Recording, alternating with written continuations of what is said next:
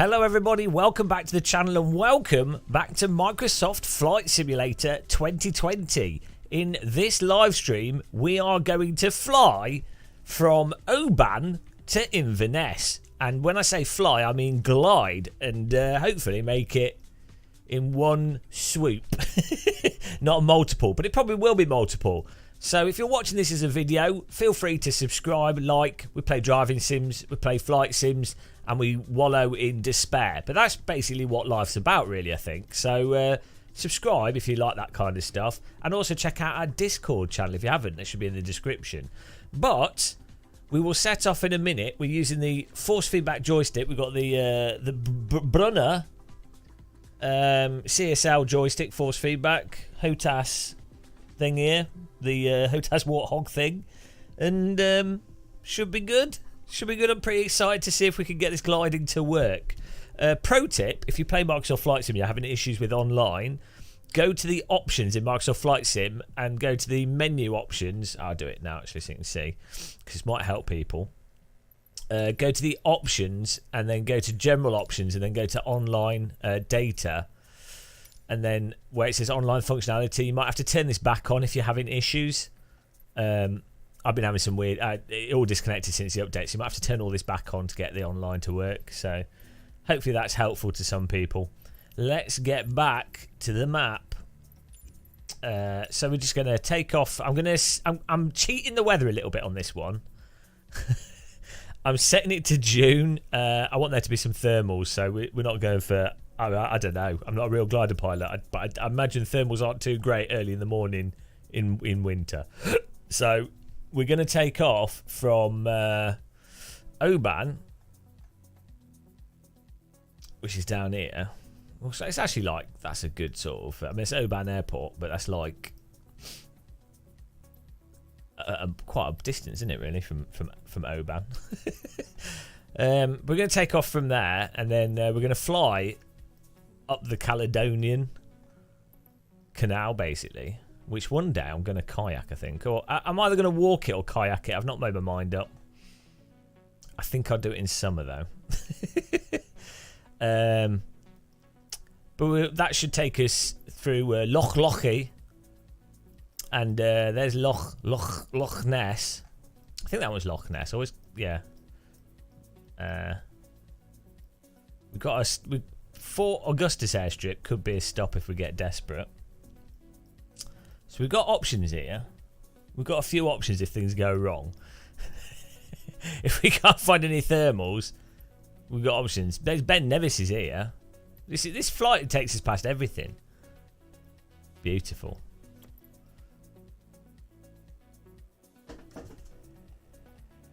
Right. Everything seems to be working, so I'm going to start flying in a second. Pop in chat, say hi, there we go. Freaky Leak, hello. I know my little chat window's working, that's nice. This little screen here, so I can see my chat. Don't get eaten by the monster, which definitely doesn't exist. That's what someone would say that it did exist. I'm pretty sure this is Loch Ness here. Don't know why it's not got a name on it. The Scots have secretly hidden the name of the Loch Ness.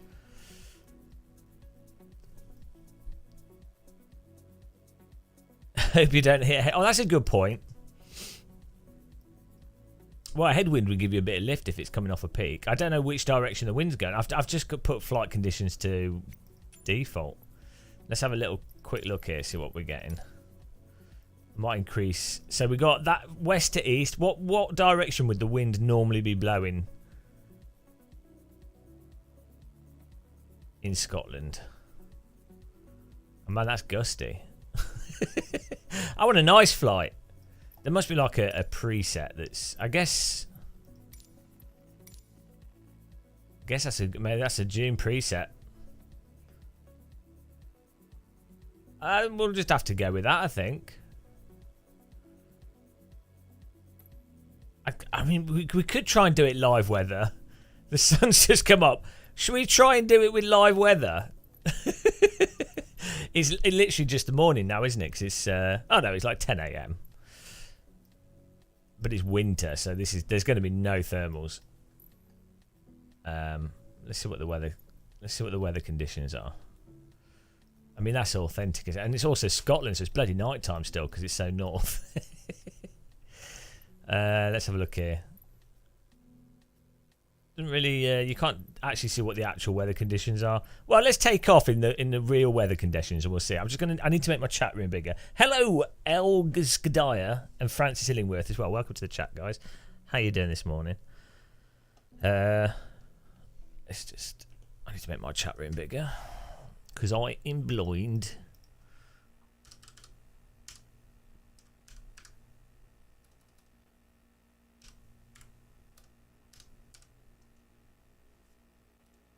Never buy a Red Dragon keyboard, by the way, guys. They're terrible. Awful keyboards. Apparently my camera is like really low. Hello. It's probably falling down. I don't know. It's like a groin cam, this. What's going on there? Is it alright on this view? I think it's alright. It's alright on that view. Why is that so low? It's all a disaster. Oh well, it doesn't really matter. Let's fix the chat room.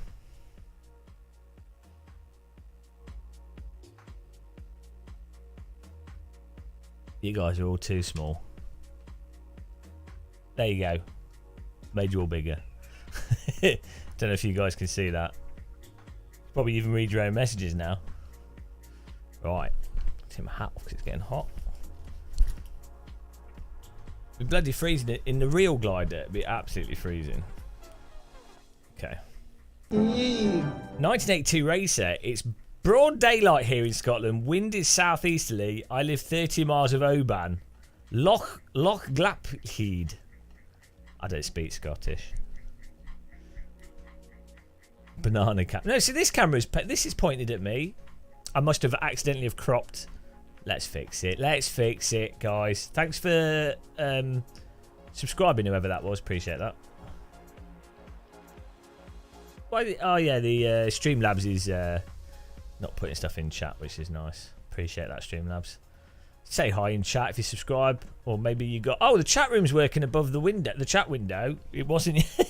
It's all happening.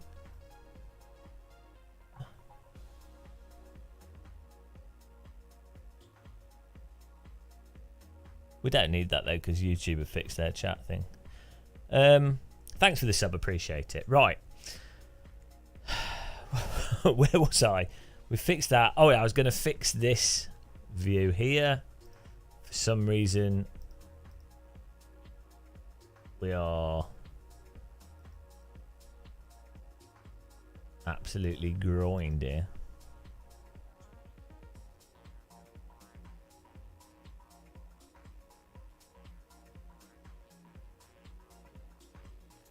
Oh, there we go. Look at that.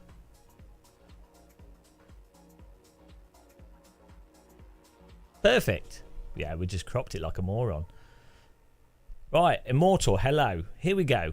This should all... Let's get flying. Let's get flying. Okay. So, who was it? Someone said they were in Oban. You said the wind is southeasterly. So what does that mean? It's coming from the southeast, blowing. It's blowing in the direction of the opposite direction.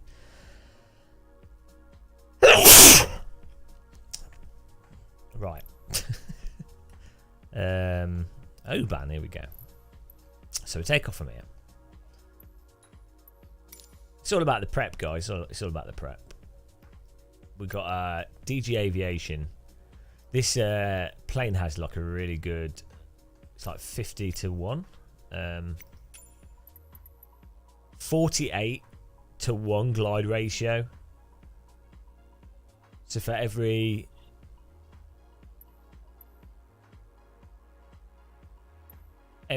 meter, you can do 48 meters. Every meter down, I believe. Is that right? Or is it... I think that's right.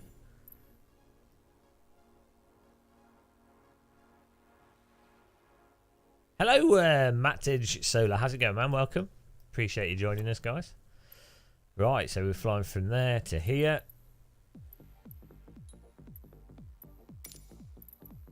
Nice. Great. Right, so we have this. I mean, this wants us to fly over Ben Nevis. I want to. Well, we'll see. We'll see what happens. We'll see what happens. And then so we've got this emergency Fort Augustus airstrip. So if the plane tows us... we'll see. We'll just see what happens. This is with the weather as it is right now. We might have to change things to summer so we get more thermals. Hello, 86 billion neurons. I have 10. Oh, from Japan. Again. Yeah, we're alive. We're okay. Been weirdly unwell recently, but not too bad. Seem to be getting better, so it's all good. Right, controls and everything. That's... Oh shit, I've not flown this one yet. I've not flown this glider yet, so this will be a new experience. Let's turn the variometer down. That's my heart rate. That's not the glider. That's my heart rate. Right. So the nice thing with this trip is it should be pretty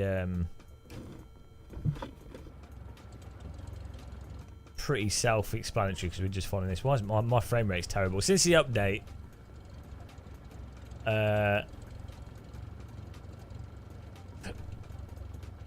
Since the update, my frame rate in game has gone really bad.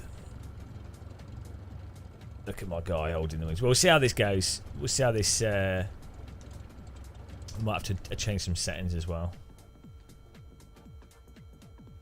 Oh.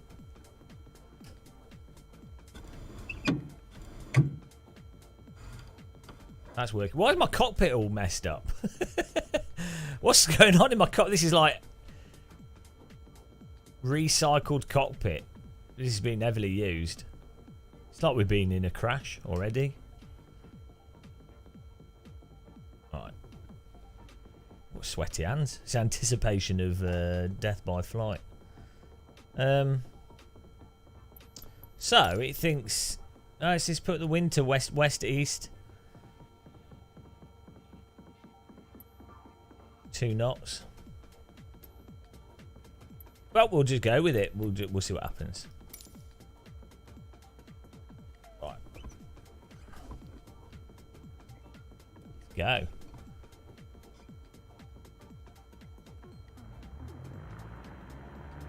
sure I've forgotten something.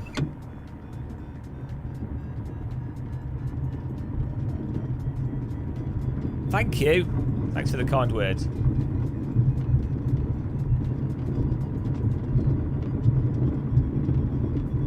It's harder to fly glider with a low frame rate. Real pilots don't have to deal with that.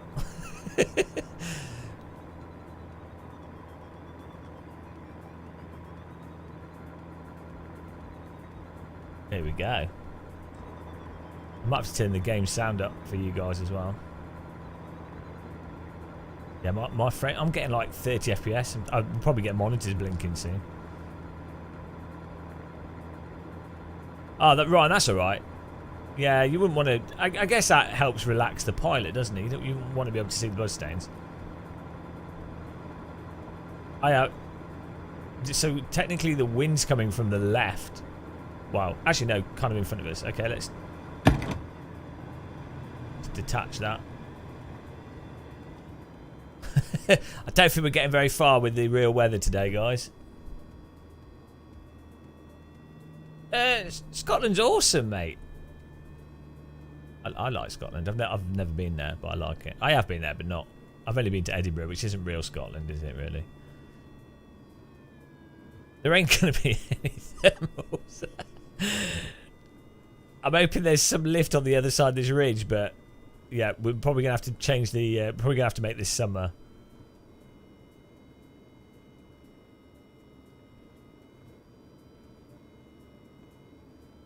Oh man, we ain't. There's nothing.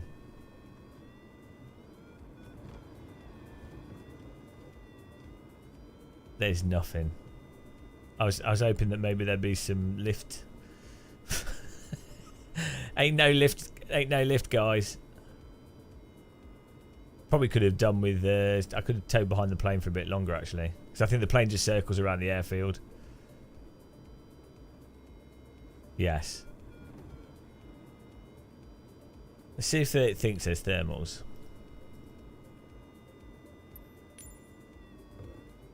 Oh, it thinks there is. It seems to think that there's thermals. But I think that's meant to be lift from...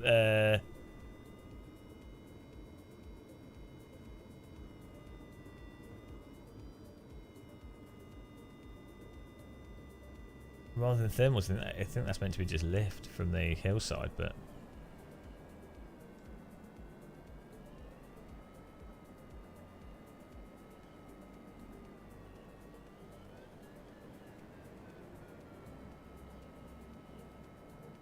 lift, yeah, light button lift. Yeah, these are not.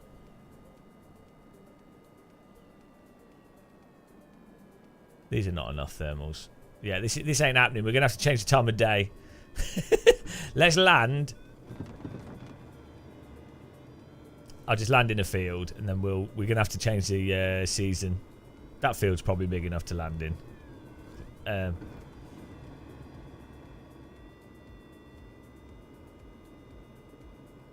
Yeah, we're gonna have to change the season so we can actually get thermals.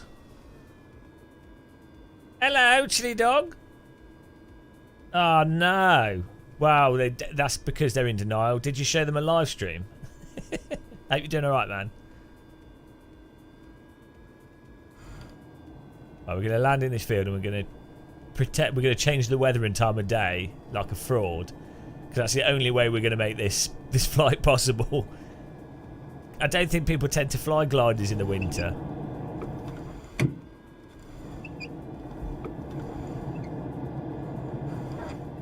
Oh wow, this thing...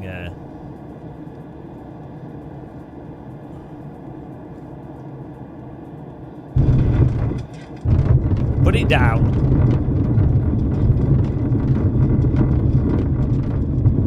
There we go. We'll just have to get our mate to pick us up here. Right, let's change the season. Ah, that was a good landing. Well, I need to... For some reason, our frame rate is terrible. I don't know. I don't even know why. Yeah, probably Jim Bob. There'd be some like guy on a quad bike, some ramblers. Right, let's turn the graphics down here. For some reason, the update to Microsoft Flight Sim has really reduced my performance massively. Okay, options. General options. First of all, sound. We need to increase the volume of... Okay, we can't. We can't do that. Graphics. Why is my graphics so bad?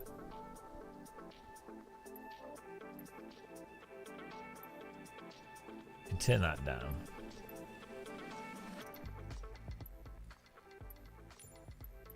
Yeah, this is weird because Scotland was running completely flawlessly before, so I'm not sure what's going on here. Should get an Xbox. Well, I don't think an Xbox could run this game on 3 4K screens, so that might be a problem. Unfortunately. Right. That should help. For some reason we were running 8x AA. Oh no, that's anisotropic filtering. That's why I can put that on 16x. Apparently DX12 version can run better, but it's a little bit weird. I think we're just gonna have to turn the train level of detail down. That's the biggest setting. Oh, we'll see what's happening. Even the plane doesn't want to go to Scotland, exactly. Yeah, so we're just going to change the weather. I'm going to make it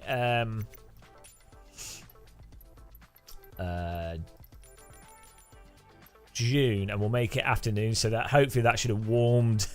That should have created some thermals. Clearish skies. There we go.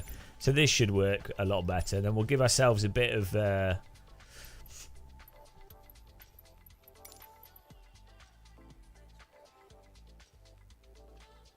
we can give it some wind. There we go.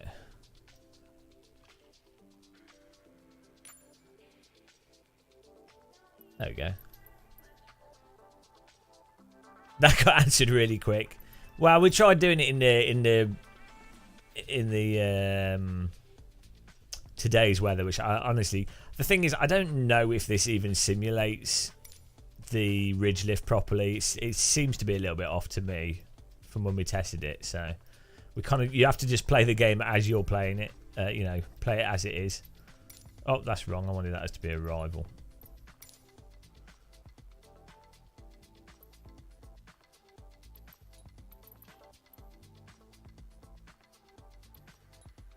Right, let's try this now.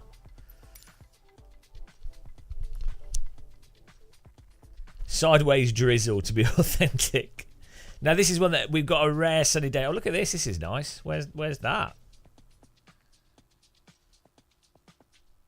Don't recognise that. Right. Maybe... I don't know what's going on with the performance of the game.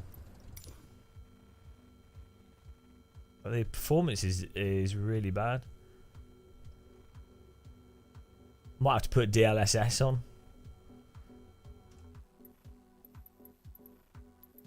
This is countryside. Do they, Tabs? Well, since the update.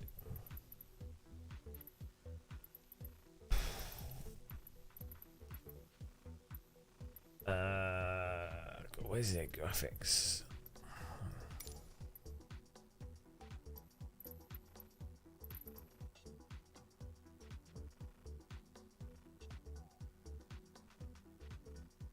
Shall I try DX12 and see if that...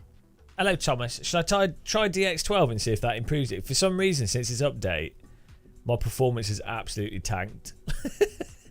And this is like countryside. So, you know, in the past... Okay, let's put it on DX12 and see if it works. I mean, it shouldn't be... DX12 shouldn't really be any better. I'll give it a go.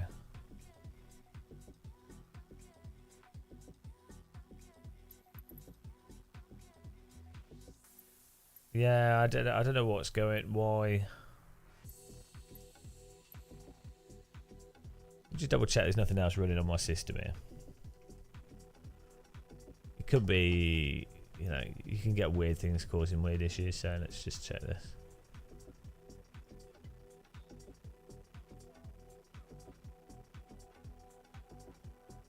I don't think anything else is running. Sometimes it could be like even my forcing back joystick could be causing issues.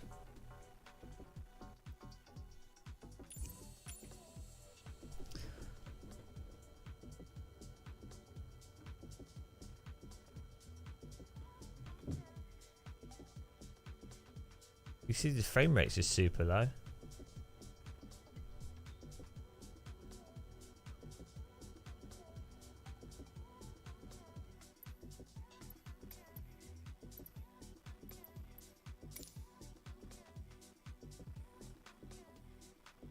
Hello. Oh, did you win? You're only allowed to buy tea bags if you win. How's it going, man?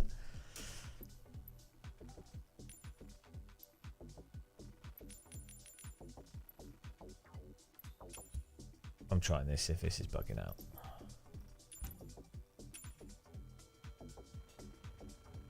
Hang on. I just put VSync on. Yeah, there's some weirdness happening here.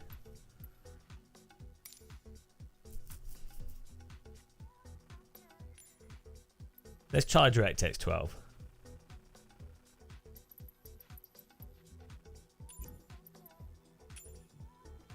I've got G-Sync running on these screens, so. Right, I'm gonna try DirectX 12 see if that fixes this. I'm not sure why this is running so slow.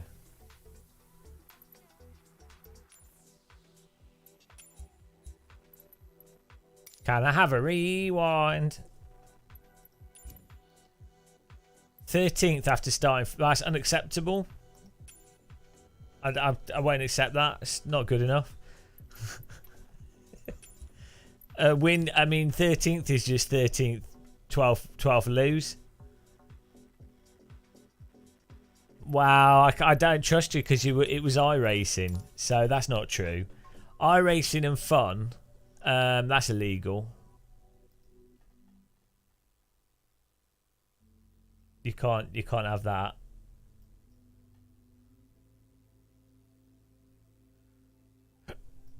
Right. It's we'll get there eventually. Yeah. Let's restart the sim. We're doing this flight. This is a serious flight, so it's got to be right, you know. Get in the flight zone. I've got plenty of tea. Whew. Yeah. Have you flown a real glider, Mr. Mixed Reality?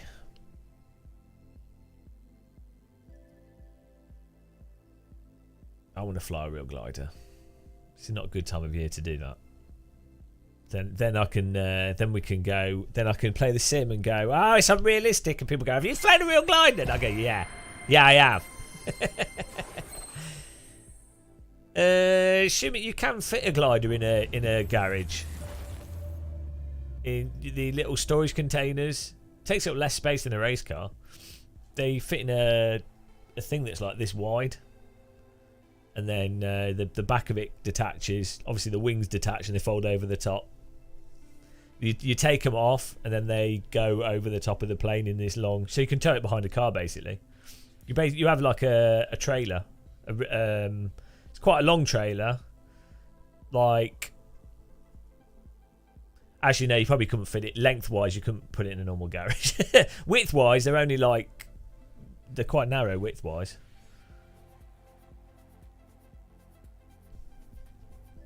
I spent an hour setting this up beforehand.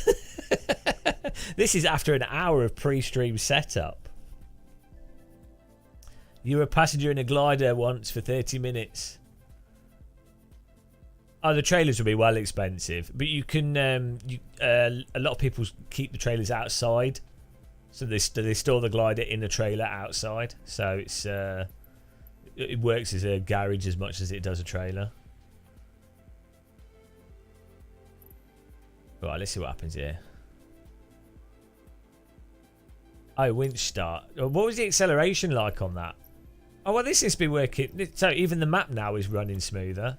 Oh, no. No, but this seems to be working better.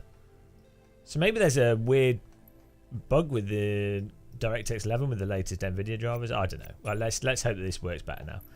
Right, let's go to our airport. Well, first of all, we're gonna make this. I'm hoping if we have this on June and it's afternoon, I'm hoping there should be some thermals. And we really need the wind to be going this way, so let's do that. We're flying into the wind, but then we'll get lift. But we could do this, and then there'll be lift off. Okay, we'll do that. It's fine. I need to do some geography, and I need to learn some weather stuff because I don't know where the average wind is at different times of year, and for where the weather patterns generally are. I just don't know. These are kind of useful things to learn if you want to do real world flying, having a good understanding of weather systems and stuff. Right, so that should all work. And then we're going to take off from Oban.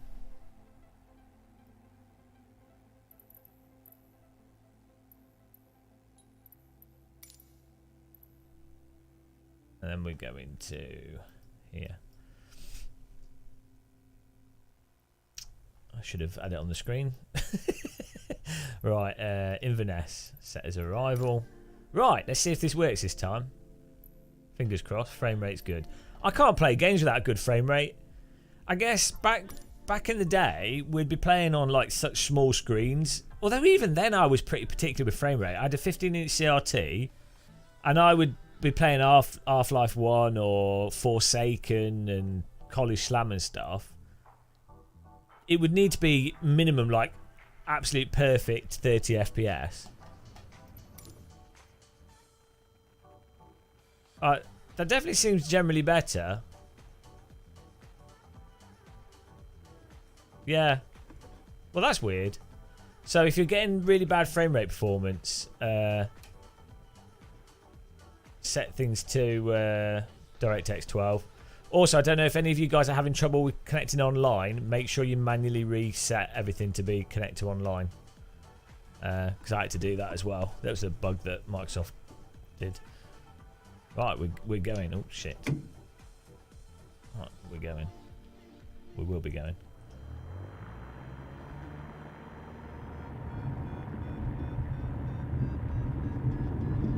Yeah, forget the gameplay. It's all about the frame rate. Oh my goodness. The ground handling of the gliders seems pretty authentic, to be honest.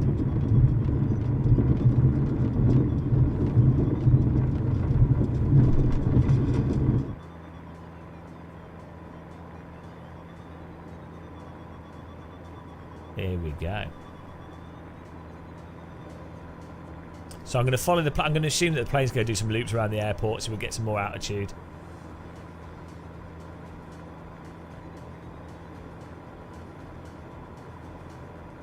Man, I can't wait to fly a real glider because it's so awesome. Like, it's the closest thing to like the most comfortable form of flight. Well, if it's turbulent, it's not comfortable, but like the view, you're connected to the aircraft, and it's like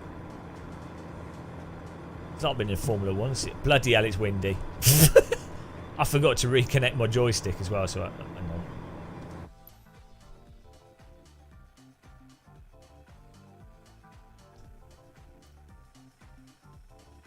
Oh, come on.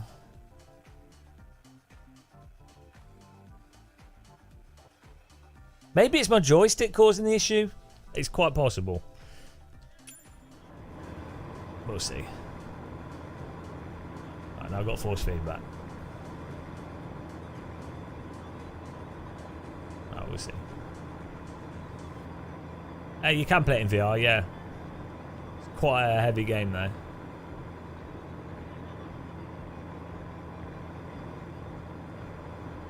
It's really nice having a force feedback joystick to play this because you can feel the turbulence and stuff. Where's he going? Taking me the wrong way, mate. There we go. I'm hoping he does like a loop, circles back around the airfield.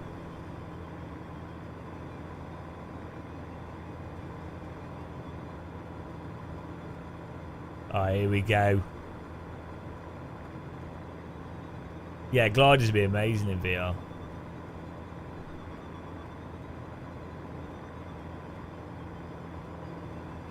I changed the white balance, I think, of my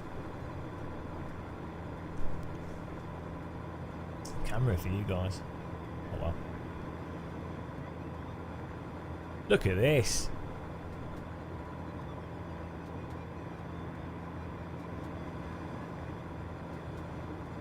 Here we go. We're getting much higher altitude here.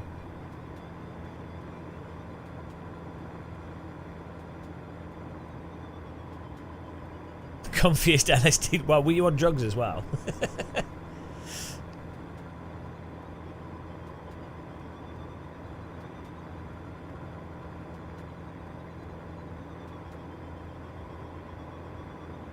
We're getting all the altitude here, guys.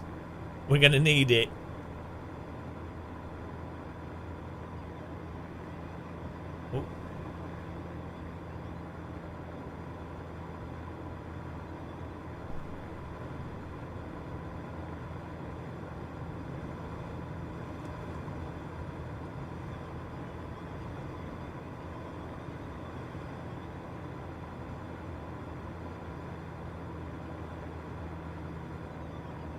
Oh, he wants us to.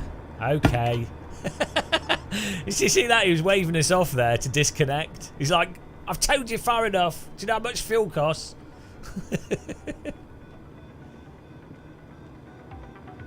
Right. The cheeky bastard pilot. Okay, let's see if we can make it a little bit. Let's see if we're actually getting thermals now. Plane's awfully close. What are you doing? Right. Okay, we do have a lot more thermals. I don't know if those are enough thermals to actually give lift here. Okay, well, we'll see. We're just going to assume that thermals are working. Oh, there we go. Nice! Got a little... Do a little turn here, see if that works. In real life, you would look at the ground and you see the type of fields there are. And you would look at the clouds. And if you've got like a white, like a little puffy cloud. So like, you see this cloud in front of us. Hang on. See that cloud there right in front of us? Normally you would have quite likely to have a thermal underneath that. So that's a good way of finding out.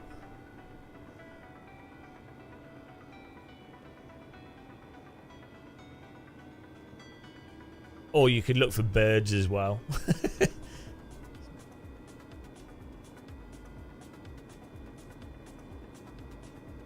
Scotland isn't real.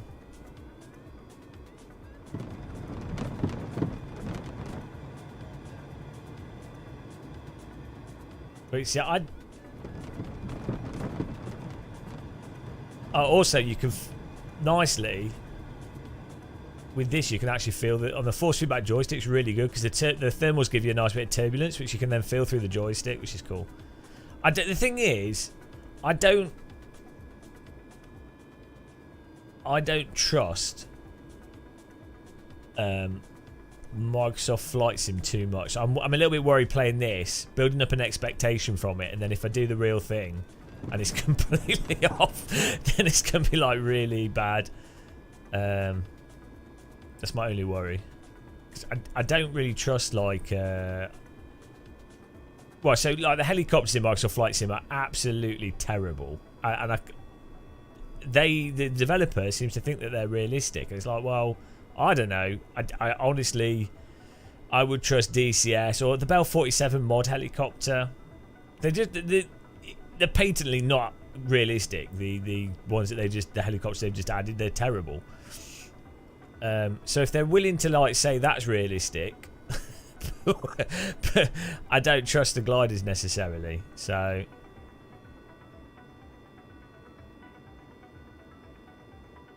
Exactly, Wabbit. Yeah, the Huey in DCS.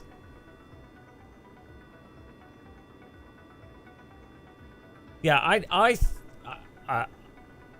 the problem is with anything that requires a modicum amount of skill, you need the people giving their opinion. You need them to be skilled people. Like there'll be loads of people playing Microsoft Flight Sim that are utterly terrible. Yeah, I've talked to a few people that fly real gliders, and they all that have tried this. They all seem to say that Condor has better glider physics. But I mean, there's so few. There's quite a few glider pilots. There's so few helicopter pilots. You know, because helicopters are just so expensive to fly. The helicopters are like the Formula 1 car of air vehicles.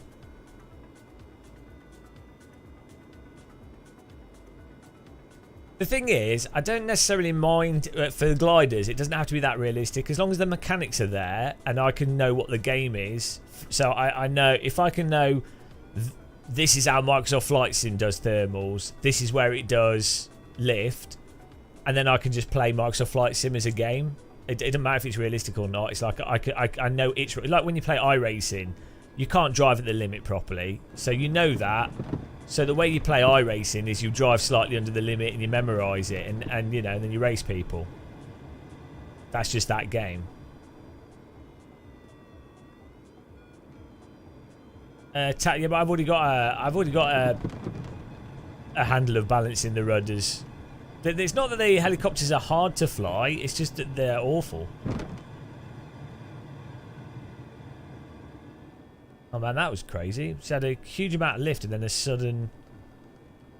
So we're not on a ridge yet. It comes across to me like the ridge lift is incorrectly like offset from the actual geography. Yeah, the Microsoft Flight Sim helicopters don't seem to have enough inertia to them. They're too... they're just weird. Well, yeah, they just don't have enough inertia, so that they fly like super abruptly in a weird. Just yeah, they just don't have. It's like they don't have any mass to them. It's like they're made out of paper mache. Then, yeah. To fly, get the Bell 47 mod, you have to buy it, but that's got its own helicopter physics, and that is way closer to what you'd imagine a real helicopter would be like. Ah, no, Thomas. Unacceptable.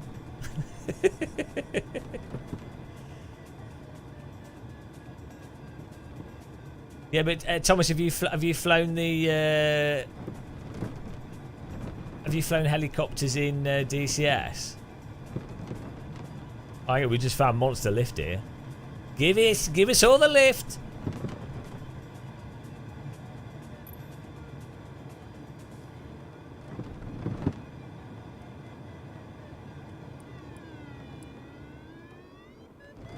Yeah, well, so I would say DCS, the flight mechanics of the helicopters is too smoothed out and not snappy enough.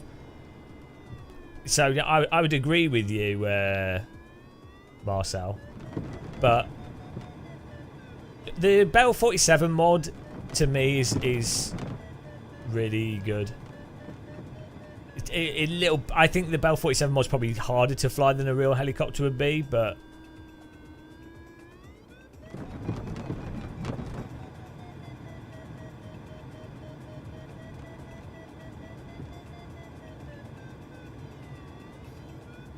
record for longest glider flight. I think someone tried to do across America. The problem is you don't want to be flying a glider at night.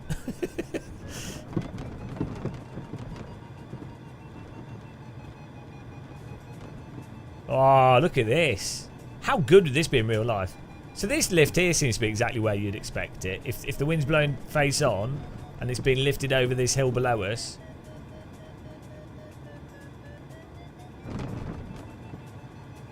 Awesome.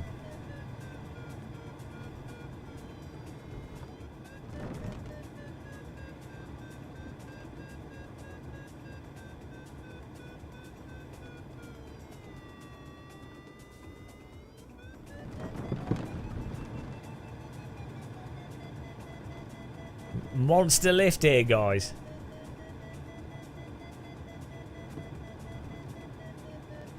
$3,000 kilometers in South America. Did they fly through the night then? You really wouldn't want to do that. Yeah, so I don't think Microsoft Flight Simulator simulates it, but in real life there's something called wave lift.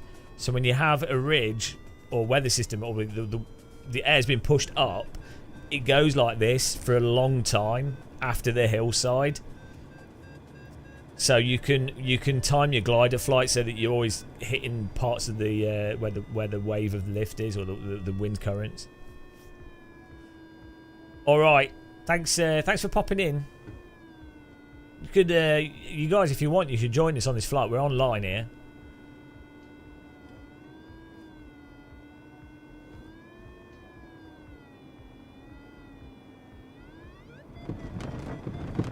We're making our way along. This seems to be, I think this will be doable here. This is awesome. And the lift seems to be in the right place for the wind. I'm not too sure about thermals, but then again, these types of fields, I don't think you get particularly good thermals from hilly ground because, well, the sun can only heat up part of the hill, you know, like the south-facing part of the hill mostly, and then the, you know what I mean? It's not like a flat field in terms of heat gathering and then releasing the heat.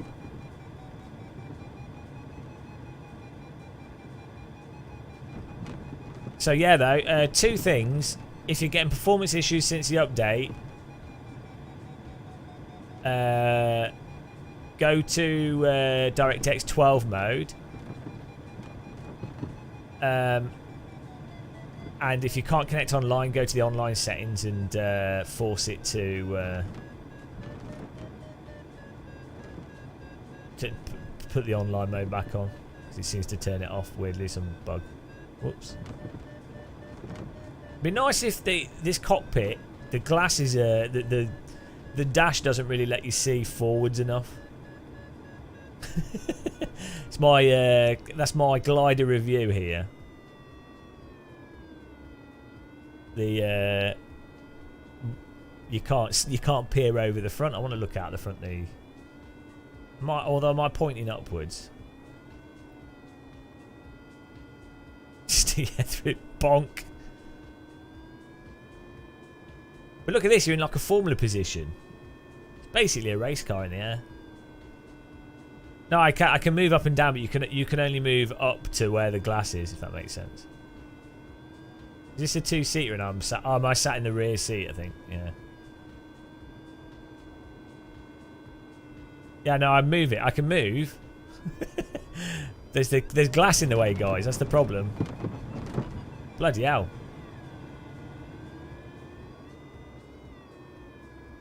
Wow, it's unrealistic if VR lets you put your face through the glass.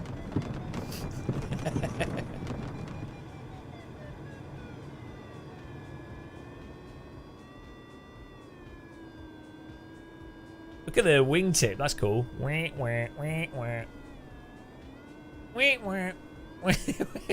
That's not disconcerting at all. Just a wing just flopping around. That's the only thing holding you in the air. That's that floppy piece of plastic is the one thing stopping you from dying.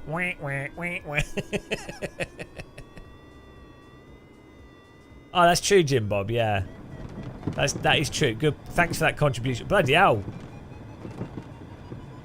A bit of side draft there. Oh man, you guys would love this with the force feedback joystick. I can't believe the fact that force feedback joysticks are just not a thing. It's so dumb. Like, this is awesome.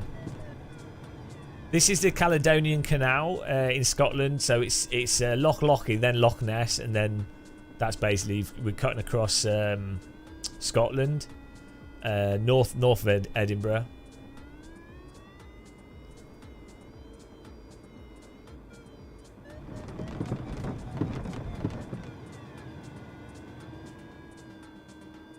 How is it turning game output data into force feedback? So it's telemetry from the game, so it knows what wind speed you've got, and it knows there's turbulence. So it's got turbulence, wind speed. Some simulators also have actual G-force data. Microsoft Flight Sim doesn't, and it also has.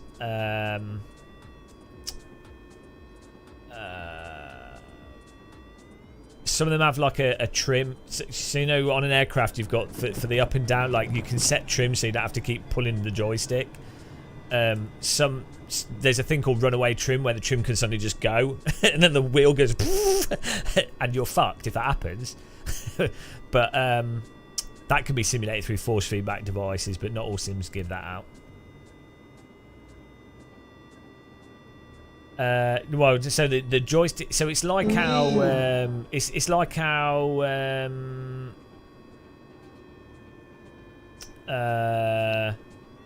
the AccuForce Wheels Foundation force feedback works. So the joystick manufacturer's taking the telemetry and generating its force feedback, rather than it using DirectX force feedback.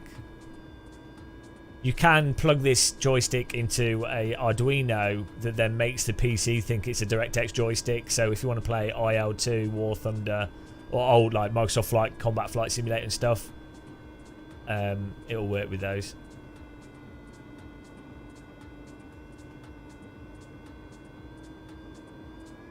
Yeah, so I'd say the biggest problem, there's two problems with the force feedback joysticks. Hello, Mr. Mondo. Thanks for subscribing. I missed your name. Really appreciate the sub. What? £100 to replace the HDMI socket? Hang on. Which way do I need to go here? I'm not sure if we're following the right... Oh, crap. Hang on. We have a map here. We're winging this. Where's the correct way? I'm going to assume it's this way. Fingers crossed this is the Caledonian. Yeah, HDMI port's pretty damn fiddly to do. That was I couldn't solder a HDMI port. Yeah, you should be able to find electric repair shops that do it. It's like to replace HDMI port for a skilled person is probably like they could probably do it in like 30 minutes. Yeah, so the two force feedback joystick issues, lack of affordable force feedback joysticks,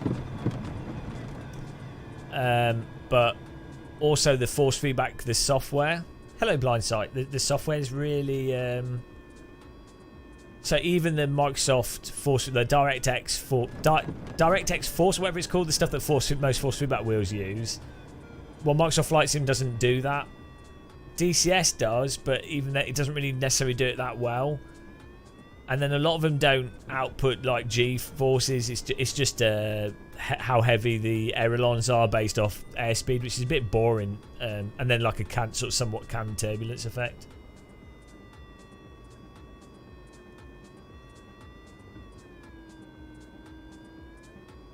Oh dear. I'm hoping there's some lift on this. The wind's coming from the left, I think, so we might be in trouble here. I was hoping there'd be some thermals, but there isn't. I was hoping there'd be some lift, but there isn't. Oh boy. There's no lift. We might have to make an emergency landing on the left.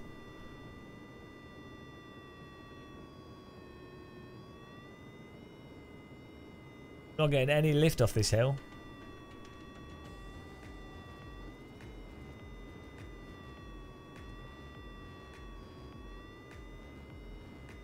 Well, there should be some... The wind should be coming from the left across. It doesn't seem to be... Where's my compass?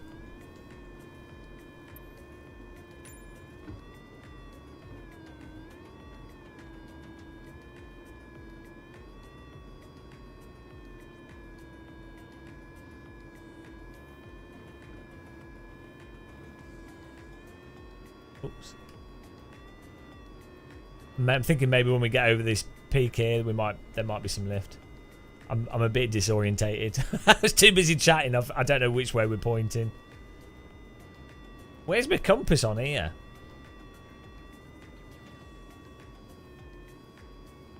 Why is there not a big compass in front of us? Compass is kind of useful. Right, we should get some lift here, hopefully.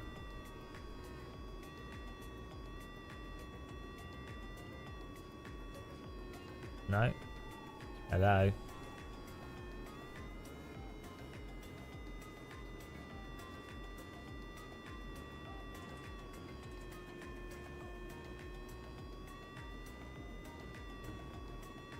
Why is there no lift here? There's no lift at all.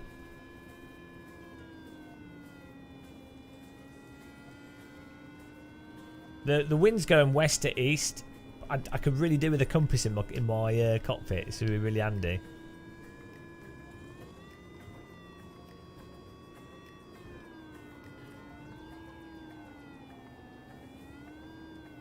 What on earth? Okay, we're not getting anything here.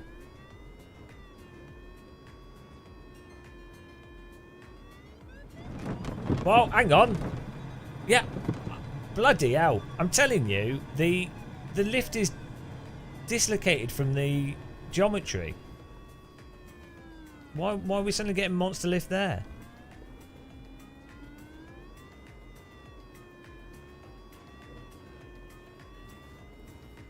Well, the enjoyment is if it actually lines up to the geometry properly, then you know where the lift is from where the geometry is. But I'm pretty sure it's like not actually lining up properly to the terrain.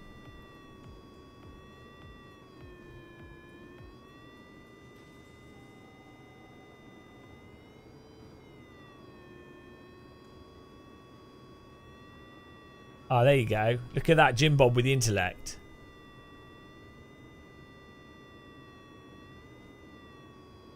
I think there's an airfield in front of us. I don't know if we can make it though. Yeah, so if that's north to the left here. Right, that's north. The wind is blowing west to east. There should be lift coming off these hillsides, but there isn't.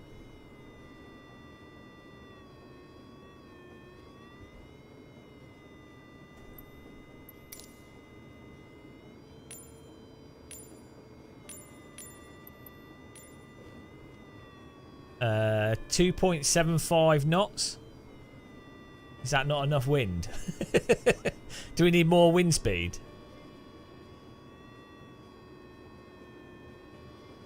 I don't know how much wind it takes to lift a glider.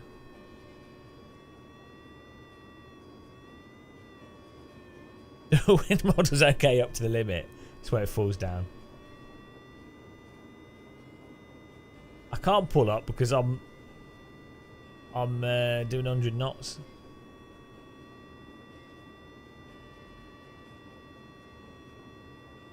So really, we should be getting lift here.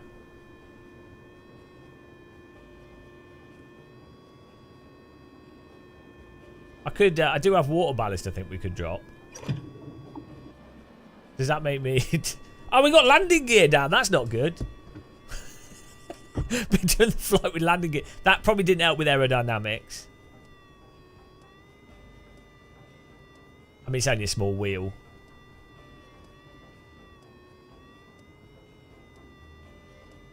Are we... any glider pilots? Are we better off having the... we better jump in the... Presumably if we dump the water, we will go further. Like, we'll have less weight. Or does it work? Does it work in some counterintuitive way in a glider? Okay, we're dumping it. Dumping all my water.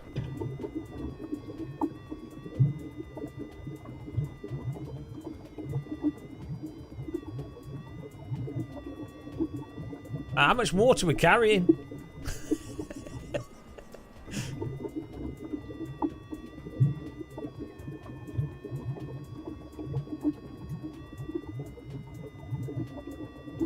We've got a swimming pool in here. Well, there we go. We're all out of water now.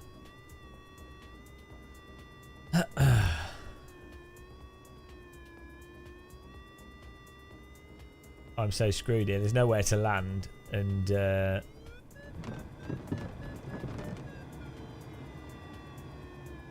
a car park there. Okay, we can land on that if we have to. Yeah. Look, why are we getting lift here? There's no reason why we should be getting lift here. See, it seems a bit erratic.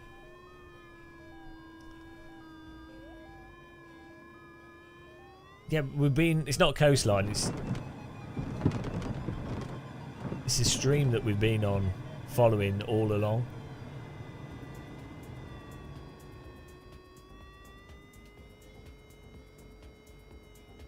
Well, that helped.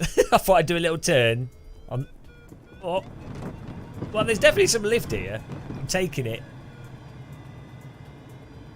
No, Shumi, it's supposed to be done by the ground being heated up by the sun and geography and everything. That's the whole point.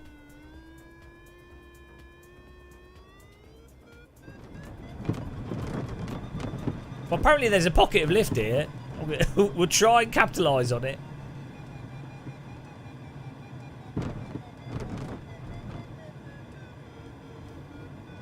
I've got no airspeed at all.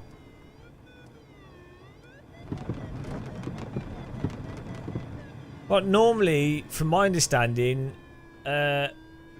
you'll get less lift over water because the water absorbs heat. It doesn't release it.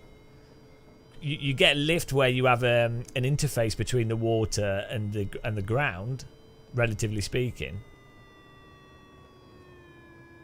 Or you get turbulence where there's a lake and they go. You normally get turbulence where there's like trees and ground.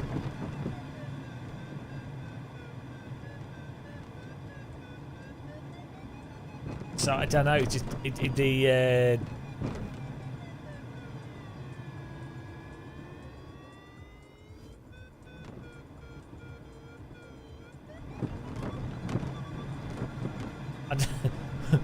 The thing is, probably getting lift here a little bit, but I'm not getting enough. We're just basically getting enough lift to stay in the same spot, not to actually gain much altitude.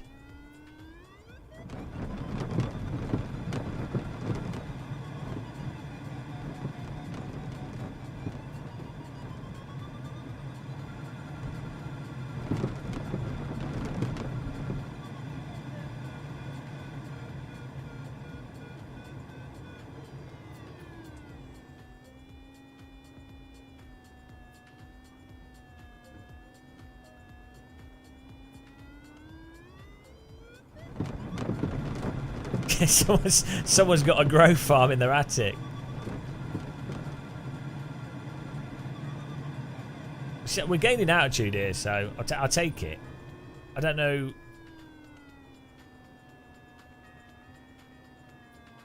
I don't know. I have no idea why there's a thermal here. Maybe it's this car park. Someone's doing burnouts in the car park.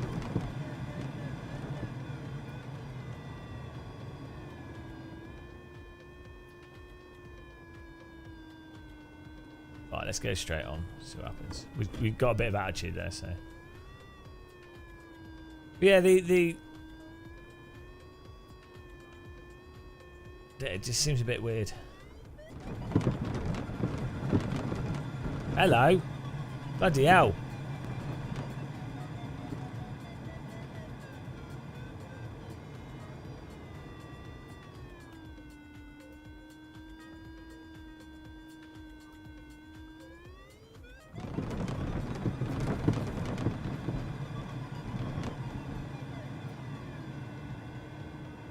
I don't know what's causing this. There's no like logical explanation why there's lift here, but there wasn't earlier. Unless it's these houses are warm. But then why? Then all of this should give some degree of lift.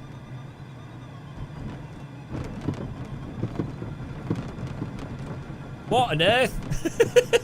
someone's put a jet engine pointing upwards below us. Oh, we've been bailed out, guys. I have no idea why we're getting lift, but we are, and I will take it. Don't question the lift. This is making this flight possible. Yeah, someone's doing a 1980s hair competition. Bloody hell! What's this? I'm in a tornado! I thought we were going to die. I was planning an escape route, but apparently miracle lift here. I'm going to keep circling in this lift until we lose it. Well, the landing gear probably didn't help.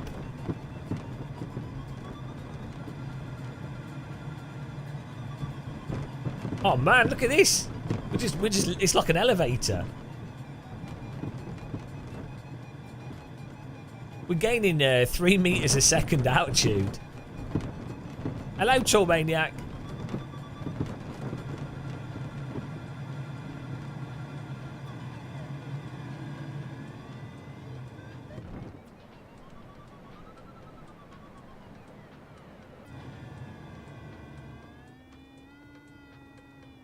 I'm not sure. I think we're going straight down there. But we'll have a large bit of flat to cover in a minute. Might as well get as much lift out of this as we can. The beepy sound is the variometer, like the higher pitch. The more it beeps, the lift we're getting. So you see the gauge there on the right. As that goes up and down, you can see if we're gaining or losing lift. The one on the left gives you more detail.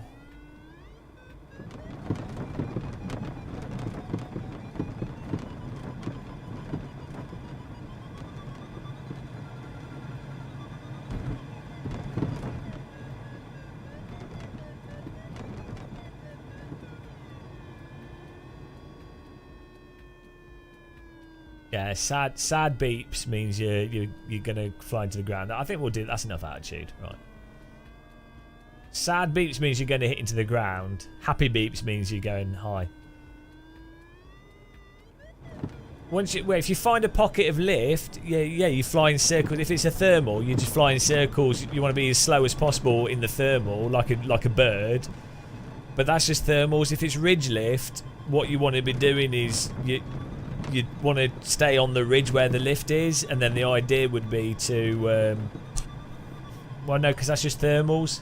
I say, if you're going for ridge lift, you want to get enough altitude off one ridge to then get to another ridge, and then work out if you've got enough altitude to be able to make it to another ridge, and then to work out from the shape of the geometry, if with the wind direction, if that ridge would have enough lift. And then obviously the pressure is, if you cut it too fine, you're not going to get to the airport, are you? It's just a gamble. It's up to you. I mean, you could, you know, yeah, it's just a gamble. Do you want to crash in a field or a hillside? So there's two types. You've got thermals and ridge lift and wave lift, but thermals are just from hot air, which you're just circling, which would be more about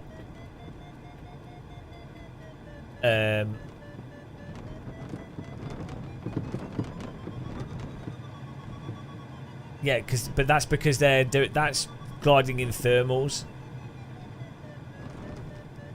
So they go to like fields, well, an airport with like a winch lift, and then they would look for like just thermals. So to look for thermals in either you could go by field color, the type of stuff that's on the ground, if there's water there, if there's trees there. Different types of crop can produce different types of thermal, but then you would also look at clouds. So if you've got like little white puffy clouds, typically a cloud is going to be on top of where a thermal is. So it's a mixture of things.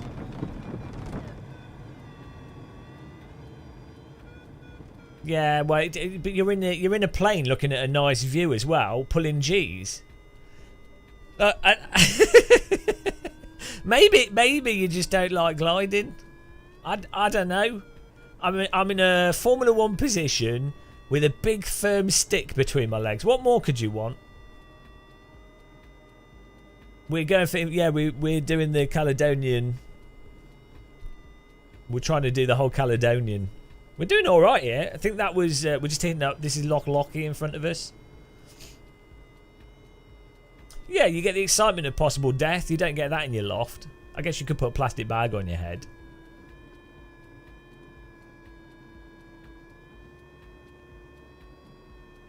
It's a lot more challenging than just flying a plane with a propeller on it. I mean, the challenge with a propeller plane is more talking to air traffic control, watching out for other aircraft, making sure the aircraft's not got any problems, getting to the actual location that you want to, paying attention to overall weather systems. You know, there's a different.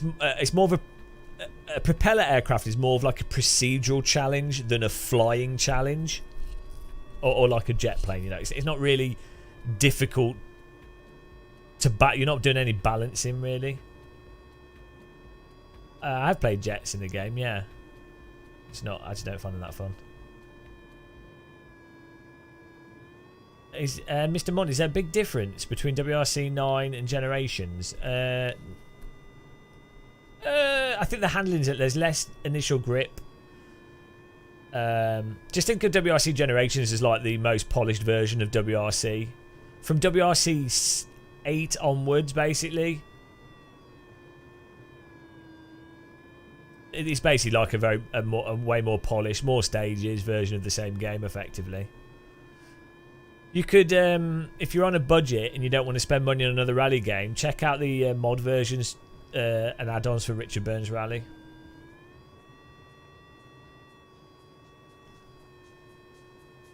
After learning to glide, the real challenge is learning to piss while laying flat on your back, sitting upright. Oh yeah, like not pissing on your sandwich is probably a good skill to have.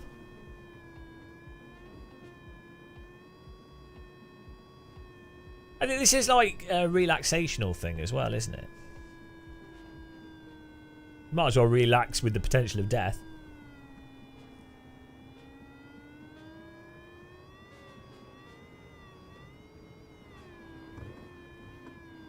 Oh dear, I'm hoping there's some... So if I was to guess, I would say there should be some lift, some thermal lift from this field that's just down here. If I was to guess. Let's see if it's a nice flat field that's had sun on it. Let's see. Let's see if Microsoft provides some thermals here.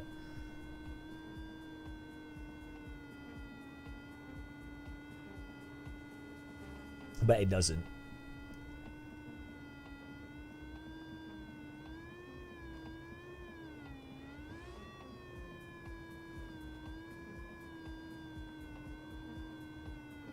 Computer says no.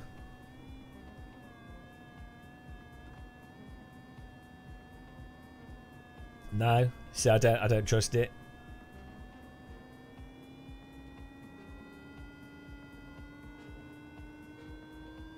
Side of the hill facing the sun. Oh, hello.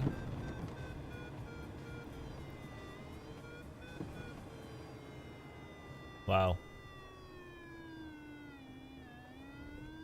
But that's the down side of the hill from where the wind's blowing. The wind is blowing west to east.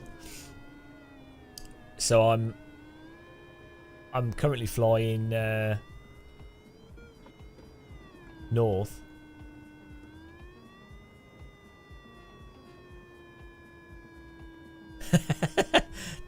I'm the lift master.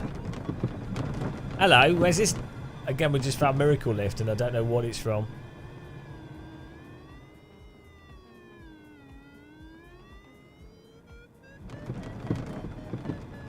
We needed it.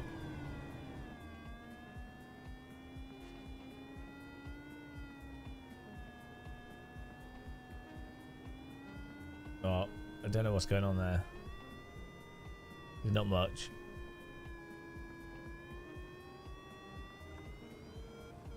We might have to land in a field here, guys.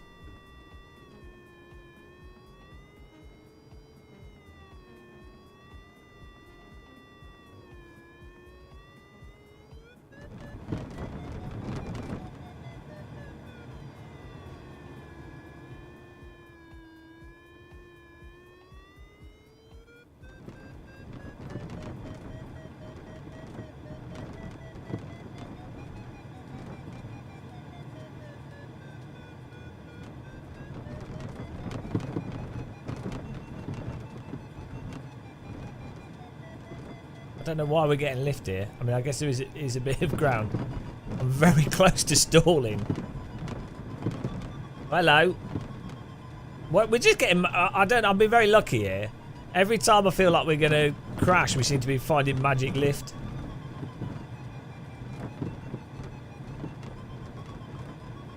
What? Why is there lift here? What? Why is it? We've just found, like, super space lift. Why? Is it just this big patch of ground underneath us? What on earth? Look at that. There wasn't a... That was not much of a slope. We're gaining 7 meters per second. Yeah. This is like nemesis of lift.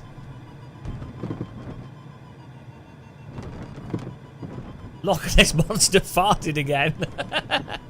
Oh, I thought we were down and out there, guys. We've been bailed out by this miracle lift. What? Why? Is it just this big patch below us? Is it all from that? Bloody hell. I don't know. Oh, there's a little cloud above us, so it does make sense. I don't know, I'm taking it.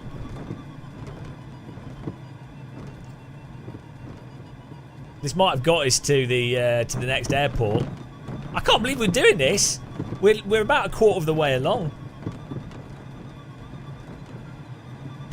Well, I don't know if it's from the field or look. My postage stamp lift. Bloody hell! This is like a lift bonanza here. 5 meters per second. That is, you'd be feeling that. Oh, we got USB ports. Oh, that's it. This is the best aircraft in Microsoft Flight Sim. We've got 2 USB ports. They're not USB-C though.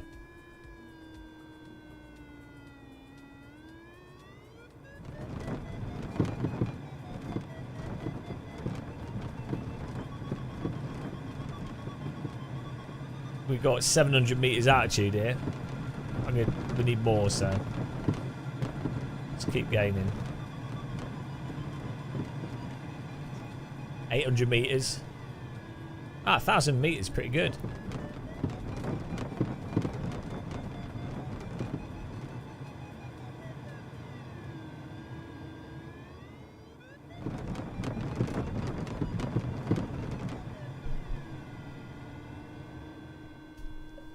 I wonder how comfortable it is doing this kind of a turn if you get motion sick from it in real life.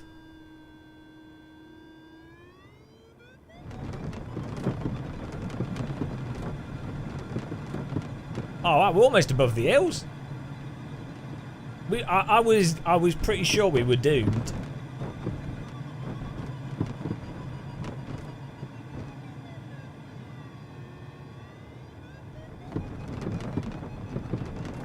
I think we could get to 1,000 meters here.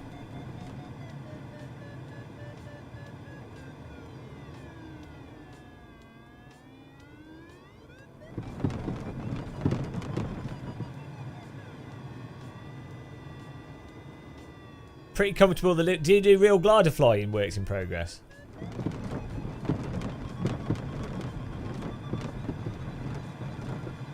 Oh, 950 meters. Come on.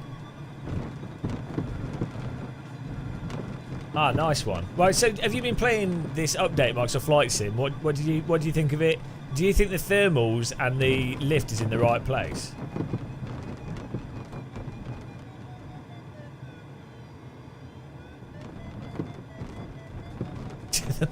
We're now astronauts. 1,000 meters. I'm taking this. I'm taking all the lift we can get. I honestly have no idea why there's so much lift here.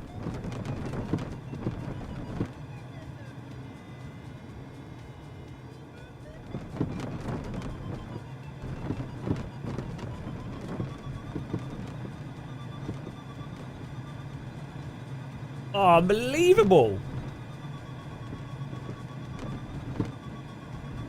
1,100. We're astronauts soon. I'm going to get my, this is SR-72 Blackbird territory.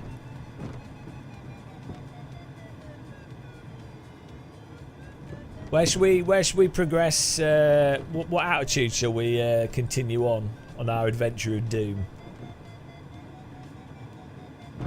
This will get us past, this should get us to Loch Ness, this altitude. So if it's 50 to 1, well, let's with my flying it's probably like 30 to 1. So we've got 30 kilometers.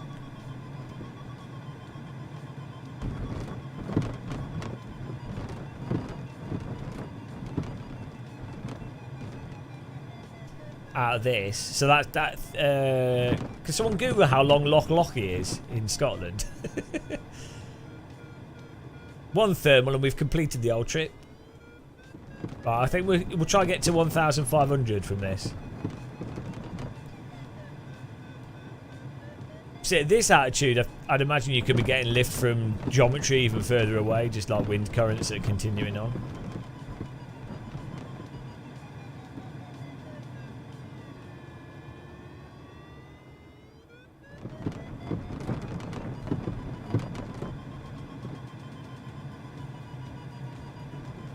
Right, I'm going to call it at 1,400. That'll do.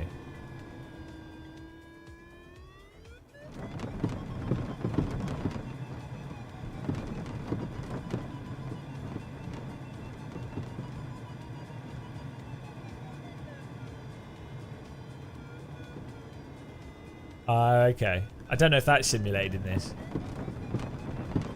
What on earth? I'm still getting 1,390, 1,400. Here we go. 1,500, I think.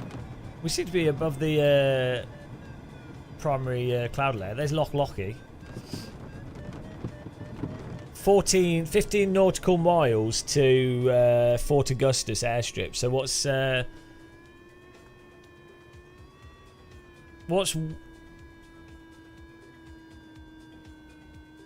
hang on, if we're 1,000 meters, this has a glide ratio of, let's say it's 50 to 1.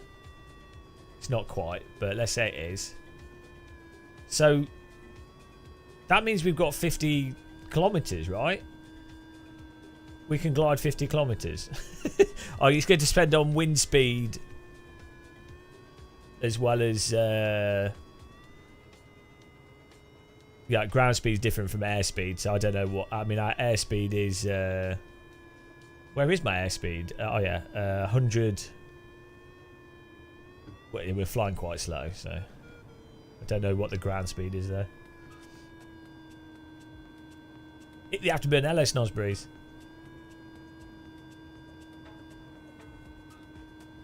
Awesome.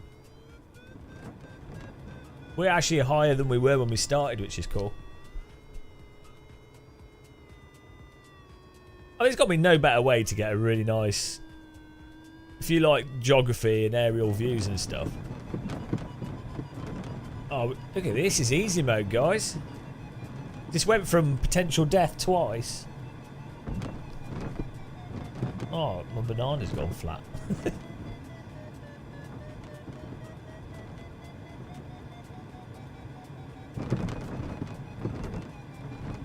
think I trod on my banana. No! Yeah. You got your sick bay low electrical mama. We're flying the whole of Scotland. We're doing surprisingly well. Well, if you've got the ballast, I don't quite understand how the ballast works in the glider. I thought it was the whole point is you have ballast when you take off, and then when you're at high altitude, you then get rid of it, and then you can go even further because you've. But I don't know if it's supposed to let you fly faster, maybe. I don't know.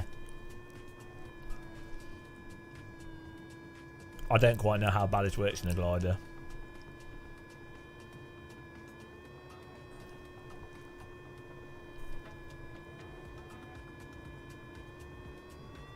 Yeah, but you can only get rid of it once, so...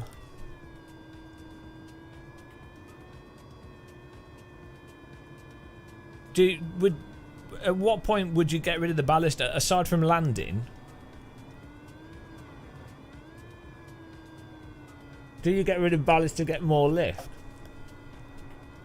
If you can't...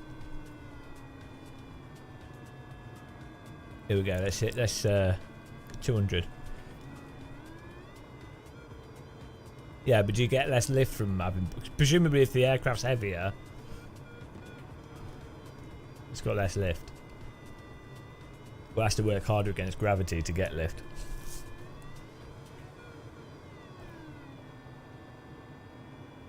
Alright, so So you pretty much always keep a bit of ballast then.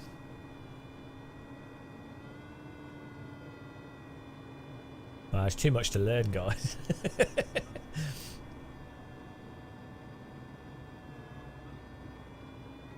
Easy. Look at this. We might actually make this first time.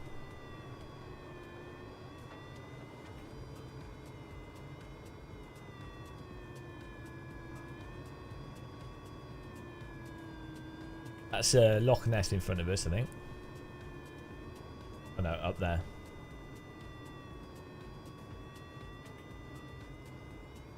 In light lift, you don't want ballast. Yeah. So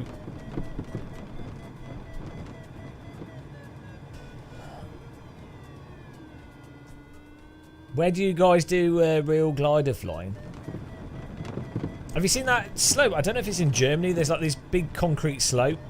You could just roll down to take off in a glider. I think it's in Germany.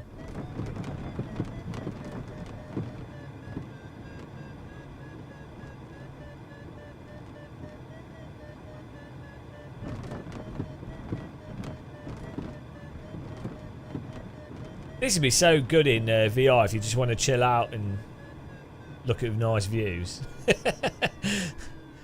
I mean, I'm not saying to do illicit substances, but like if one was to, I don't know, accidentally consume smoke from some kind of herb with a VR headset on whilst in a glider, I would imagine that would be quite an enjoyable experience. I'm just saying if you were to accidentally inhale smoke, I'm not saying to do that, but like if there was some like, I don't know, like herbs, they caught on fire in close proximity and you were to breathe them in whilst doing this, I can imagine quite a few people would enjoy that.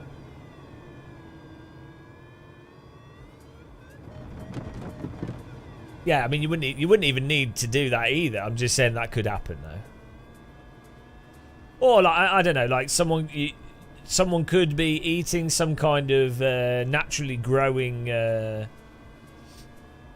fungus of some kind, you know.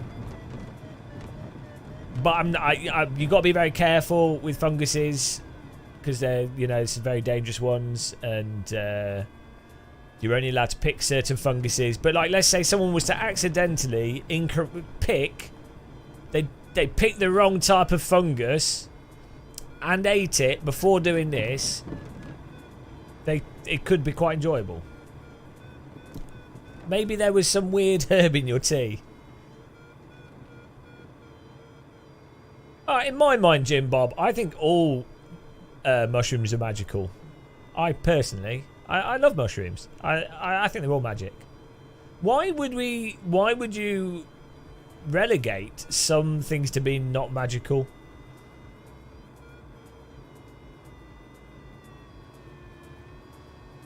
Right, Fort Angus airstrip, guys. I think we can make it past it. We're doing 200 knots here.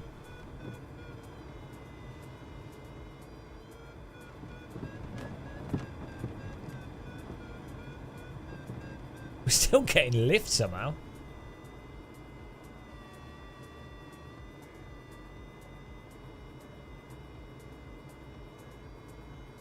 What, in real life?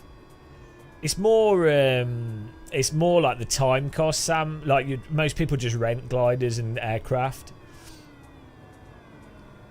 so it's more that you would just. I think you can do like you can do like basic glider lessons for under £100, but if you budget it like £200 for a weekend,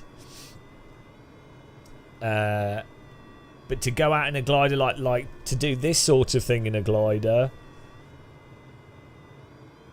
I don't know how much it costs, but gliding is the cheapest form of flying in terms of hours of flight. But the downside, this is from what people have told me, I've never done glider flying. It's something I'm looking into genuinely doing, but the downside is that you're very weather dependent, and so you'd have to go to like an airfield, and then there's a queue if you're renting a glider and you haven't got one you haven't paid for a dedicated glider that's yours and everything, then there might be a queue, and then you need an instructor, and then it has to be the right weather, and then you have to be there really early, and then so it's kind of it's not a turn up and do it straight away type thing, if that makes sense. For a lot of glider fields, there's probably like glider centres where they have loads more gliders and instructors and winch launch and stuff. That's the other thing. If you're going to have a plane launch, you'd have to wait for the plane to come back and lift each glider, you know.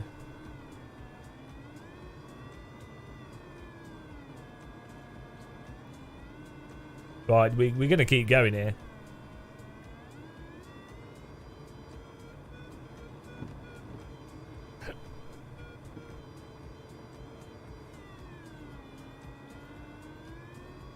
Yeah, I used to go walking in Yorkshire. What's it called? Where's the glider slope? The Yorkshire Glider Club. Sutton Bank. And you'd have the gliders flying over you there. They make this really weird whistling sound.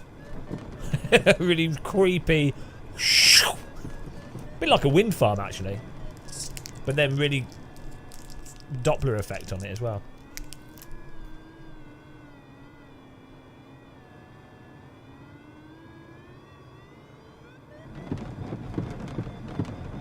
I might try and see if we can pick up some lift here.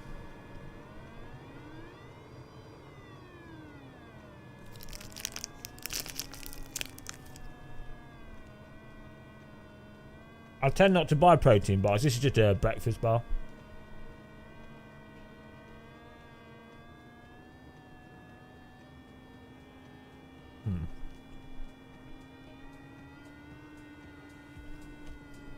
Oh, this didn't help.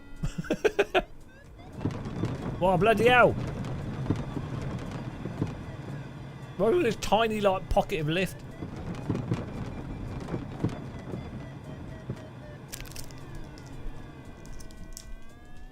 I mean, what's an Audi? That sounds like some kind of fake Lidl.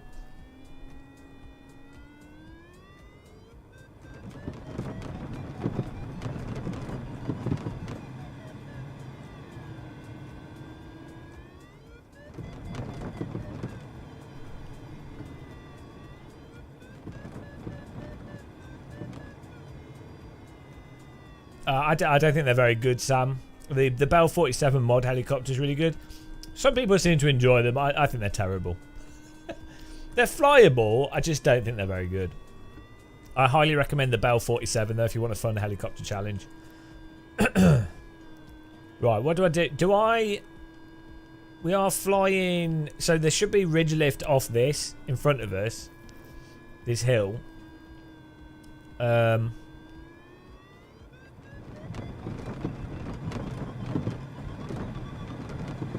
Okay, that's a bit sooner than I was expecting. Jesus Christ.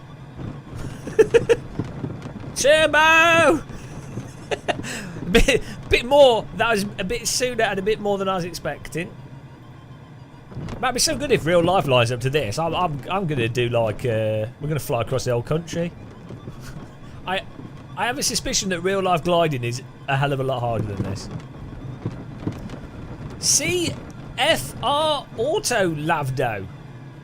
Thank you. Is that a widescreen camera or wide camera muscle? It's a wide muscle.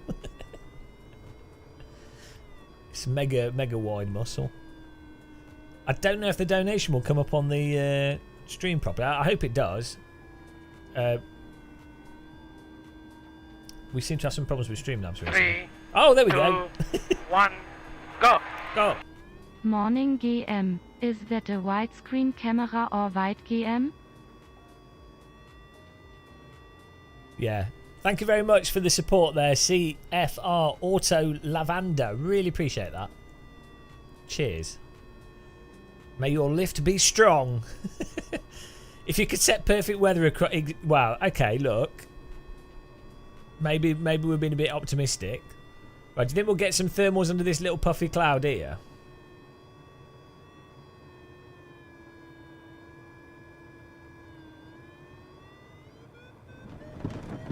The Loch Ness monsters. This is Loch Ness, so look out for monsters.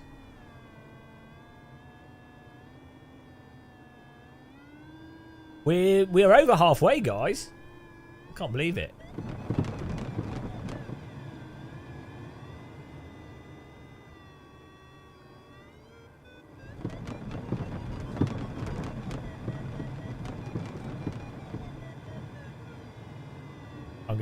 We're gonna go speedy into this cloud. Bloody hell, I'm pointing down and we're still getting lift. That's how trapped you are in air currents. I wonder what the acceleration feels like in a glider when you really go for it. I guess you could only accelerate downwards at less than 1G.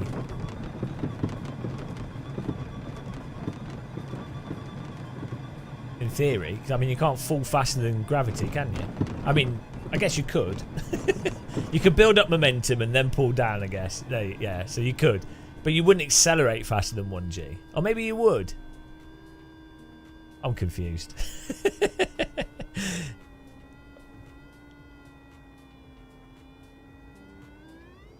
Like in a plane you can go faster than 1G because you're pulling yourself along. Here we go. So we should be getting... Oh, see, this seems to be working.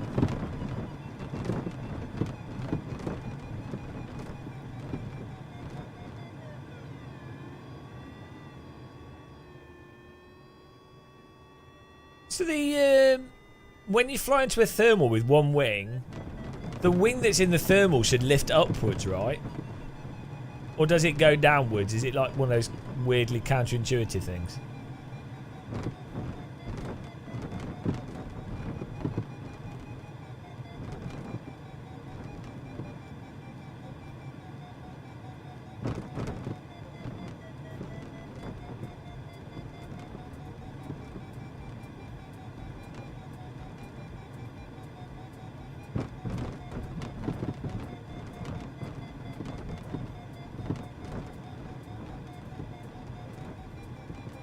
Oh, this is nice. This makes you not resent clouds. This is if you lived in the UK and you really resent weather and clouds, you do glider flying and you're like, oh, that's a nice cloud. I'm happy there's a cloud there.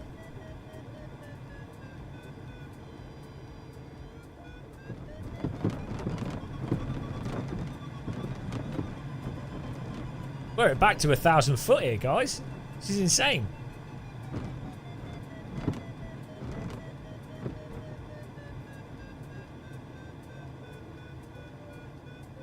Has anyone ever done a glider flying in rain in real life? How does that work? Like, does rain not diminish thermals? Although isn't... Wet air's got more lift, right? I know. Wet air has less lift. Oh, I can't remember. Because if air is hot, it can contain more moisture. But it's got less lift.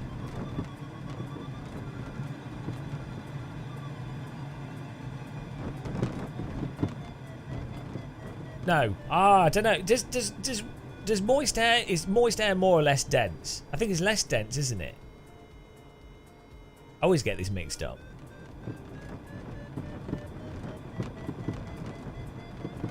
Oh, we're just over halfway.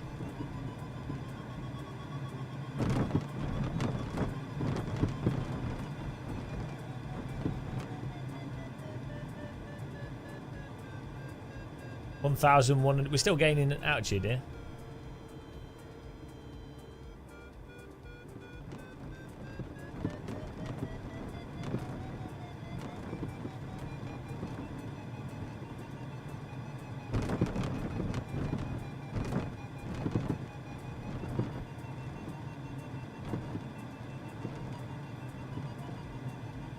I'd also wonder, are you technically supposed to turn left or right? Do you have to undo your left-hand turn so you don't get dizzy? So you do like... Oh, look at that. Right, there we go. We're back to 1,200. Man, we got pure altitude out of that.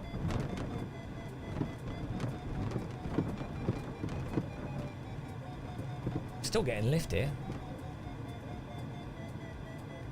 Oh yeah, no, I've been watching the Rally Japan stuff's awesome. The stages look amazing. Really good. Important for the thermals to be strong is cold night and clear warm day. And so humidity. So that would suggest that air with high water content is more dense, isn't it? Dry air is less dense.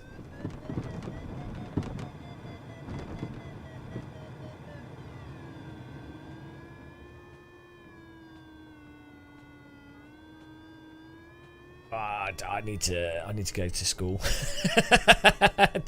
Too thick. Turns out we can't be a glider pilot. Dry air's more dense. This is what always gets me. It's to do with what is it to do with?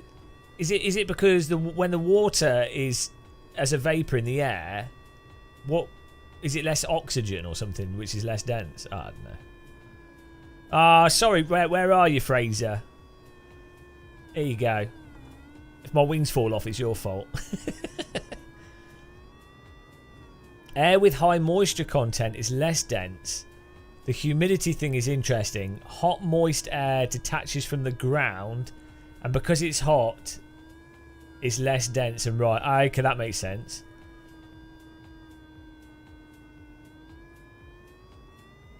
But it's not really the fact that it's moist, though, is it?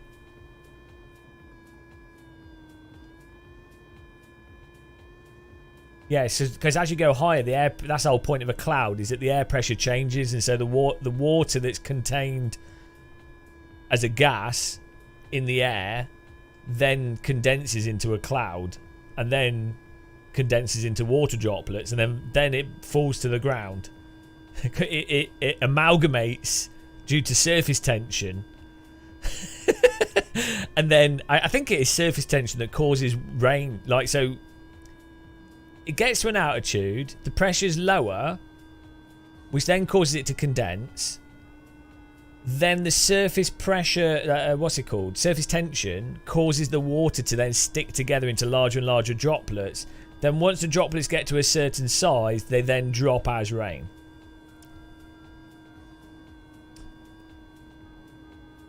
But the reason why thunderstorms have more rain and larger droplets is because there's more intense thermals that allow the water to stay airborne, like before it drops to the ground, which gives it more time, I presume, to stick together more. Or maybe it's just because it's at a higher altitude, and at a higher altitude water droplets can be larger. I don't know. Jesus Christ, need a physics degree.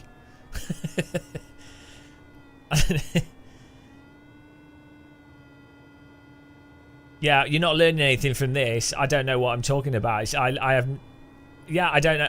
That's what I'm saying. I don't know. I'm totally clueless. I need to watch some. I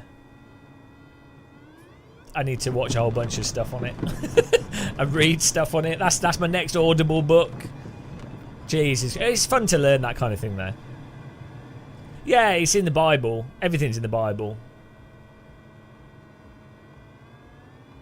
At like 900 meters, I think we left the aircraft. We've dropped down to 100 meters was our lowest point.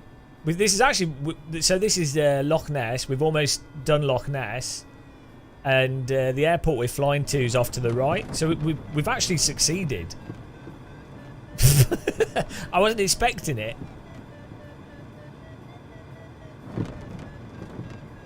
Well, we seem to be succeeding. Let's not be too premature here. We seem to be finding magic thermals. Have you seen? I haven't seen the Loch Ness monster though. I'll keep looking. Oh, there it is. Sounds like a whale, but no, it is a Loch Ness monster. Ah, no, it wasn't. It was your mum. Ooh. So that's not the Loch Ness monster. It was your mum. I got a mum joke in this live stream.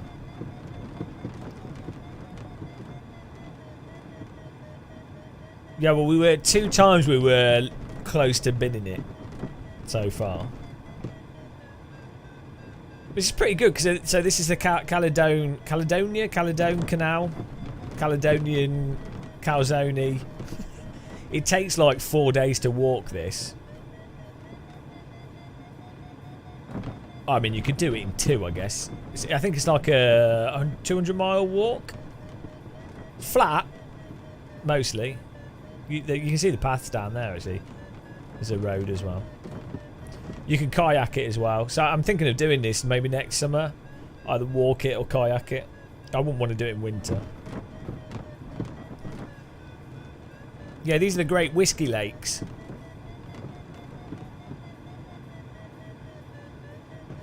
It's just because the Scottish just dumped the sewage into it. Yeah, you can ride. There's a footpath and a road that goes along the Loch Ness, and then the gaps in between. It's actually really nice. It's a really nice trail, really easy to do, really well marked out. Yeah, we're landing at Inverness.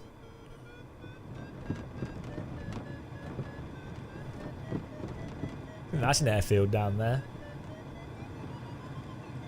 Look, that looks like a grass strip airfield. Oh no, it's it's literally not an airfield. It's a strip cut out for power lines. So, the opposite of an airfield. Total death. That's how good of a pilot I am. That looks like an airfield. Oh no, it's pylons.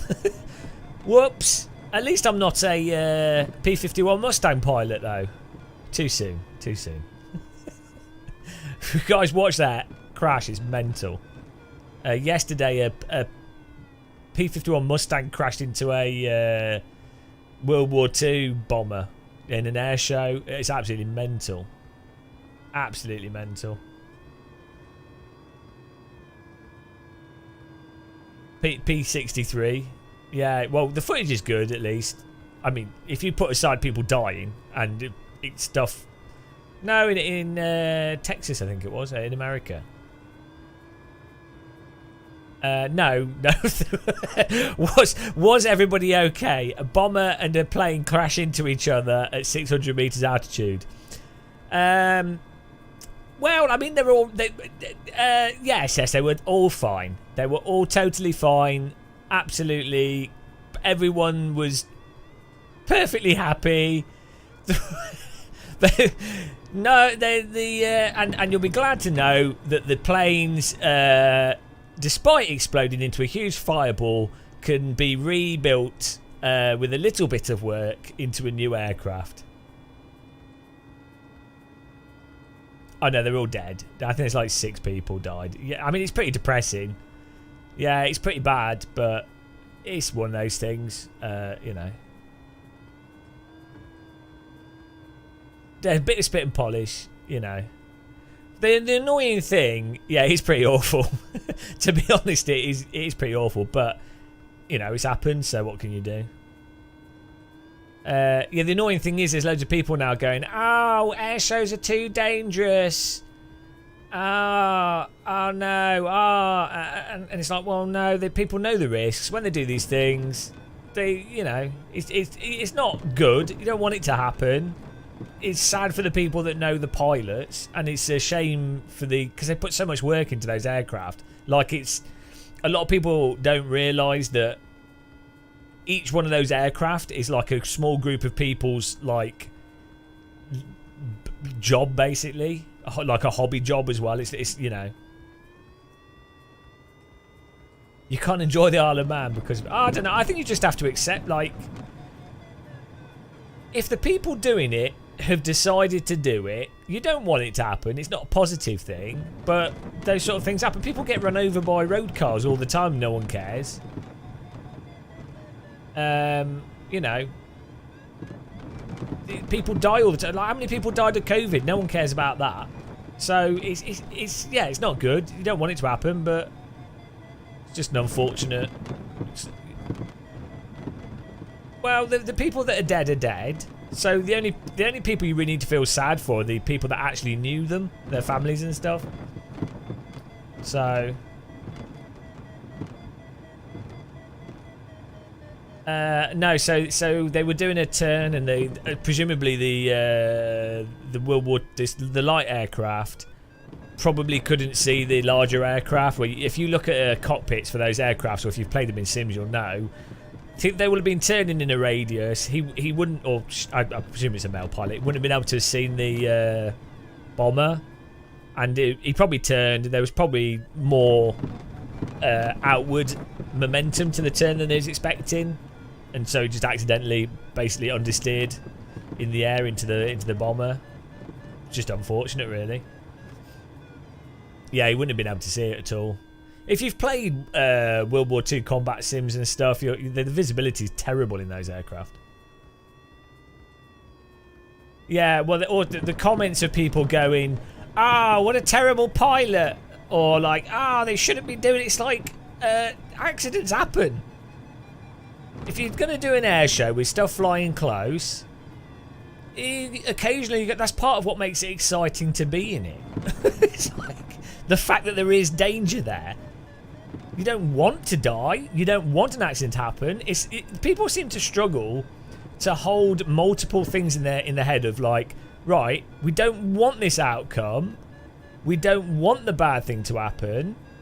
But bad things will occasionally happen. But that doesn't mean that you shouldn't do the thing beforehand, knowing that it's a possibility. And it doesn't mean that it's done on purpose. And it doesn't mean that it's a lack of skill or, you know, it can be as much just unluck, or I mean, sometimes there will genuinely be things that need to be investigated, and this will be investigated anyway.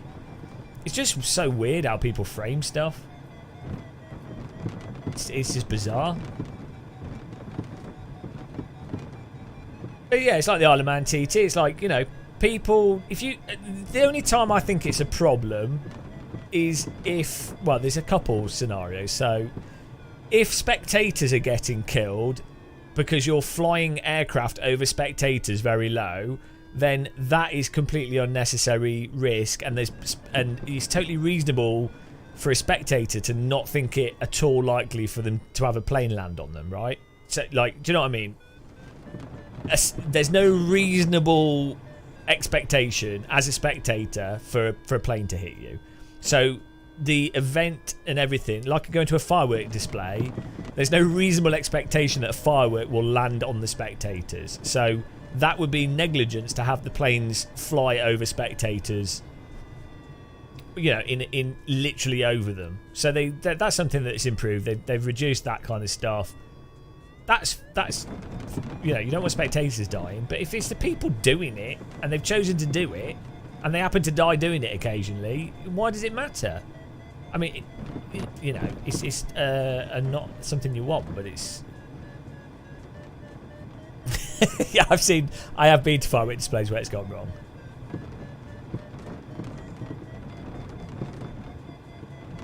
Hello, Nunsk. What is that? A simulator D? Eh?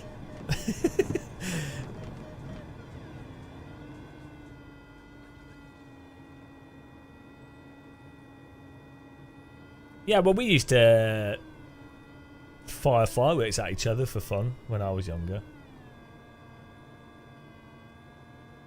Is that a stream rig or a simulator? I don't know what you mean. What are you saying?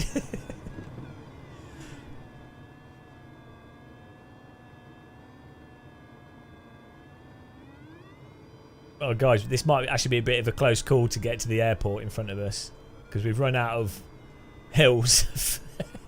Just hoping we've got thermals off these fields. We are at 800 metres.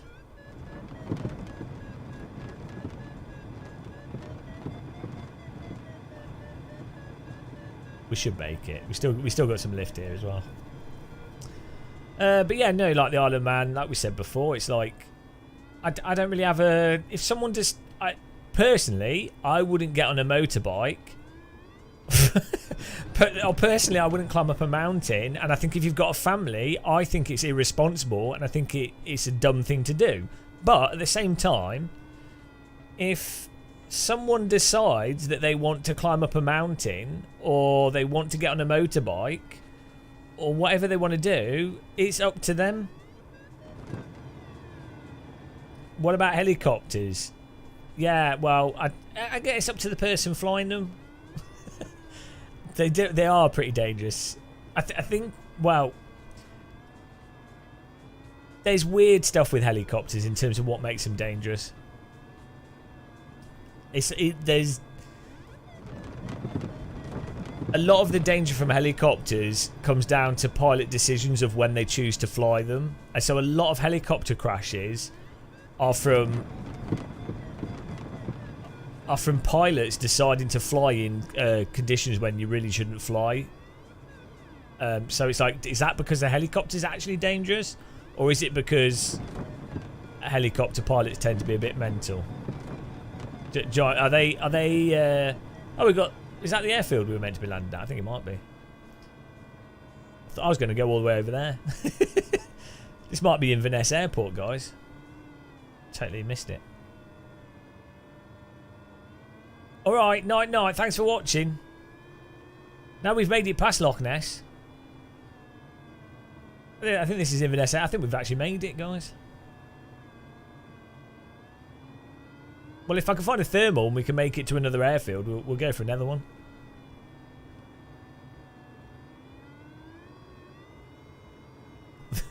Look, helicopters are amazing. I won't have you slagging off helicopters. This would make sense for it to not be on here properly, because this is I think this is a military airport.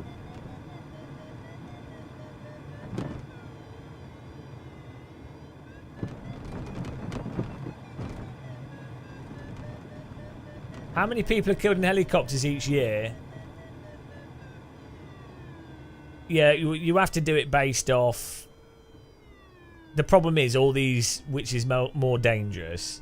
It's like, well, if you do it by death per mile, that doesn't really work, because an aeroplane flies really long distances. So you're like, well, it's way safer than cars, but it's like, but if you do it per flight, but then you're like, well, you know, it ends up being one of those weird statistics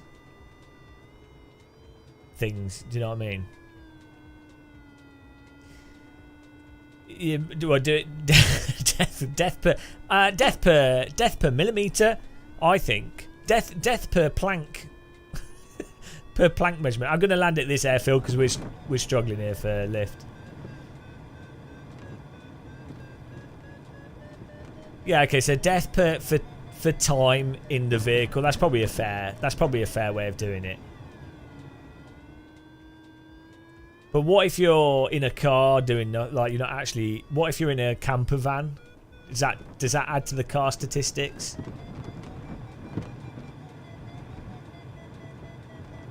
Man, this flight's been awesome. I well enjoyed this. The fact that we made it. Oh, we got a nice fluffy seat. Didn't even notice the comfort. Well, not if you're the pilot, though, Shumi. Yeah, well, but that's what I said. That's like the helicopter thing. That's the problem. A lot of accidents on the road are from the driver doing weird shit or being completely inattentive or driving too close. So it's like if you removed all those, that's what you need to do. You need to remove certain types of accident for your specific scenario to then actually know if for you, in your case, it would be safe or not.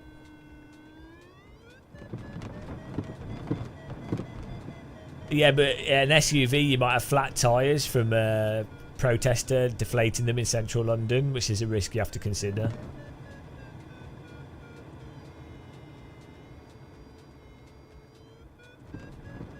Oh, this is a nice bit of countryside here.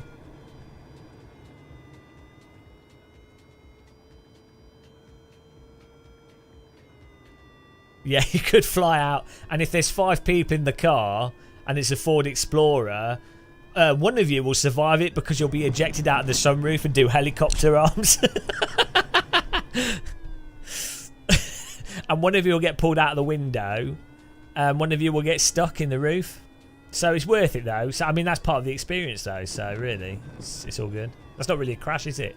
That's just the Ford Explorer rollover experience.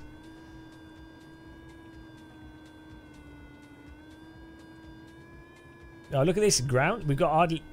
We're flying into the wind here. Look at that. That's crazy. Look how slow we go if we fly into the wind. I'm going to land at this airport here.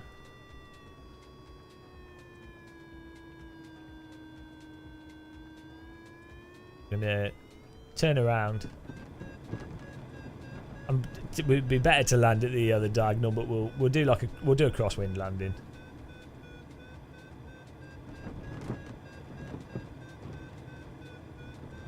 Well, I'm using rudder pedals, and there's no real need for them at the moment. We will have to use them for this landing. I'm going to turn around here.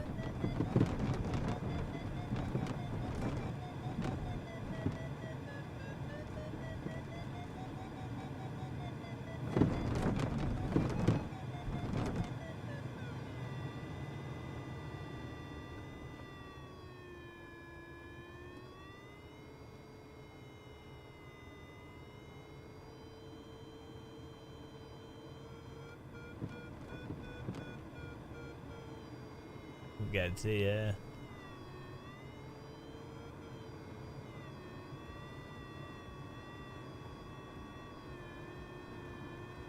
It's gonna be quite hard to judge because I imagine the wind's probably less strong lower down.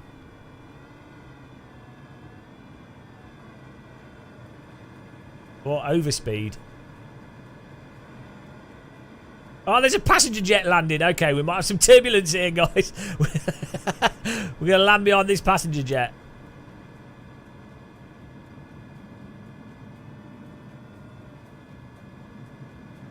Oh, boy.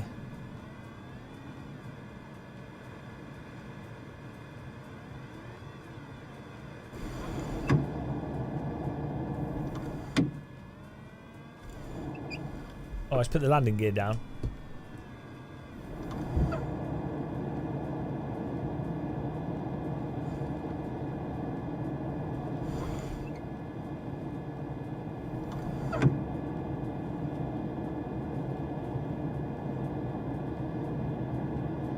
Sure, there'd be no wash from that.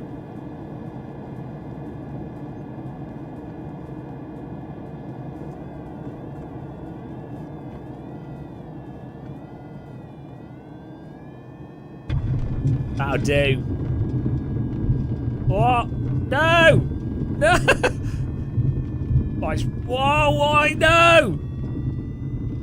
Okay, we didn't quite nail the landing. Did that on purpose, guys. There we go.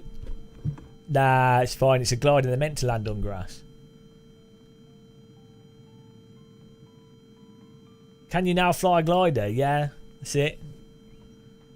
Pretty much. Pretty much exactly the same. Yeah, we're now professional glider pilots.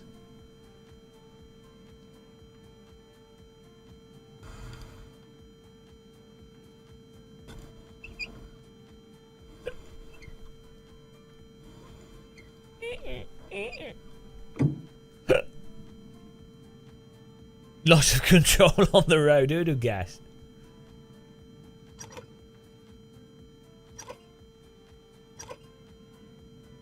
Can I open the canopy?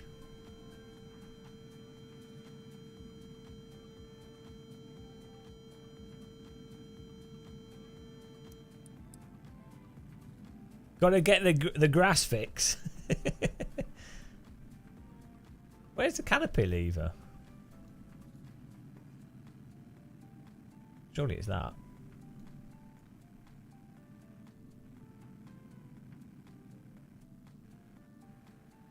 Oh, this canopy won't open.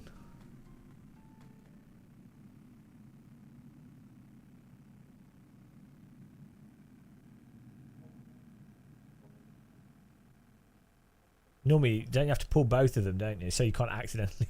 Or is that the emergency canopy release? So you can parachute out. There we go. Canopy emergency release. Open left side normally. Pull right side with approximately 15 kilograms of force. So this is the normal one to open it. And if you pull both of them, then it lifts up into the wind and then you can parachute out. You can never leave.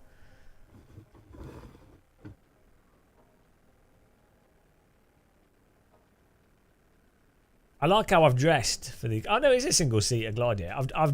I've dressed for the occasion here. Just look at the reclined position. It's pure Formula 1 position. She just sat there chilling out on the runway. This is what she does for fun.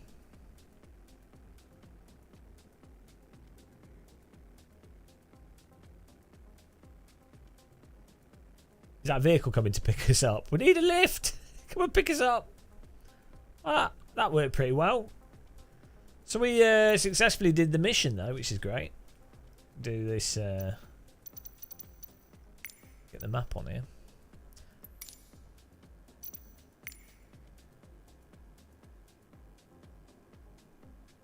Yeah. We actually did it. Need a replay mode. So we went all the way from what was it? Oban? I don't know. How long has that taken? 2 hours. That's how long it said the flight would take. So we actually did it on time. In one, we didn't stop. That was pretty awesome.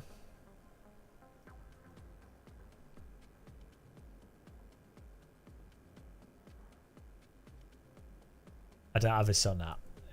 Right, where do we? What should we do now? Now we completed the mission, guys. I'm gonna get a cup of tea. I wasn't expecting the mission to actually work out. This is a disaster. Right, back in a minute. Let's get a tea.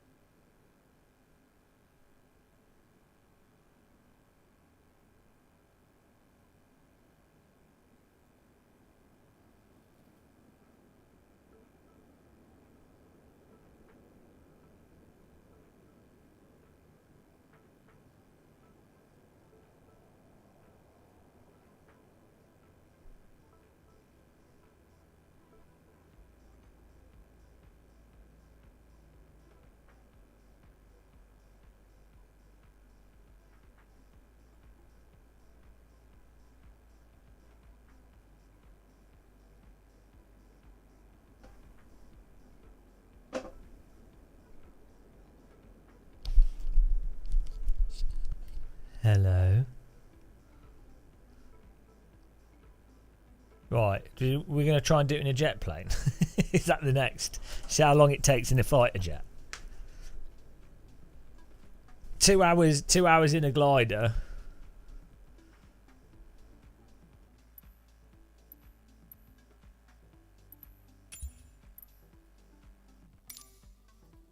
At tree height. Okay.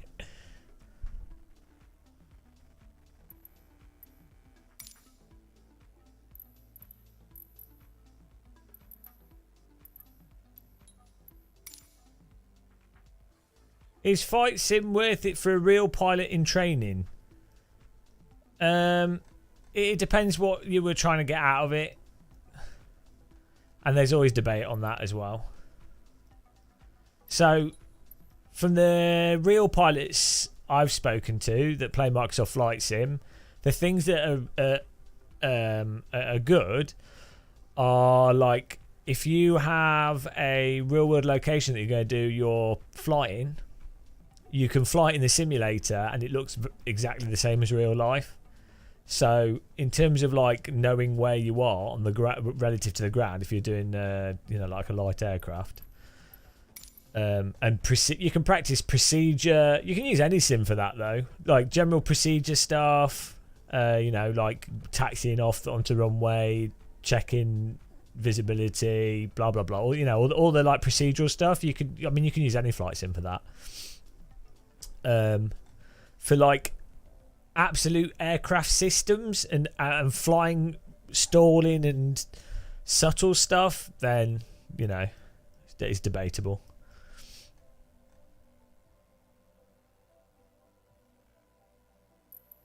You could use it for like a light aircraft, like a Cessna or something. You can use Microsoft Flight Simulator to understand where everything in the aircraft's likely to be, like all the different gauges, what the different gauges do, how to trim an aircraft,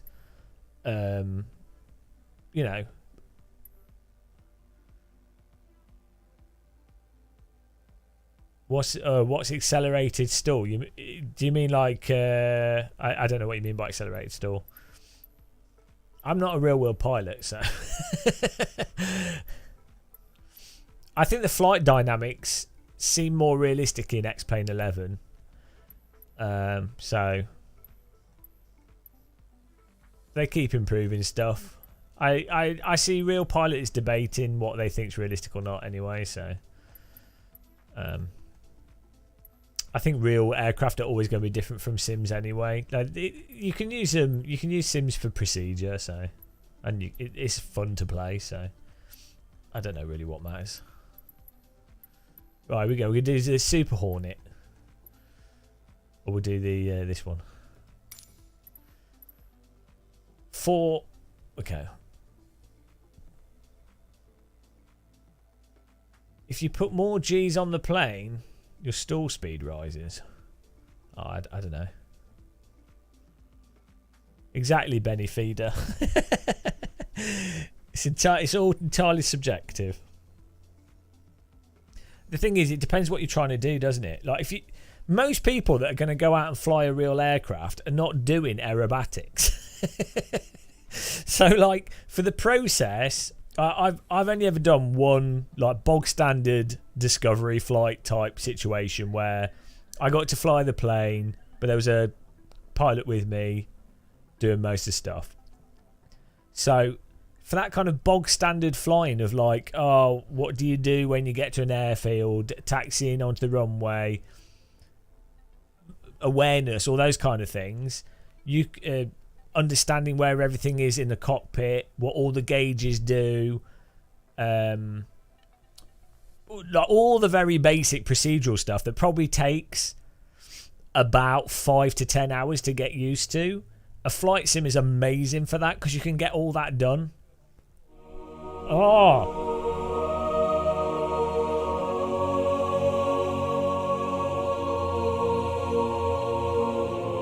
Blessed be your force feedback. May it be strong, detailed, and make force feedback joysticks illuminate your path.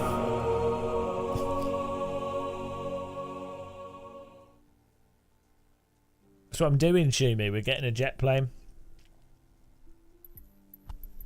I don't have the Eurofighter installed on here. I think that is the fastest aircraft. Well, we got the...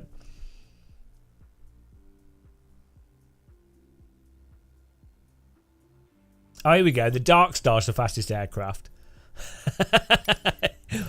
This is supposedly like an experimental atmospheric flying aircraft. No. I think just the...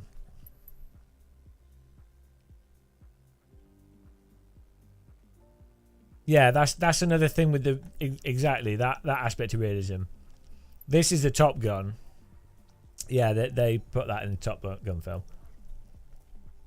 The Super Hornet, last time I played it, just didn't fly well. Like the jets in DCS seemed a lot more realistic to me. Last time I threw them. Right, we'll take this fighter jet. Same flight. We'll see how long it takes.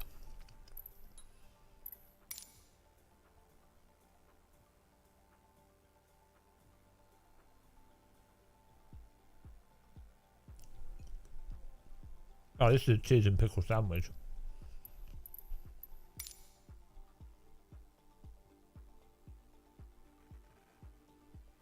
Yeah, with burgers, a lot of the time is if the meat's not overcooked, but also it's often like the relish and the salad and stuff.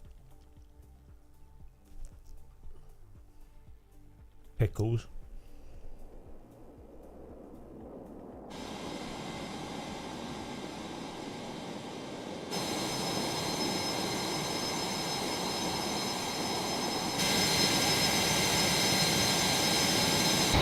Oh, it's so noisy compared to a glider.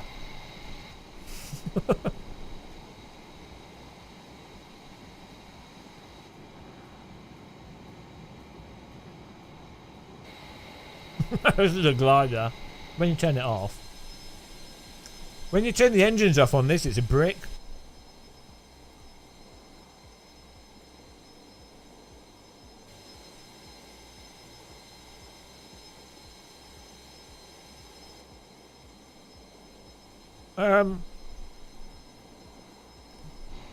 Didn't they use these on aircraft carriers? So you could, I think you can take the wings off these.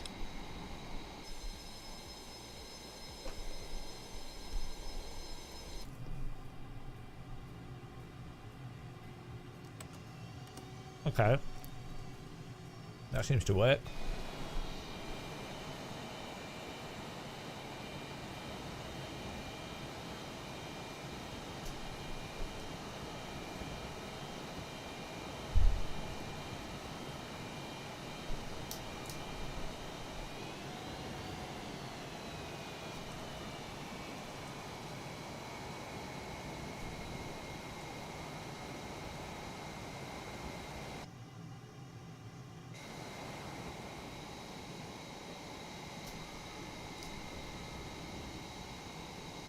Okay.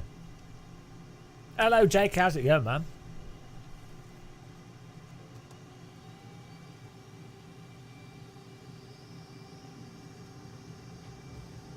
Hang on. Why is that? That didn't sound right.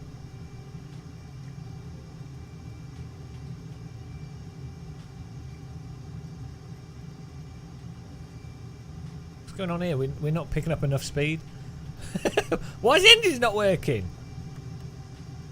Ah, we're screwed. What? Why is this not?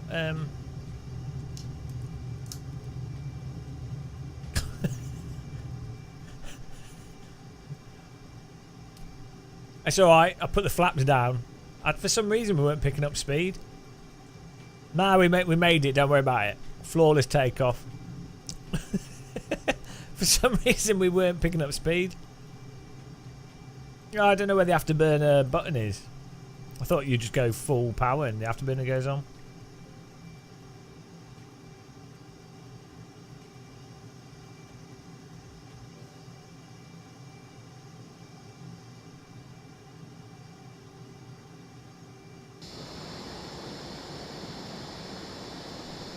I do have a button actually.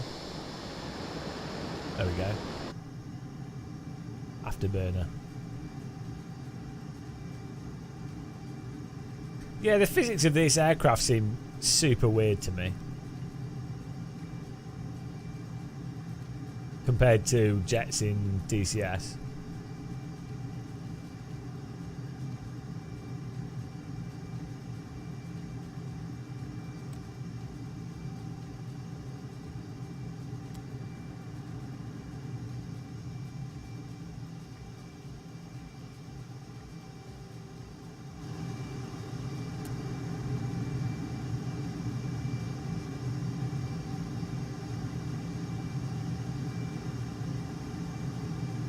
Highway through. Yeah, look, it's just flying like a brick. Like, it's as if its lift is separate to what's actually going on.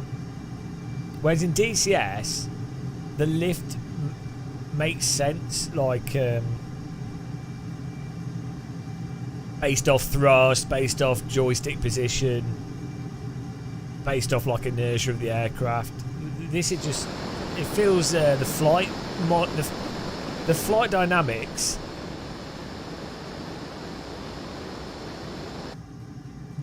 Feel disconnected to what you're doing as a pilot in this, I find.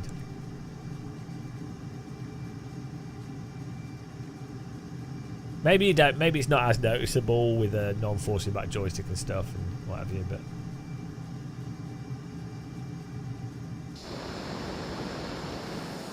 it looks nice.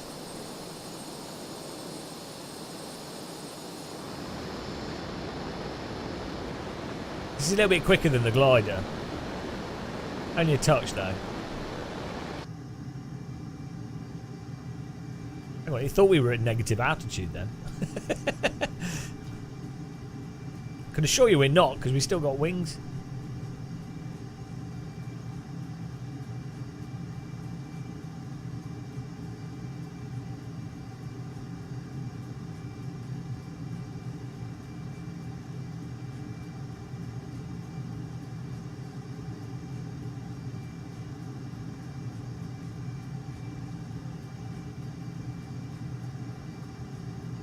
Oh no, that's the climb rate, I think. Oh no, I don't know what that is on the right.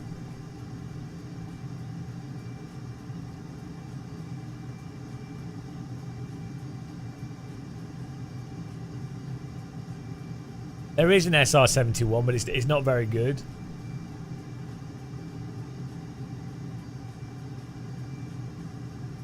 The Aramachi's a good jet for this.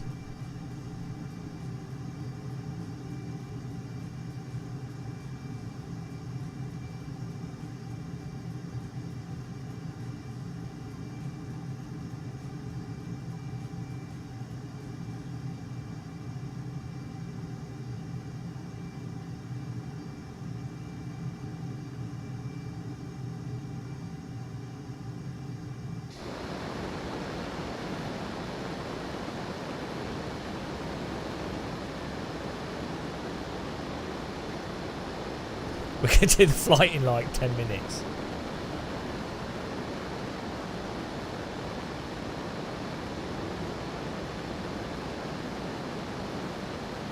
Yeah, but every time someone says barrel roll, they mean an like an aileron roll, like they mean this. In fact, they mean that, which isn't a barrel roll.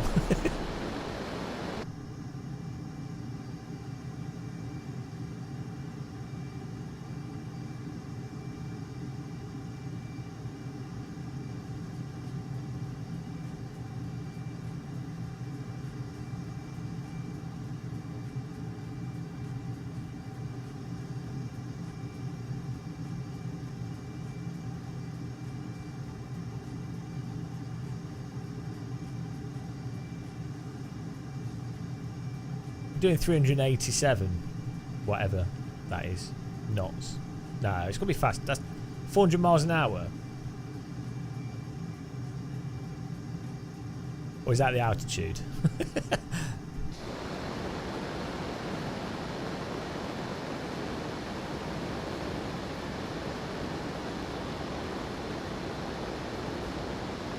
I mean, it looks nice.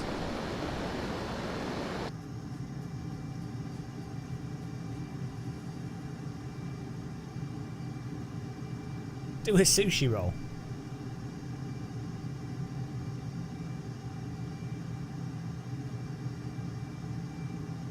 Oh, is it not? It's okay.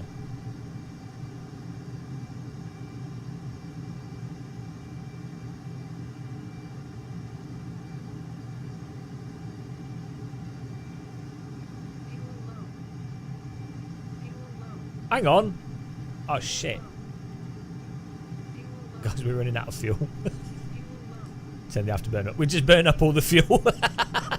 Might have a problem here. We don't have much fuel. We just had the afterburner on too long. Oh, shit. Okay, let's get some altitude. It's now a glider. I'm going back to thermals. I'll get some altitude, then we can glide. We'll glide to the nearest airport because these are well good at gliding.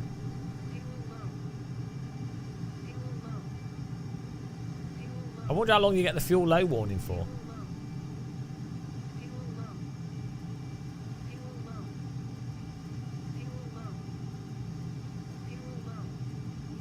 Oh, easy. Look at that. What a thermal. Oh, man, that looks incredible. Do you think we can make it?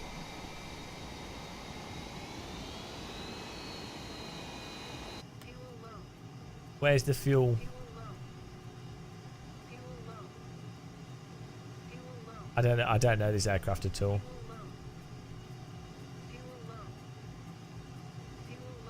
Where's the actual fuel gauge?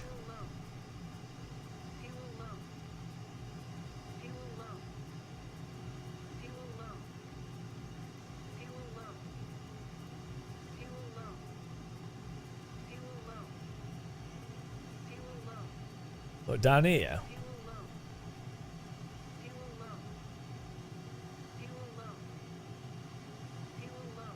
Is that it here? 0.4. I don't know what the fuel is on here. Oh, wow.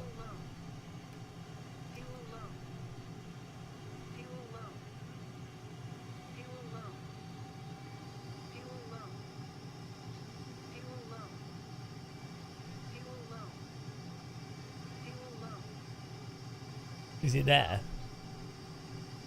Oh yeah, 0.3. Can we make it to the next airport on 0.3 whatevers? I mean, the glider has seemed a lot safer than this. Got a nice display here though, look at that.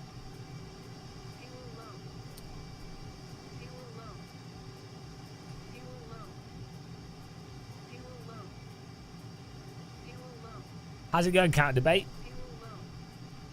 I can't believe we were successful in the glider, to be honest.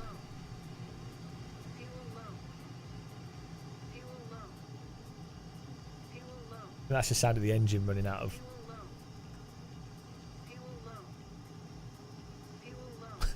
I don't think we're going to make it, guys. Did I even pull the landing gear up? Oh, I did. I don't even remember doing that. Normally, you'd imagine it wouldn't let you put the afterburners on with landing gear down. Or maybe it would, actually. I don't know.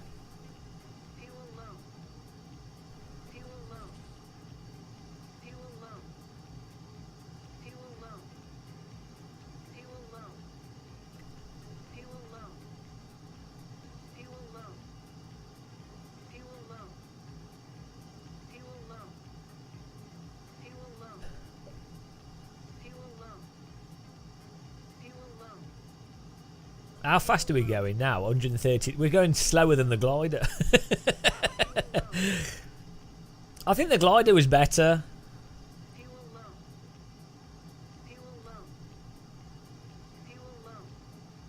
We're not making the airport, guys. There's no way.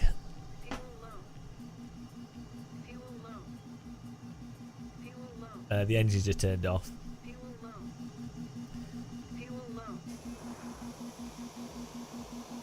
Yeah. I imagine it glides. Oh, jeez. Yeah.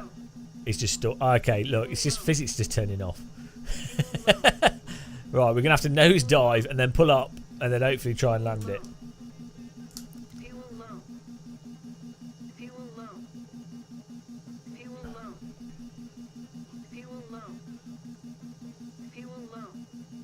Got to look for a bit of somebody to land on here. What can we land on? Oh, there's a field there that's big enough. Let's go for that.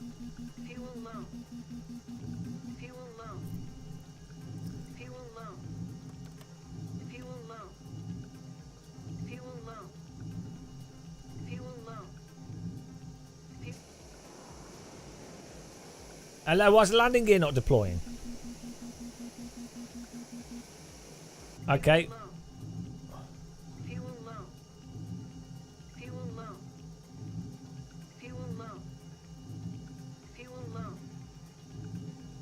Oh, he's stalling already.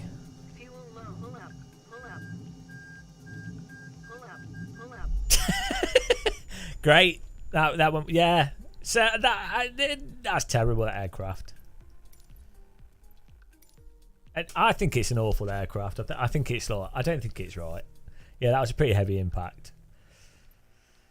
Right, let's not do that. We made it in the glider. That's all that matters. Yeah, I was just making I was digging a hole for a farmer. What else is? Oh yeah, apparently they put the old Microsoft Flight Sim missions in. So let's try one of them. There's no like helicopter things in it. I know there is here. Explore the Madani Glacier.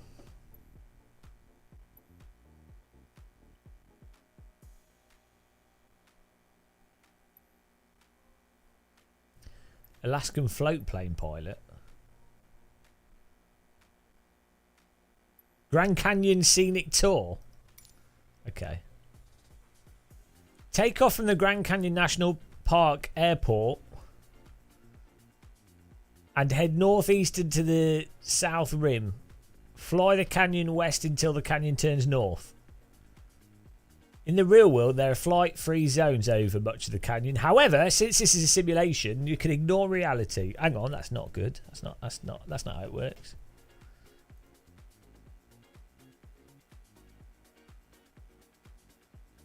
Oh, that makes sense. Thanks for that, Lupus. Too late, we died. That's it. No second chances. Okay, so we're going to do this helicopter.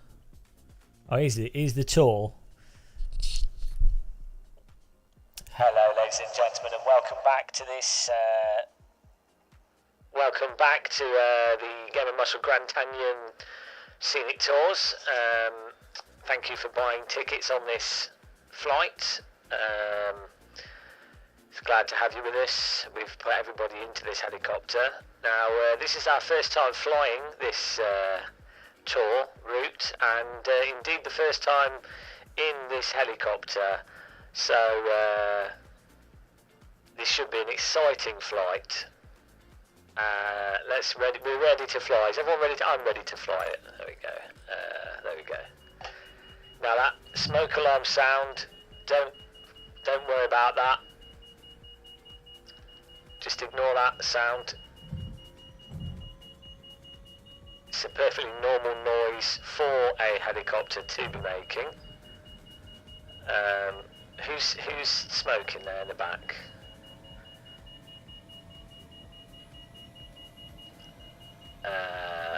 How do we turn the smoke alarm off?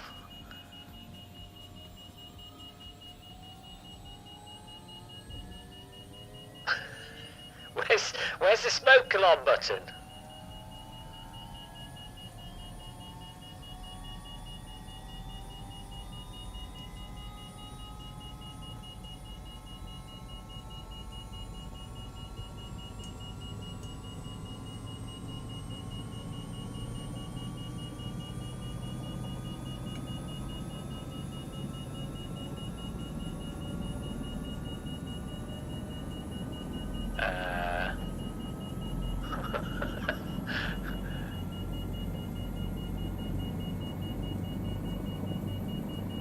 that's a little bit annoying.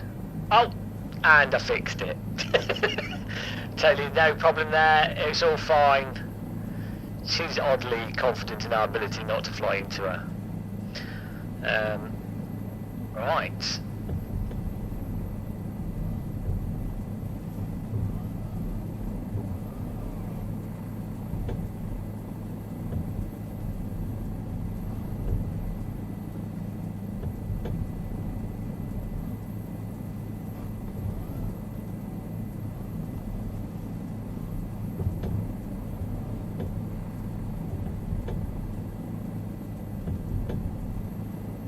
Hang on.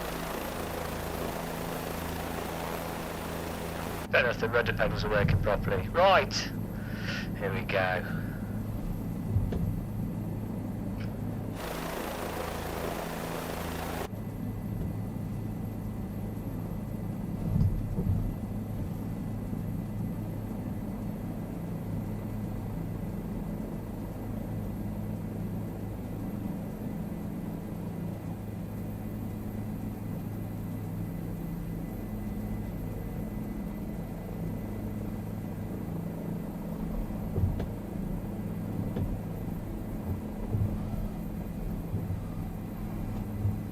Off with the head.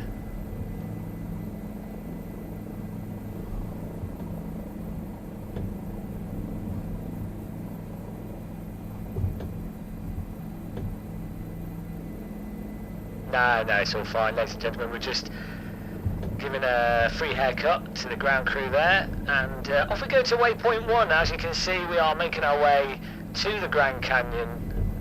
Very exciting.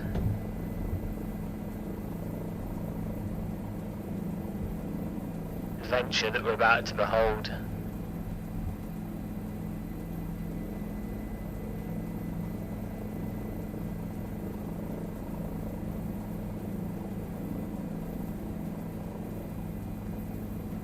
The nice trees below us, and if you take a look at the left you can see the main road. I don't know the name of the road, but it's the main road. This is the main road.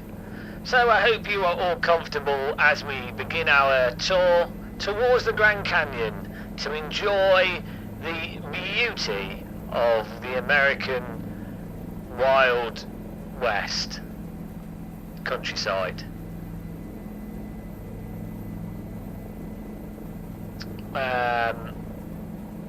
As you can see, the ground below us is covered in trees. That's because this is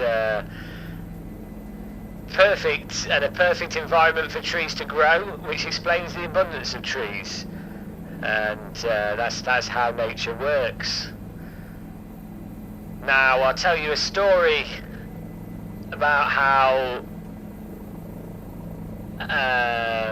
one time a passenger fell out of the helicopter and they never found their body. Hopefully that doesn't happen on this trip. To make sure that doesn't happen, please keep your arms and legs inside the helicopter at all times, and be especially careful not to put your head or arms above your head into the rotor blades. Now if you look closely you might see some paths. That's because trees are not covering the ground entirely, and that's what a path is, generally a bit of ground without a tree. If anybody else would like some highly detailed facts about the Grand Canyon, please let me know, but I won't be able to hear over the noise of the rotor blades.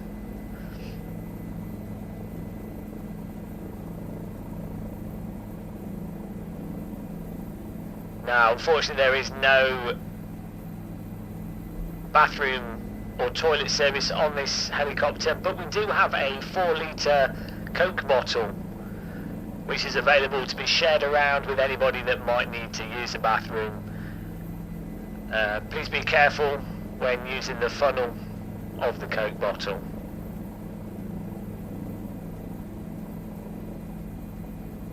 Now, you might be saying to yourself, there seems to be a lot of trees here and not much canyon. Don't worry, we are approaching the precipice of the canyon. The airport is 13 nautical miles from the Grand Canyon, and this is all part of the build-up and excitement of Game & Muscle helicopter tours.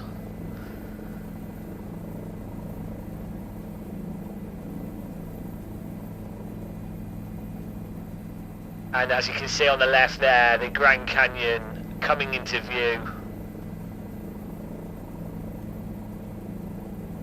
Absolutely incredible sights to behold.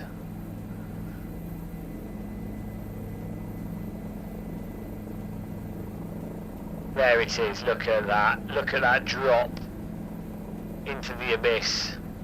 And of course a nice pleasant main road in the national park. Nothing says wilderness, geography and wonder like a good road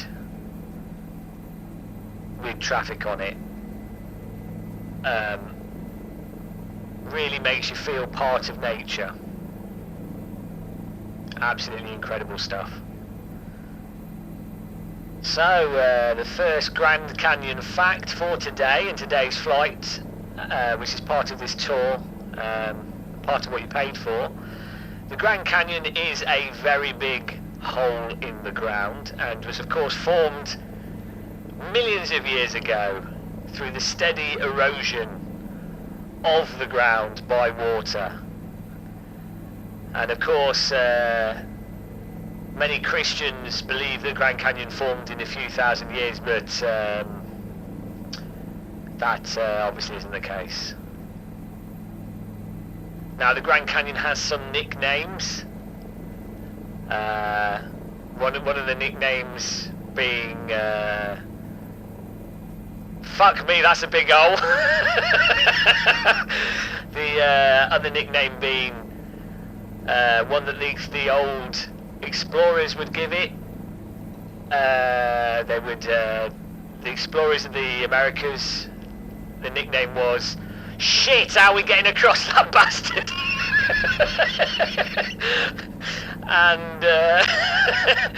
and many other nicknames were given to the Grand Canyon through the years, but the one that stuck was of course the Grand Canyon, with it being a canyon that is indeed fairly grand in nature. Though there's some debate over whether the Grand Canyon is as grand as a grand piano. Many musicians argue over the dinner table with geologists whether or not a grand piano is more or less great than the Grand Canyon. Yes, until they found other canyons, they weren't sure if it was the grandest of canyons. But indeed, after the Earth was explored fully, they determined it was the Grand Canyon. And we're now approaching waypoint 1, the first of the waypoints, hence its name. Those dunes or hills, well, it was, that's debatable. I'm now going to just check where my compass is because I have no idea where west is. So we're turning around here. Well, 3 billion years ago this was actually just called the stream, and then 2 billion years ago it changed into the river, and then it changed into the river with banks, and over time it progressed into a valley and then a canyon, and many a dinosaur roamed this site, and they said to themselves, "Well, that's a pretty fine valley." Of course, that's me translating the dinosaurs. In reality, the dinosaur would have actually have said.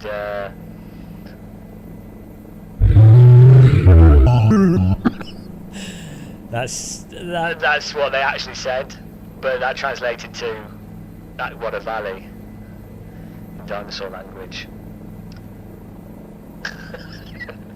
Right, waypoint 2. Ladies and gentlemen, would you like us to take this waypoint from a lower... Hello, Rejax. Welcome to the helicopter. Would you like us to get lower to the valley floor? I think we can go a bit lower. Let's take us down. Let's get into that valley and let's experience the valley action. This is what you get in the Game of Muscle. The Game of Muscle tours. Yes, remember we will be asking questions at the end of this flight to test your knowledge on helicopters, geography, and the Grand Canyon.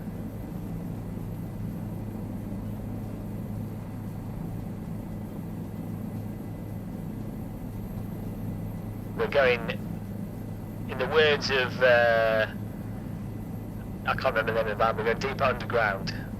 Was that Jamiroquai? I'm not quite sure. Rejax, it helps if you have a nice joystick and nice rudder pedals. Let's get in that valley, let's drop it down. And now a rendition of the Jurassic Park theme tune.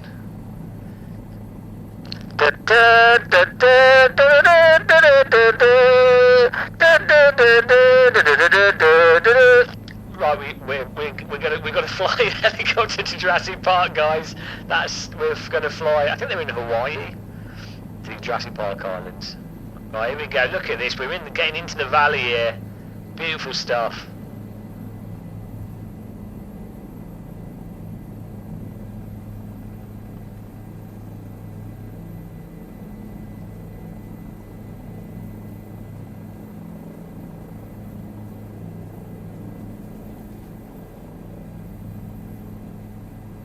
Hold on to your butts. Yeah, rudder pedals help.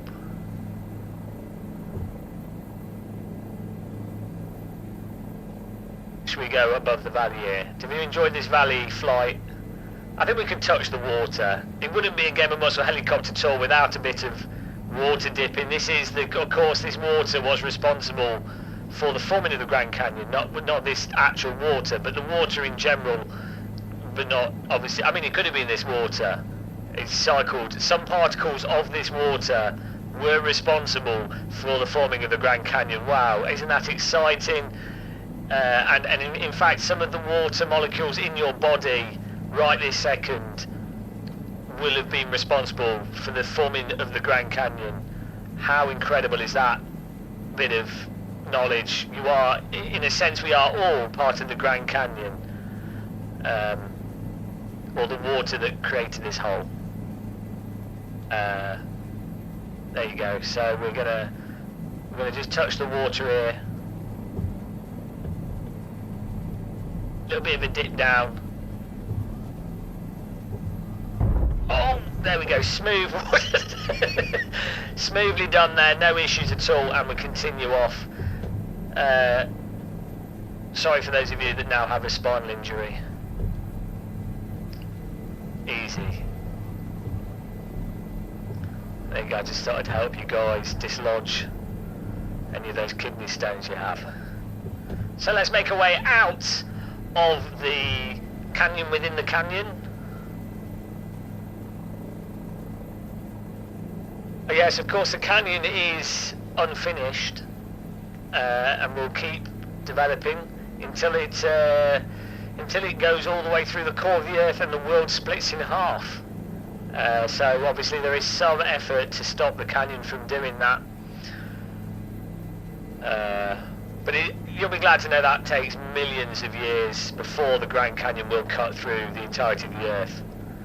And though some people are looking forward to the day that America and Australia can be permanently separated.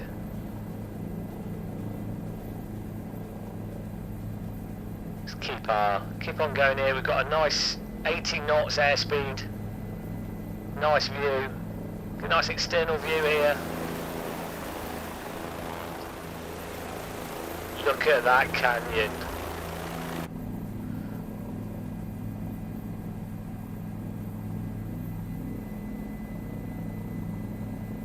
I think 100 knots is ideal.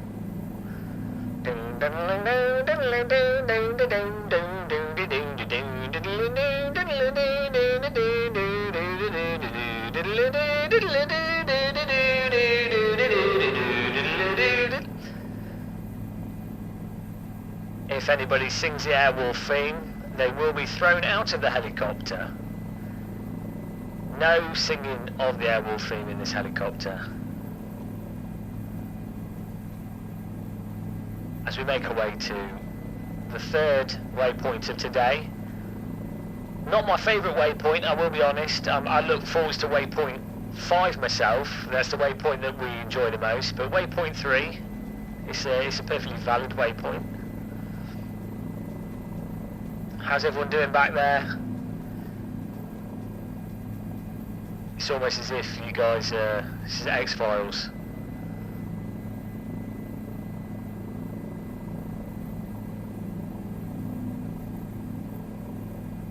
As you can see here, the geography changing in colour a little bit. That's because the materials of the rock are different, which is a well-known fact. Any geologists watching will know that. So there's clearly different material down there, and as you can see, the water has the valley has opened up more, which signifies that the rock is less hard. Tony didn't make that up. It's completely true. Don't question anything we say. Look at that nice view there. It's really nice to be able to take in the sights of the Grand Canyon. Not seen any hikers. Of course, this is a very difficult bit of terrain to hike. Quite frustrating. This is very hard to get from A to B. Yes.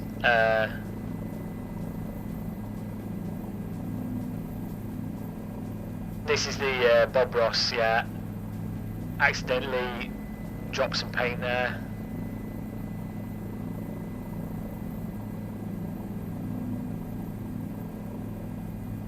Nice and easy. I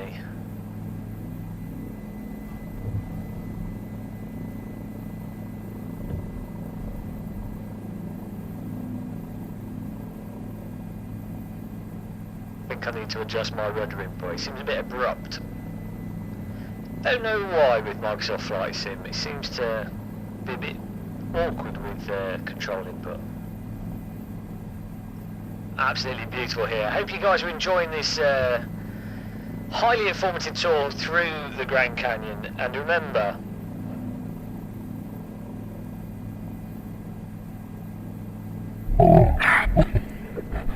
no smoke. No smoking. No smoking at all. no smoking. Just in case.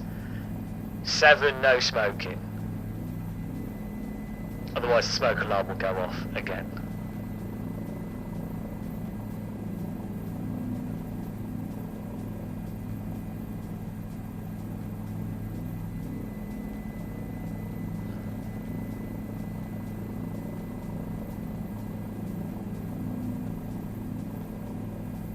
Take this tour. Yeah, we found many people have embarked on the Game of Muscle tours. They came along. It's quite expensive, you know. It's £500 per person per tour, but the experience is a one in a lifetime unless you do the tour twice. But for the first time you do it, it's a once in a lifetime experience, one that you'll remember for the rest of your life.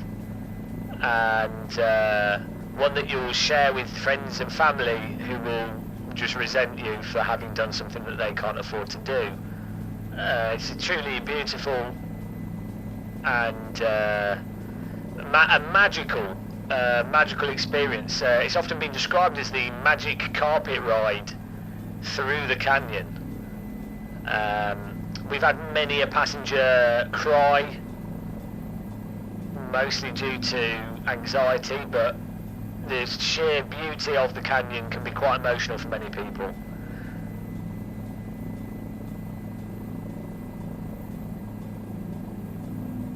Well, we can land the helicopter harder to help you forget the flight if that's what you would like, adding additional value to the next time you go flying, because it's a fresh experience that way. Exactly.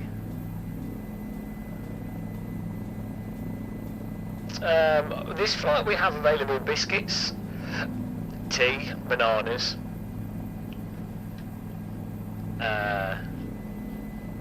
We have a good selection.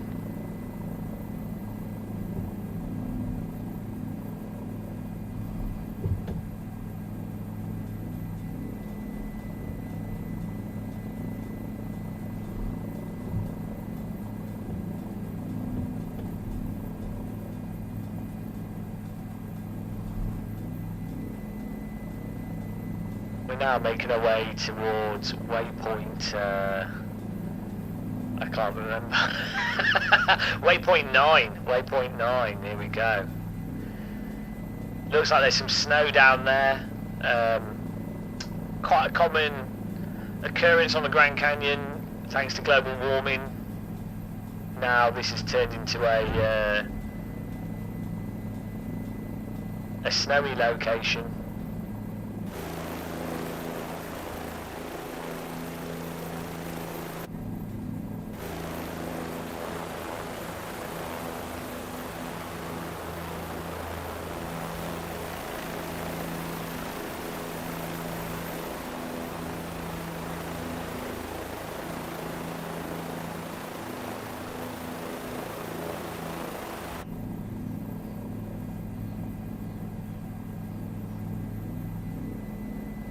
Global warming, yeah, this is a good time for you to all have a lecture about global warming and the fact that you're responsible, and it's not the fault of systemic corruption and giant oil conglomerates.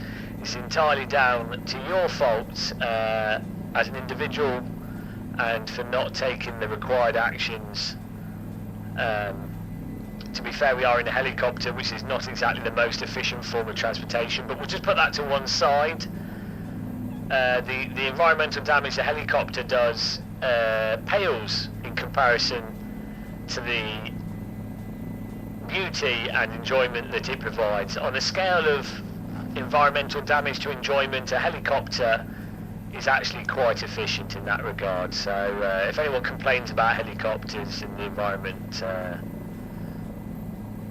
then you're wrong.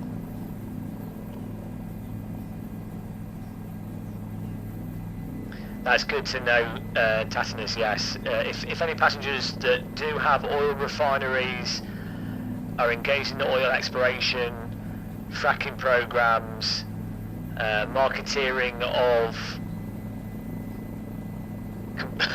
fossil fuels, if you could stop, that would be fantastic, and that'll be your contribution, and you will be ethically absolved of any responsibility. Just realise that the audio is far too clear for a pilot, so we can improve it. We can make this more realistic here. Oh no, we can't. No, we can't. No, this is what we've got. So there we go. We're now going to return back to the airport after flying through the canyon.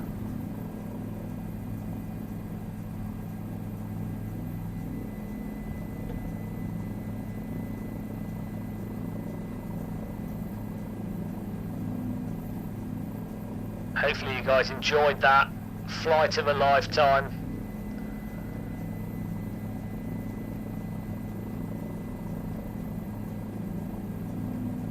As we now make our way back to where we began the journey.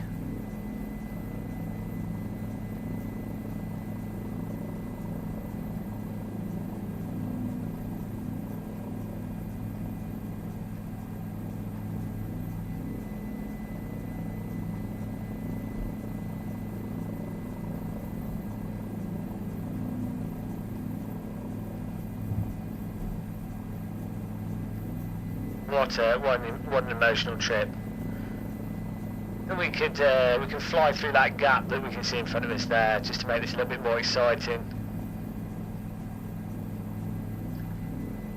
Who would like that?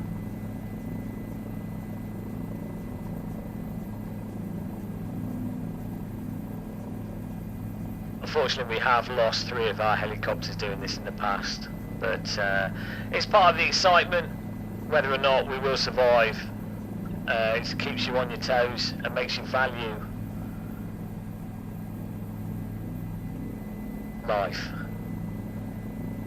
And actually, this was a much smaller hole, but since we've been flying helicopters into it, it's actually gotten easier.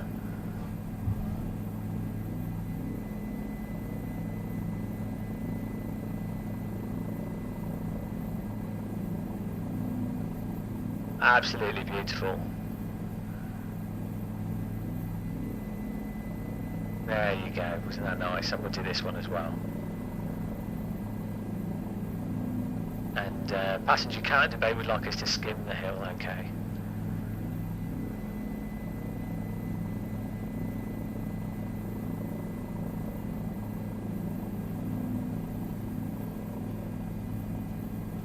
Hello, Thomas. We're in the Grand Canyon doing the Grand Canyon tour. It's been a beautiful flight. We've learned so much. I think chat can recount the tales of knowledge, boundless knowledge. We flew the we've already done the canal with the glider. We succeeded in that. Then we did it in a jet plane and ran out of fuel and failed. And now we are doing the Grand Canyon tour. Look at this, emotional. But there we go, back over the grass.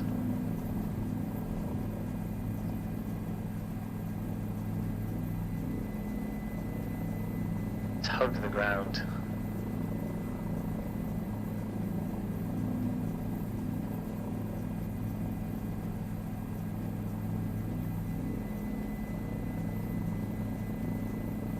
Now all we have to do is land safely, and you'll be glad to know there are some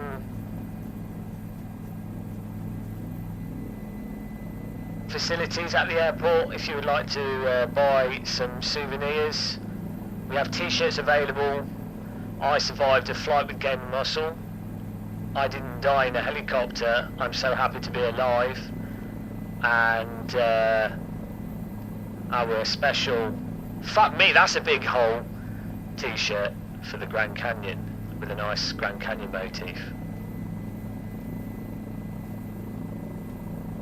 We do have shitty plastic key rings, of course, available on demand. Press the red button.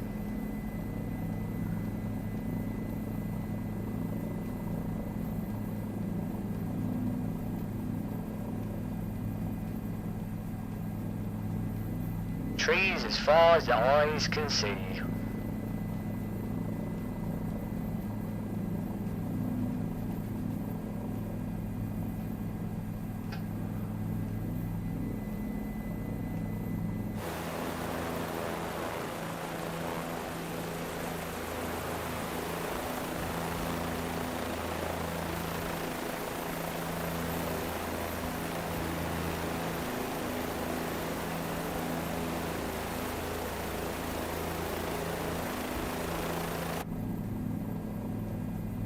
Paul Shepherd, would this, first of all, this is a simulator, not a game. You've just upset fans of simulators. And yes, it would run on a 1080 Ti. Will you be able to fly a helicopter as professionally as me? Probably not. Probably not, no. But you can try and embarrass yourself if you'd like to. No one will judge you.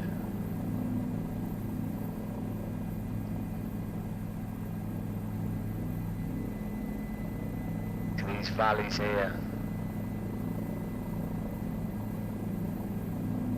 The desolate hellscape of America. It was a nice little... that's a train line. Just follow the train line there. Oh, we do appear to have lost the airport. Not sure where the airport is. I feel like we're getting closer to it. No worries.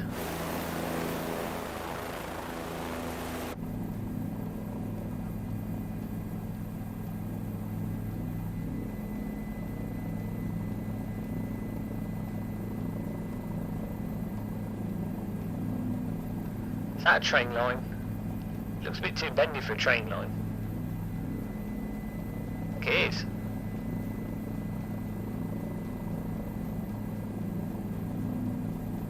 Choo choo! Oh, we can play train simulator in a helicopter.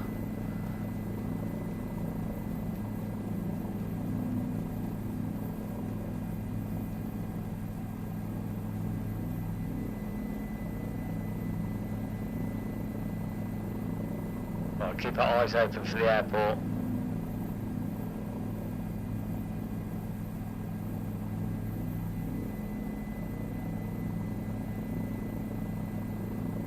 I believe that might be it in front of us.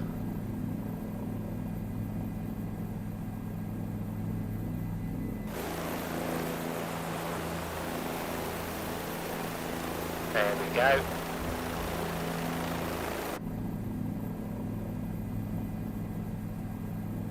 Make our way.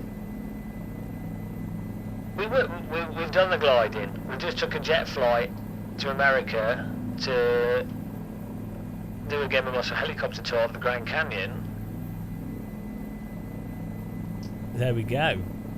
It's land. Go down the runway like they do.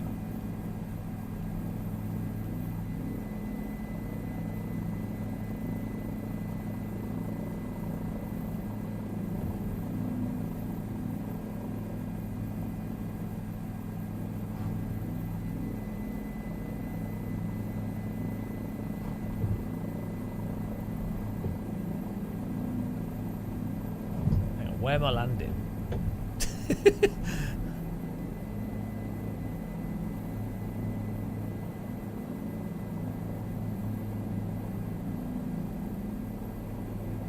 Okay, well we're going to land here. Ladies and gentlemen, please fasten your seatbelts. This could be a rather turbulent landing here.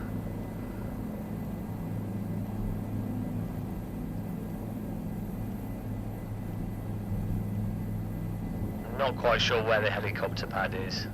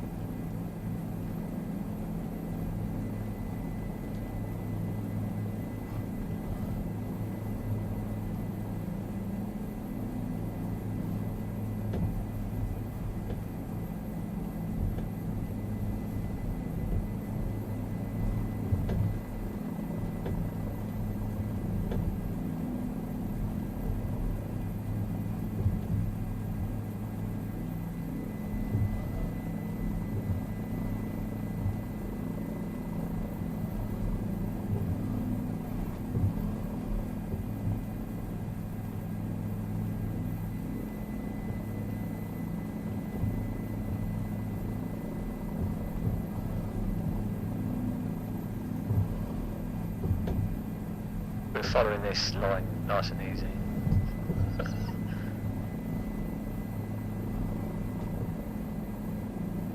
Seems to be bouncing up and down.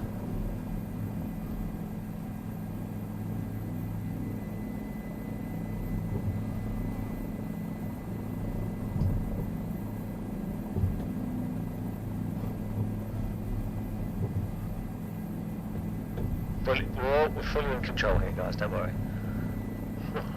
Fully in control.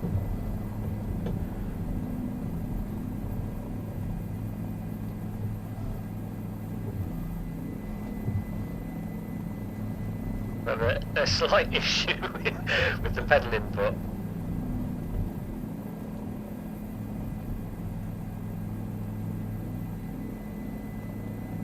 What? Don't drive into the van. We're making our way to the building over there.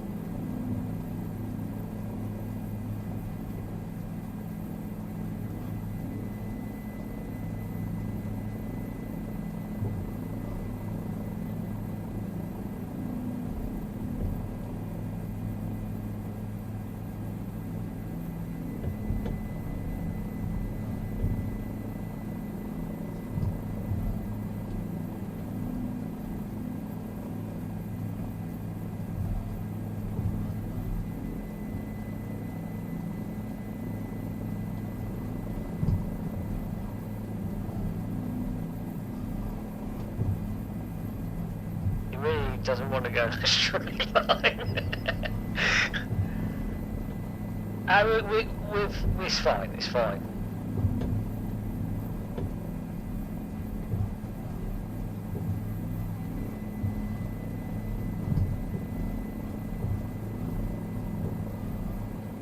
We'll land outside the tent over there.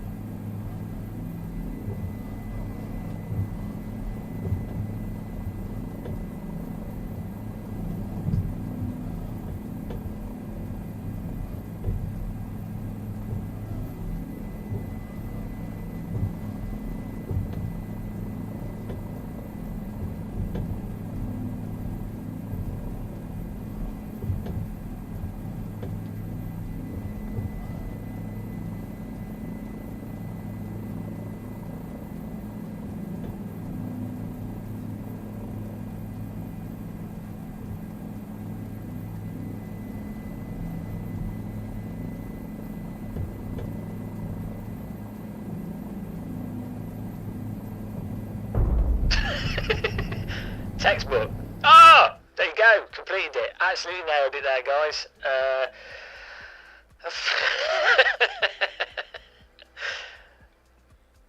Oh, man. We survived. Woo! There we go. Yeah, the pedal inputs, there's something wonky with the sensitivity of the foot pedals.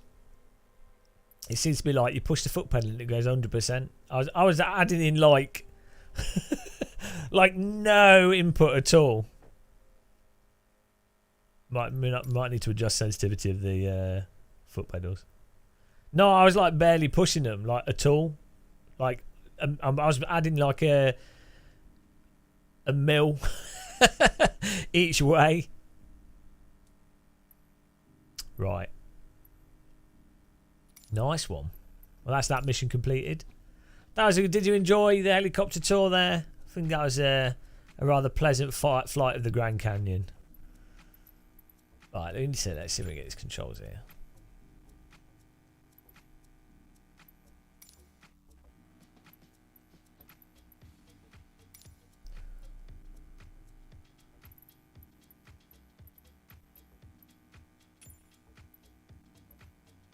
It was educational.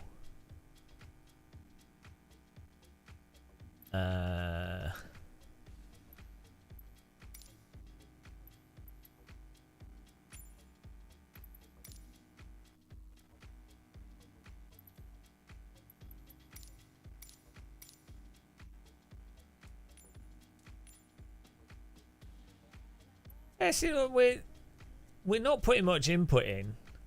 The problem is this equates to a ton of input. I was like taxiing with this much input doing that. So really that needs to be scaled so that it's way less sensitive. Because a real helicopters, they're sensitive, but they have, there's a good range of input to them.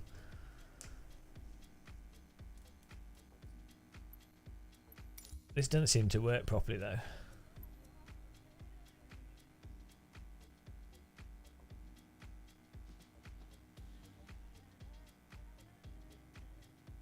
Because this messes up the... Oh, now this is broken. This is all messed up.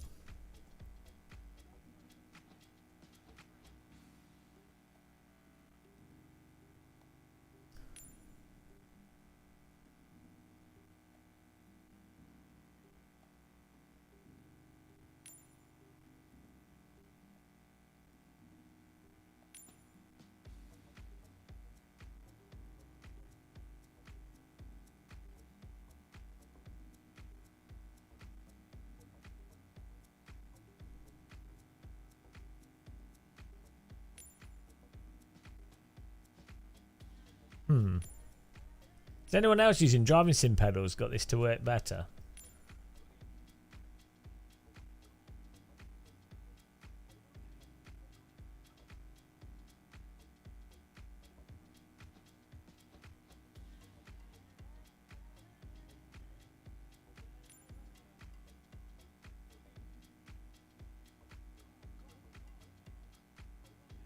What does that mean? Reactivity?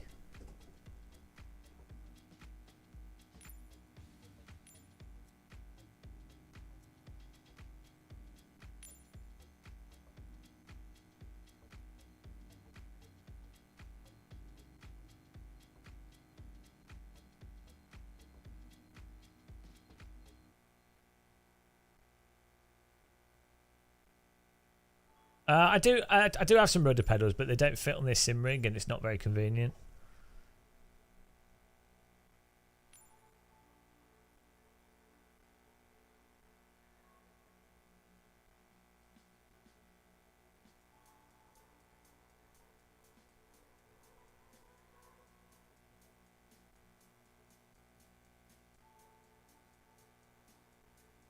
Yeah, you can do that. That UJR thing, but you can just do it in game. That's what I'm using. You can just bind it in game now. Let's see how this works.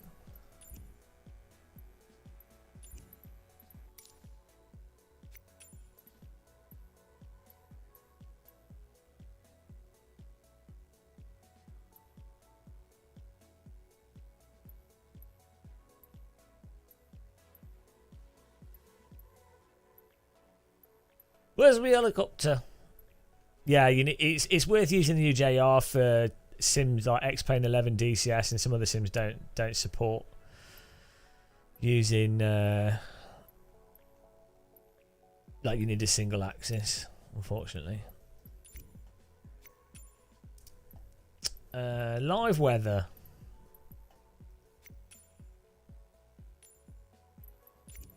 Like, it never gets to daytime this time of year.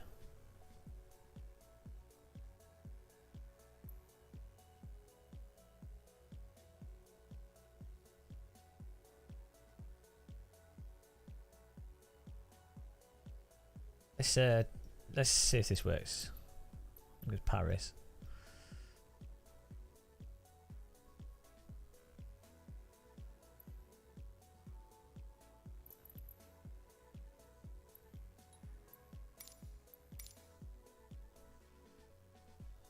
If we can get these rudder pedals to be a little bit less sensitive, then that'd be spot on.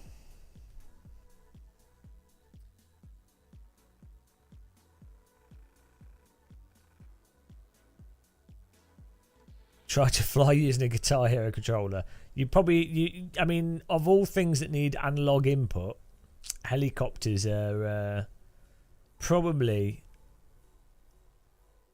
the thing that needs it the most out of any vehicle. And we're not going to know if this is working until we...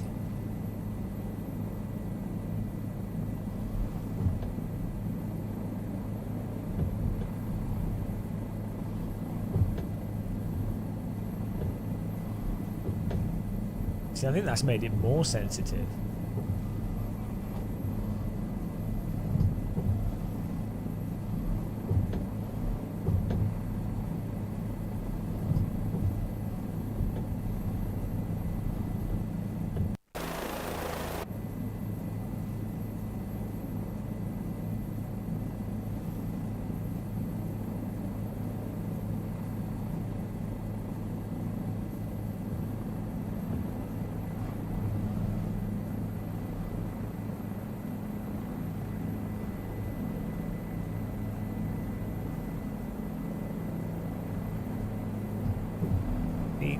The takeoff is bugged in this aircraft, in this helicopter. Like, the input you have to give doesn't quite work. Yeah, it's ignoring.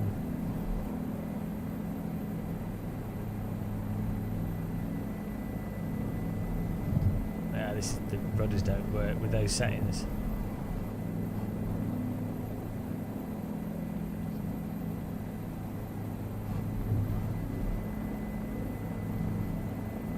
Do you know, the animation is off. The animation is off from what's actually going on.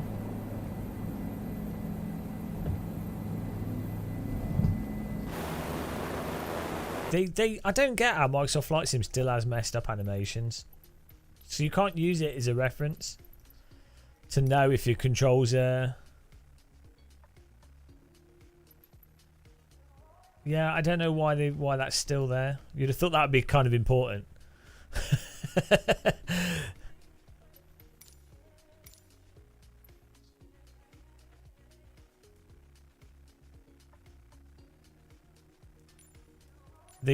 So these analogs, this sensitivity setting doesn't work either. It's like it's back to front, I think.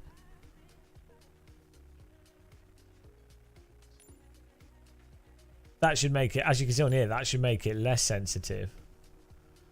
But then I think they interact with each other in a weird way, so I'll just leave that.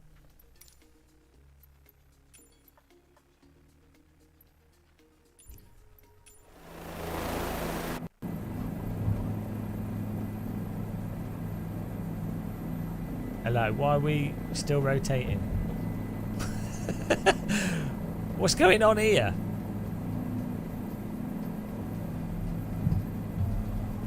Why is this... This is not right. It shouldn't want to rotate that much to the right with full left input.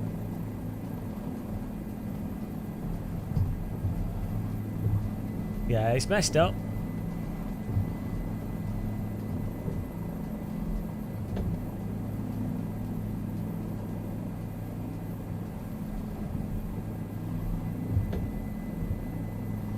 It's also it's like the rudder's an input.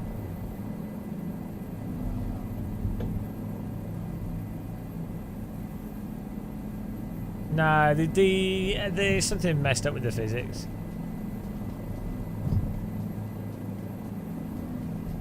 Oh my god, something messed up with the frame rate as well.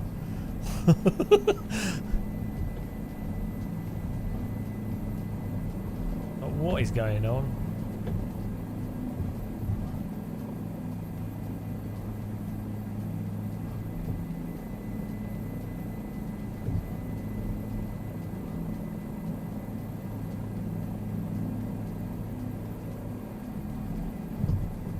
I don't know, there's something messed up with the controls, I think. Because if I put input on both the left and right for the rudder axis, then it acts more normal. But even so, I don't know. This frame rate's impossible. What's going on here?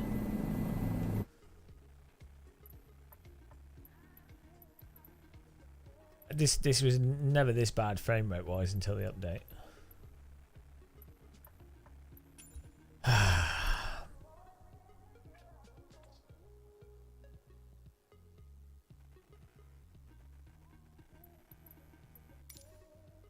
try countryside location.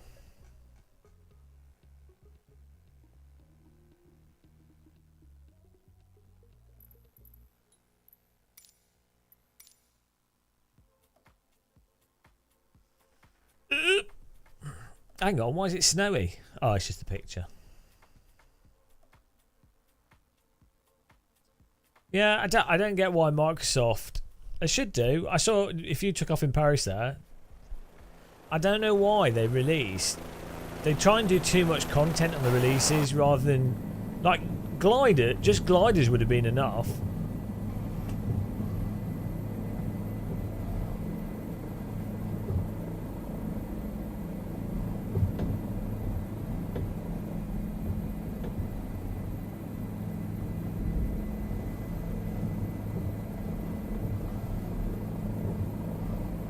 Yeah, for some reason I have to have both rudders on for it to work properly.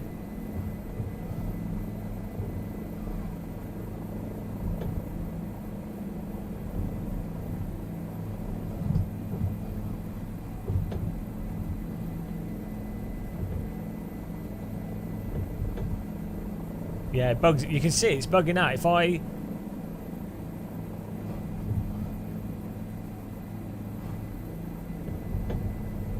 There's some like input issue. I have to push both of them for it to not bug out the axis.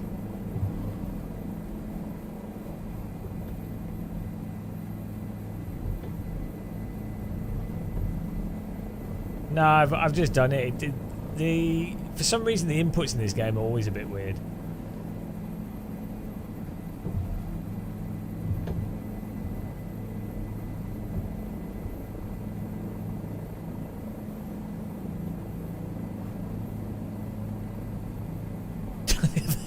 Just flopping around. But it doesn't help that the visual, the actual control inputs that you can see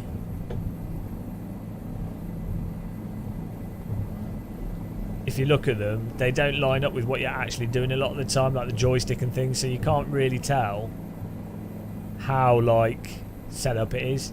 So yeah, if I'm applying both, it's actually all right. Because this helicopter should be a piece of piss to fly. Like it's not a crazy helicopter, you know.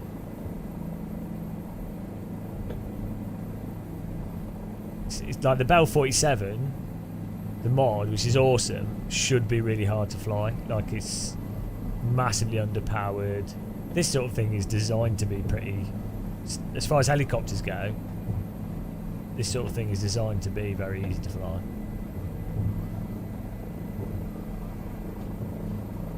So I think it's just the inputs are a bit weird.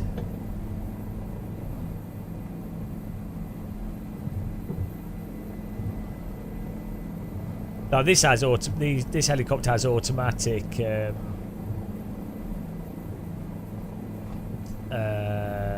RPM and everything.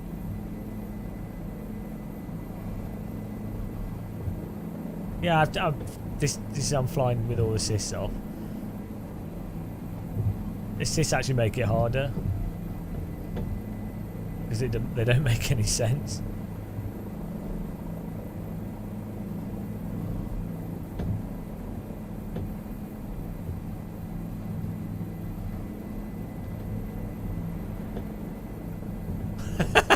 Is that a helicopter that's a plane? No, it was like this yesterday. It's to do with the controllers.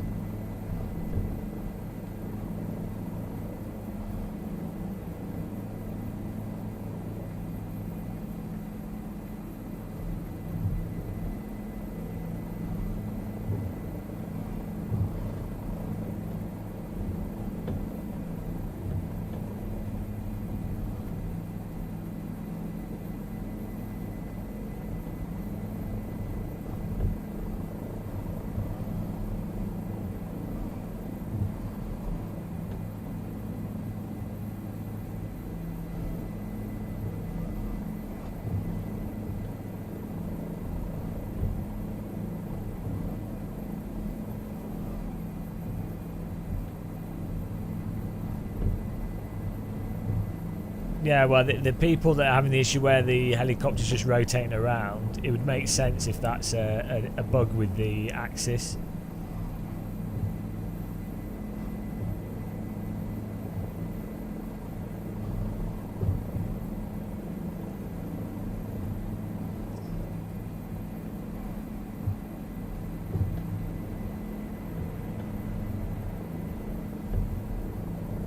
Exactly. That's yeah. So the actual animation, you get the same issue with the joystick as well. The cyclic bonk.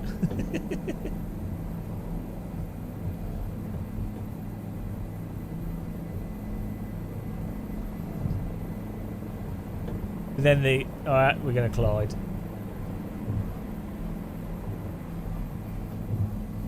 The animations just don't line up to what's going on. You get that with the aircraft.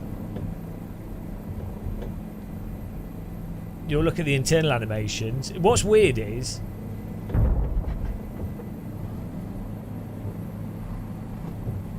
the internal animations with the aircraft won't line up, but the flight surfaces do line up.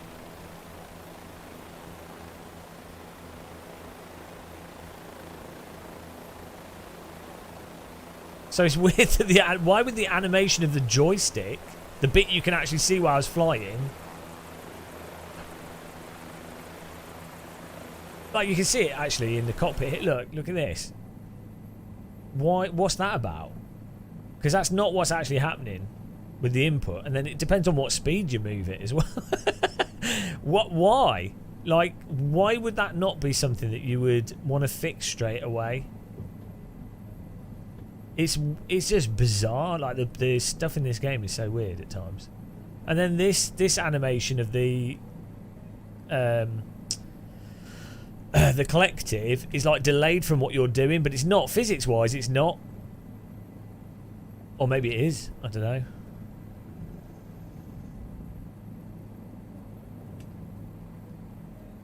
But because in real, you need this to be responsive. I mean, it can't be for performance reasons because the outside stuff on aircraft is there is no performance issue. It's literally just a position of a 3D model. No, it's not designed. It's some kind of bug. There'll be something in the thing. What it'll be is you can still fly perfectly fine. And so with this visual thing, and so they've not considered it as a game-breaking bug.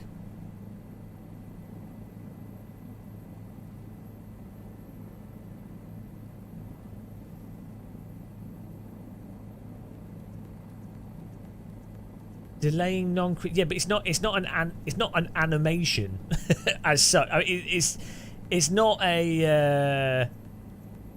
It's literally a rigid 3D model. That is like zero performance, and then that wouldn't make any sense anyway. Because in an aircraft, all this stuff, all the rudders and all the control surfaces move exactly in time. Yeah, but it's not like a deforming character model, or like it's not. I mean, you've got all these dials rotating. You've got all the other stuff. That would not be the performance of this moving. Would not be a thing. That would not be relevant to this at all. Like that would not. You would not do that as performance optimization. It just wouldn't make any sense.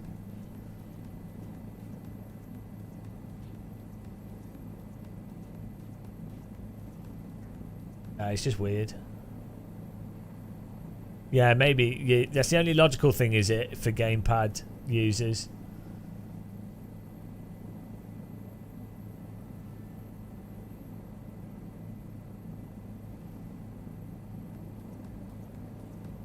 Yeah, but okay, but if you're doing that for the logic, why would the control surfaces, which you can't see from the cockpit, be the primary? Like, why would you optimize the most prominent animated thing as being the thing that's completely off. if it was if you were going right performance wise, what should we optimize? Maybe the thing that's like least noticeable.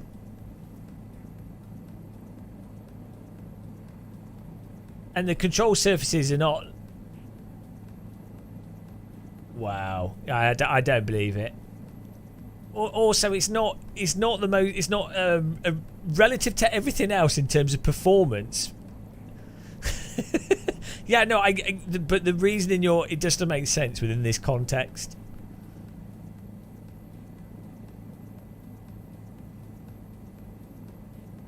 Yeah, it's more code to have it be like this than it is for it to be 1-to-1 as well.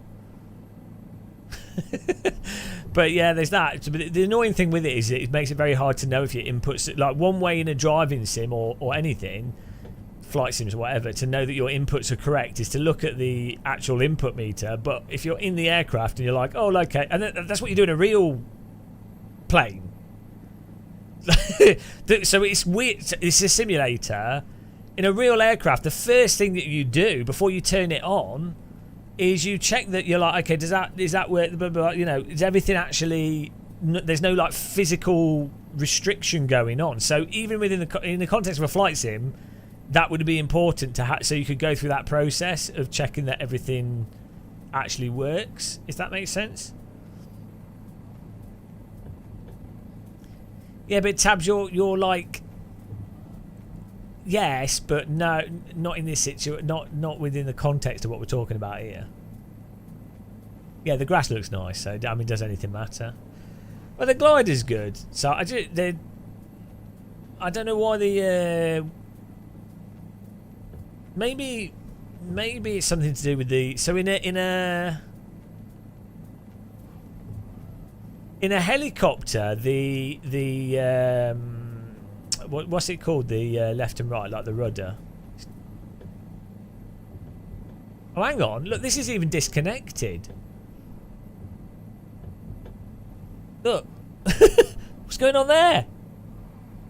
No wonder it don't fly properly. The helicopter's rudder's not connected to the...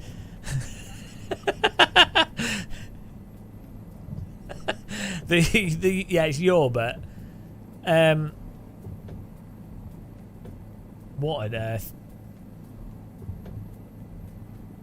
Yeah, what I was going to say is, in a plane, when you're not pushing the rudder pedals, the rudder is like central, and the rudder pedals, no, they do still rest in the middle position, because when you push on the left, it moves the right hand one forwards. And vice versa. So these still rest. They don't, or do these rest in a? No, they're exactly the same as a plane's rudder pedals in terms of they have a central position and they move forwards and backwards. I mean, they tilt a bit, but so that doesn't even make sense. I don't know why this would be different with its rudder pedals than an aircraft for Microsoft Flight Sim.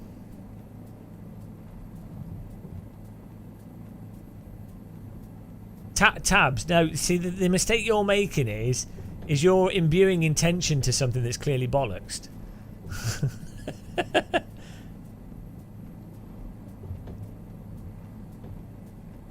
Yeah. Yeah, no, the Huey in DCS is amazing. I know, it's like my favourite helicopter.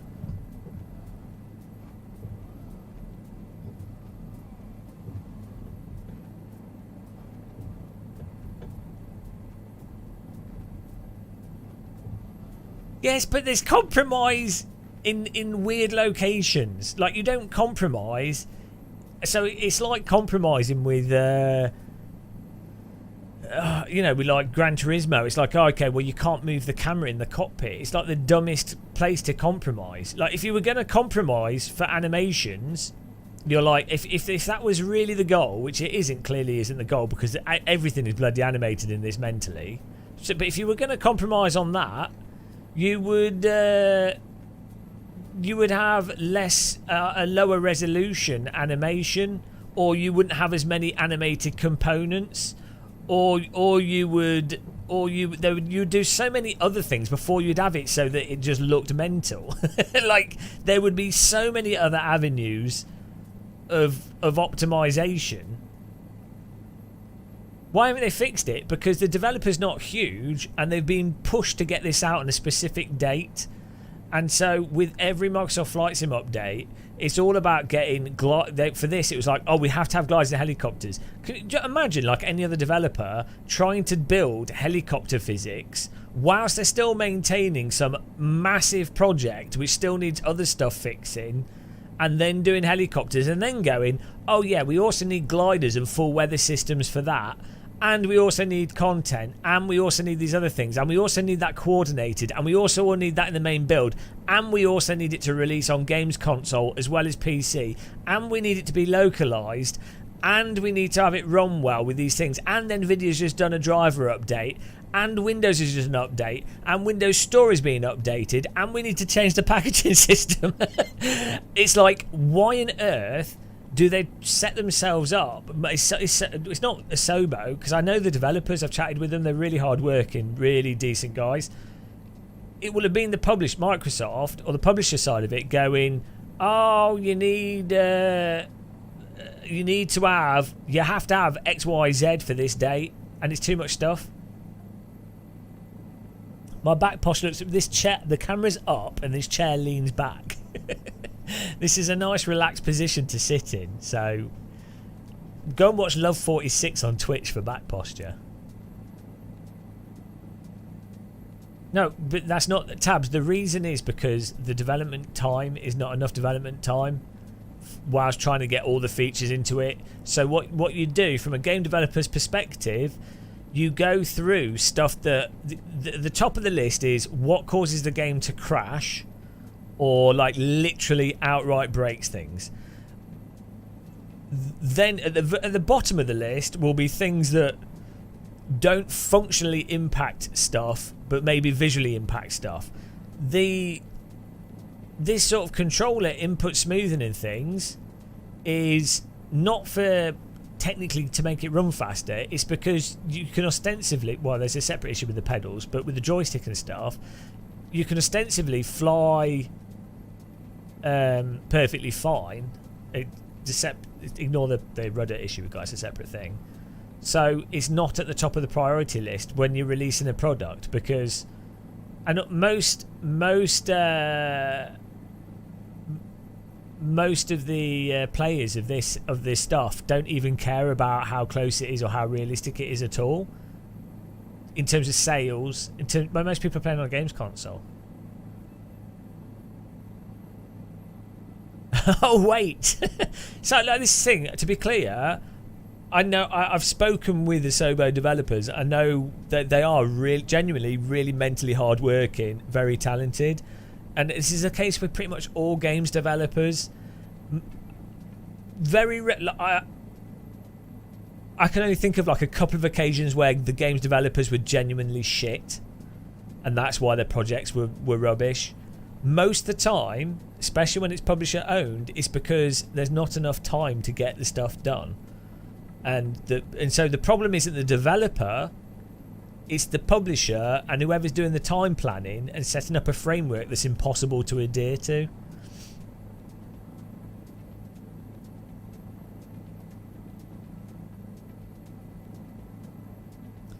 So this is the thing. but as I say, this joystick thing should have been that should be something that I think they should have done like a year ago, because this has been in the game since the beta. But it's just a weird example. As for the rudder thing, it's far. I think to fix the rudder, what we need to do is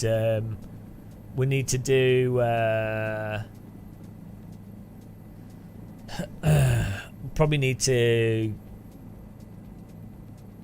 Well, actually, I don't know. I think it might just be this helicopter, because the Bell 47 doesn't have this issue. So I think there might be another separate issue going on with the helicopter.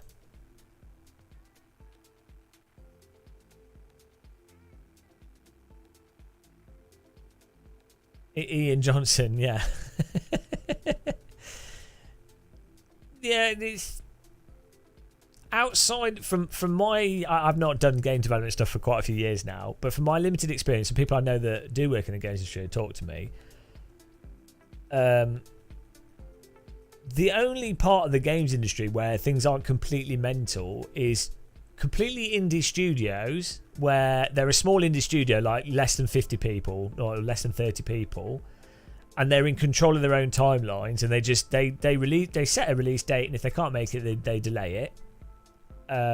Those studios tend to be fine. Indie studios that are doing more simplistic games, like not like 2D stuff or more simple mobile stuff, they're normally not too bad. But as soon as you have like large publishers and cross-platform and intellectual property tie-ins and dates that have been set that are set in stone, everything goes to shit. And you end up with people setting what they expect from the content who don't understand how long it takes to develop stuff.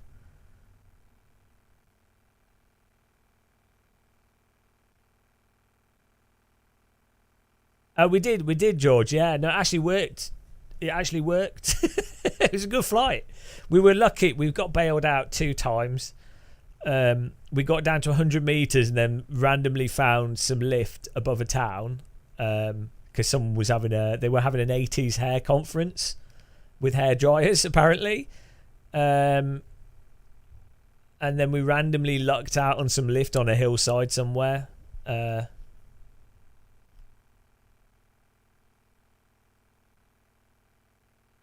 Yeah, Tabs. I think that's the logical thing, that they probably put some kind of smoothing in for gamepad so it's not over the top. That would be the logical reason for them to do that initially. But then it shouldn't always be the case. I still have a suspicion that George, have you tried it, George, yourself? It seems to me,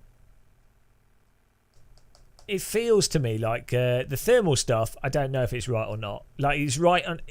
In terms of where the thermals are under clouds and things, that seems right. But in terms of what causes thermals on the ground, I don't know if that's right. The ridge lift seems to be dislocated from where I would expect the ridge lift to be intuitively. But I could be totally wrong as to my intuition as where you'd get lift from a ridge. But,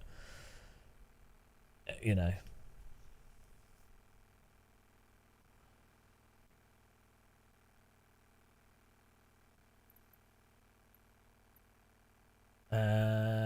So what? Let's try the other helicopter, because let's see if that has the same thing.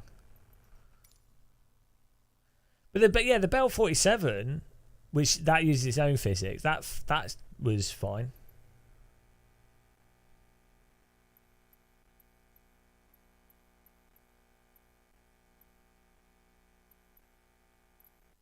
Do you reckon, George? Yeah, I don't know.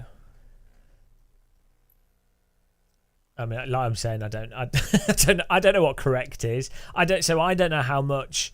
Let's say you've got a hill like this and wind hits it.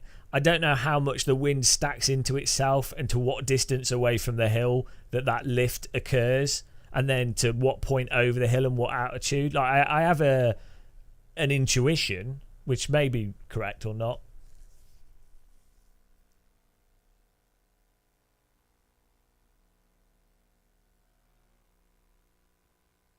The thermals are under clouds and above certain terrain, but they're not connected.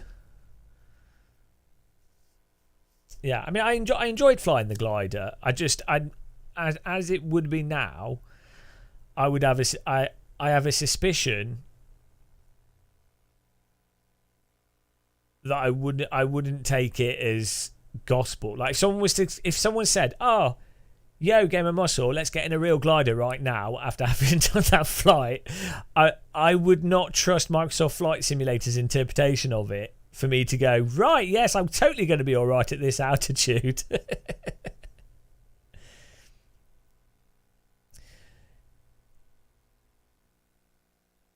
Yeah, ridge lift is if you've got a hill and the wind hits it and the wind then gets deflected upwards.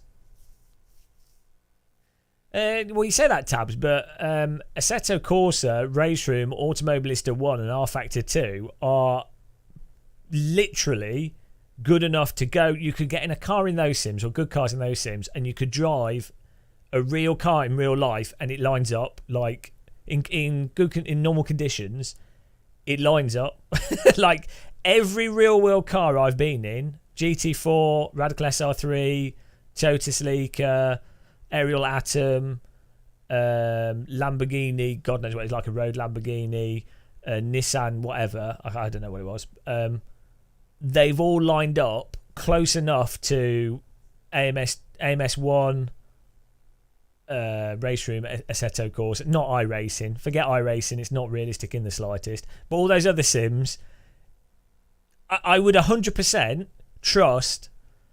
So let's say I was going to get in a Radical SR3, I would get a Radical SR3 in R Factor 2, drive it at the track in R Factor 2, and if the conditions were generally the same in real life, I would be happy to go within like 90%, 95% of what I would like out of the gate. I would trust it because that honestly, that's how it's mental how close driving sims are in optimal conditions to real. Like it's actually stupidly close. Even the flight sims are, I just don't know. I've only ever been in a light aircraft once, so.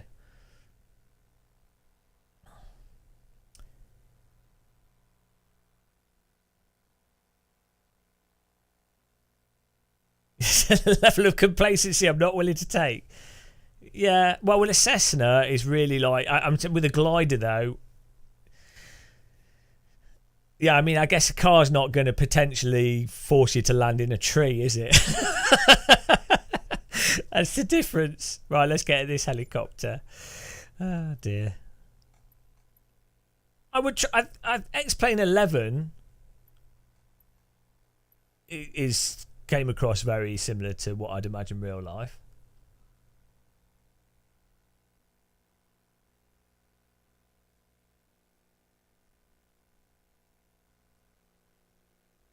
Yeah, I'm not saying it's not valuable. I'm just saying I don't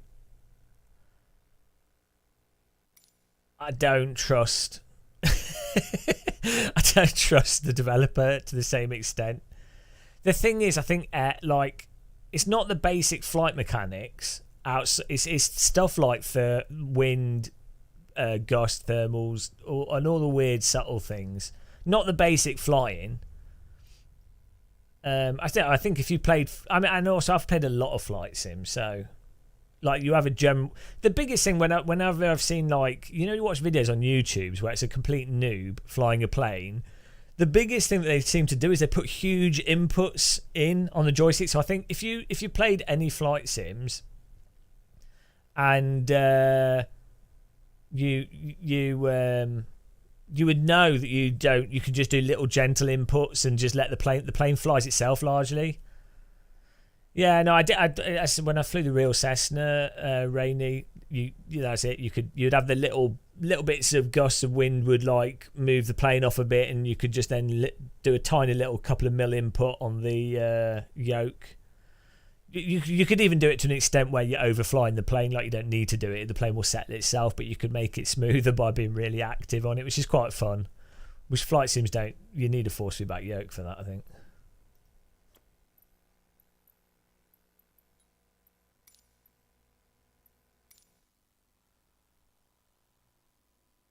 Yeah, but Tabs, there's many real world pilots playing loads of simulators, and it's all to different degrees, isn't it? You can use any simulator to train how to fly in a simulator and build up an expectation. There's loads of people using the Microsoft Flight Sim X, which has patently got awful physics, so you know.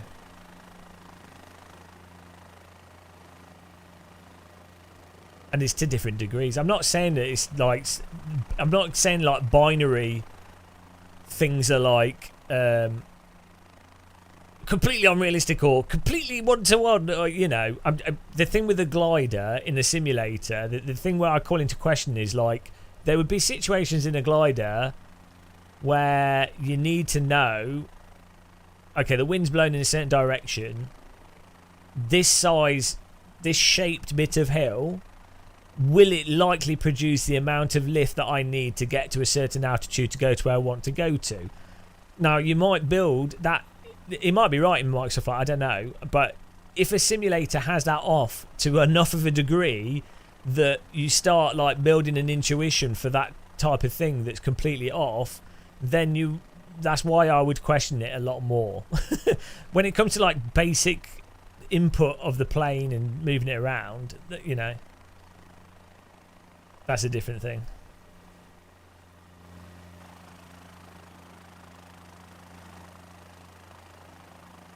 Yeah, well, I mean, I don't know. We've just done the one flight. We seem to just get monster thermals in certain situations, but yeah, I do. Well, in the summer I'll do a glider flight in real life, and I mean, George, you've flown some real gliders, haven't you? Yeah, it's all multiplayer. It seems to me that you fall into that last 10%. Yeah, but the thing with driving sims is that real life is more forgiving than any of the driving sims. So even though that last 10% doesn't line up, in normal conditions, real life is easier, more progressive, and more forgiving than any driving sim, and more information there. So it's like, in a sense, the simulators actually give you a worst case scenario that then makes you better. Or not necessarily better in real life, but it means that you're more prepared or less likely to crash in real life. So, but it means that you might underdrive in real life and not take advantage of the car if your goal was to go as fast as possible. So, you know.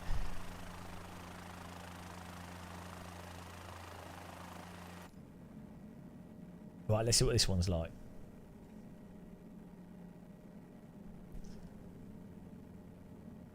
I don't know where I am.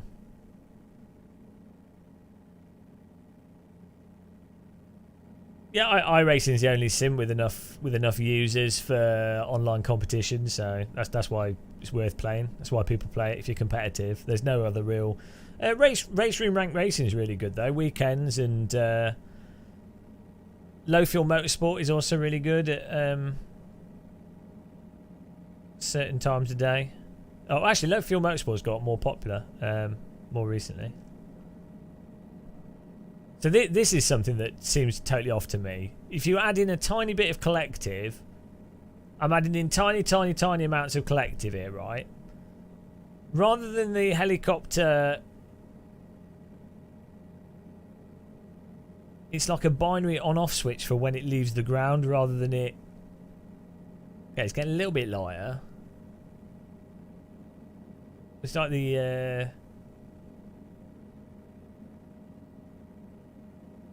I'm literally adding in like a mil of input at a time.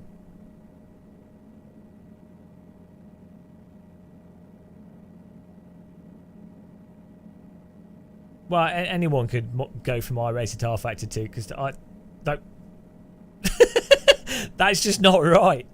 That one extra mil, and it's like, oh no, now you've departed the ground 100%, no friction, and you're rotating.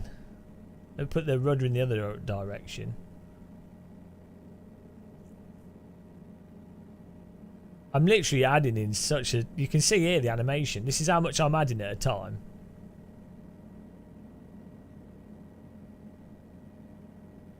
Well, you can barely see it moving.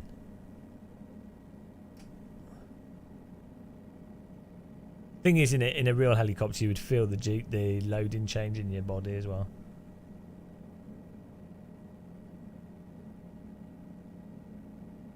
I think this might have the pedal issue I was having with the other helicopter. I have to push both pedals slightly. I don't know, like a couple £100 a month.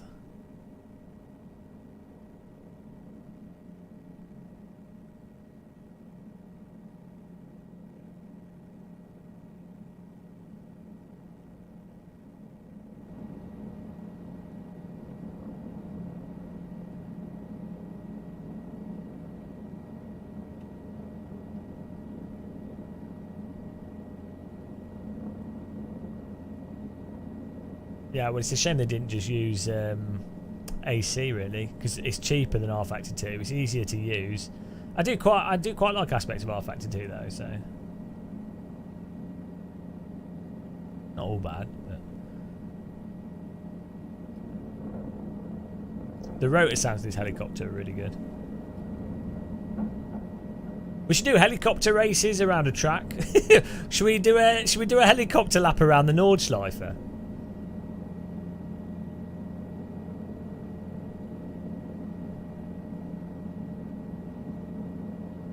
I much prefer small helicopters to large ones.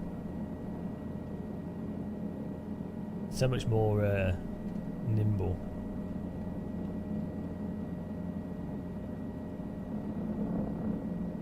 They've nailed the sounds with these though. It's so cool.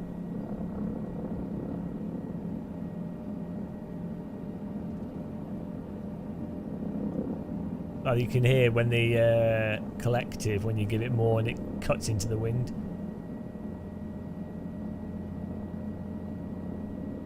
Yeah, we'll do a lap of the Nordschleife in a helicopter.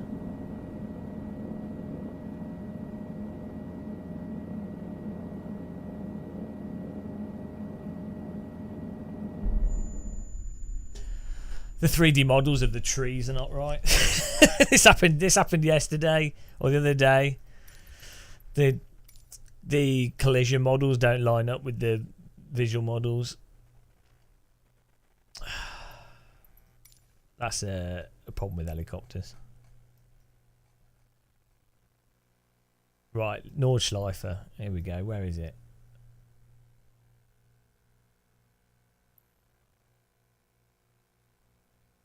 Hang on.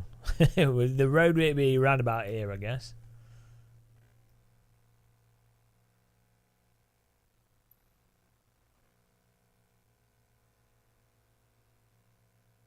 It should be here somewhere.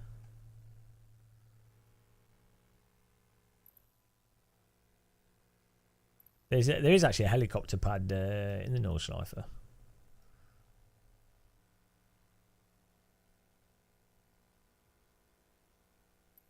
Yeah.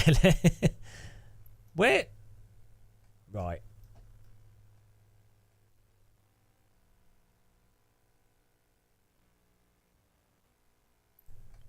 If we follow the road there, it'll be easier.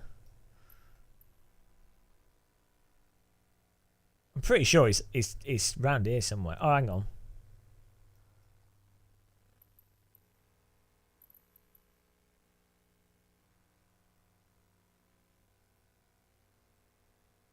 Yeah, that is a problem with those online services, having like a million different providers. It's not because everyone wants to be the one that is the successful one, and it just ends up dividing the user bases up. So that's why you basically the Sims themselves need to have it built into the Sims.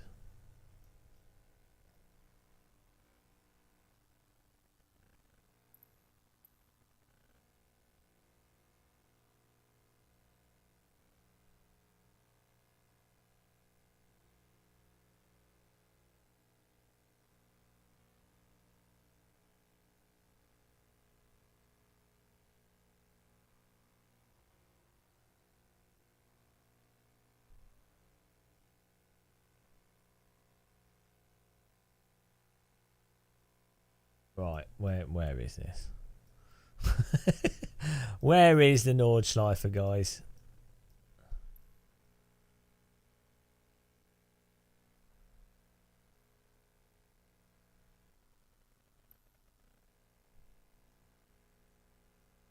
I'm gonna have to get my map out here.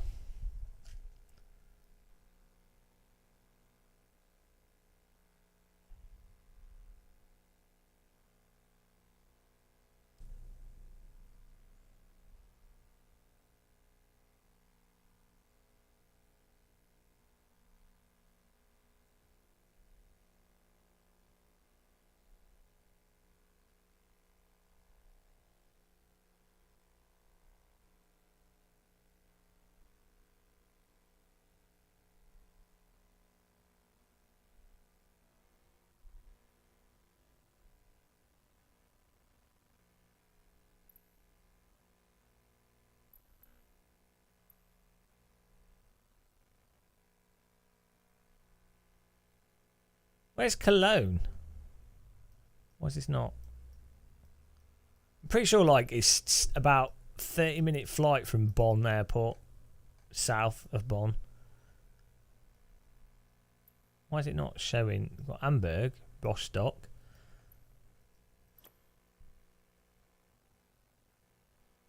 Right, let's just do this by geography.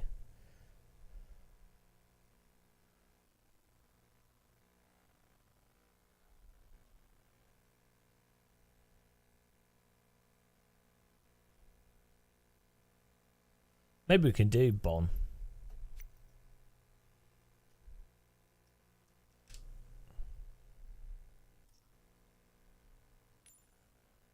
Here we go.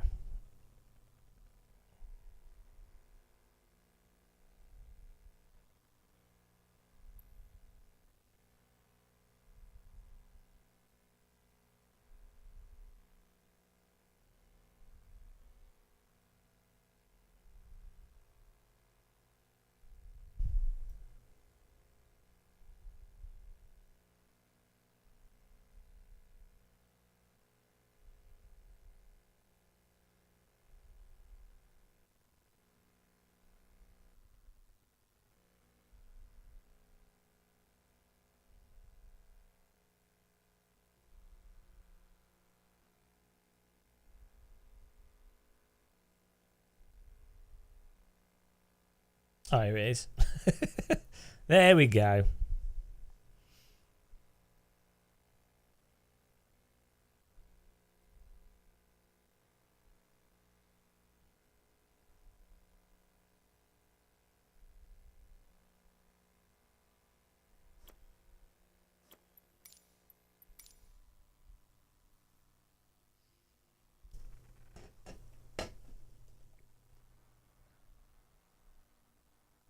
Right, lap of the Nordschleife, here we come. I'm sure it'll be a little bit overgrown. That's another thing they do in Microsoft Flight Sim. There's trees everywhere. Oh, we're already in the area.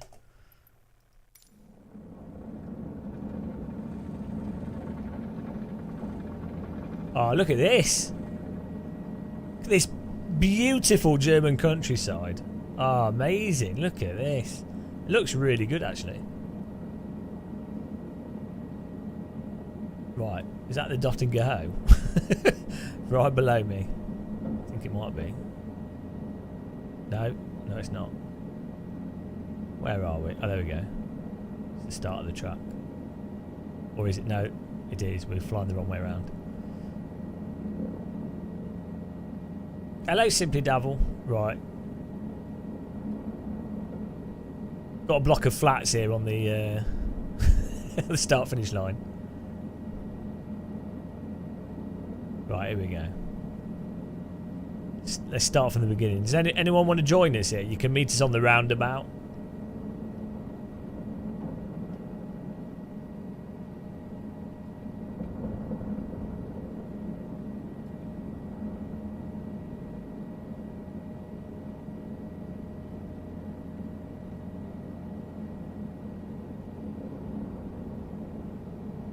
Let's get into a spiral of death here.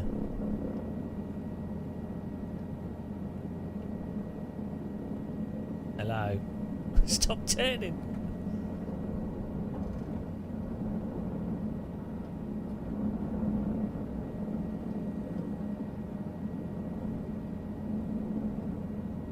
This is exactly how desolate it looks like in real life. Bloody hell.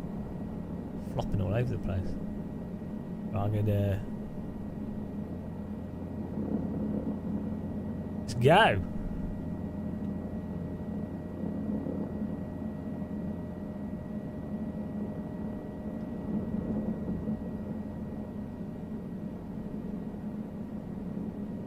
Start the stopwatch and go. Oh, there's a car down there on the track.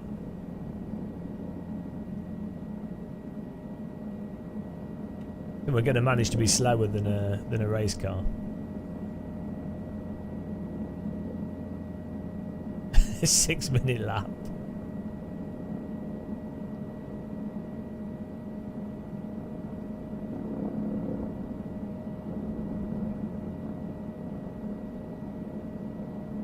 think it'll probably take like 10 minutes. We're only doing, I don't know, 100 or so.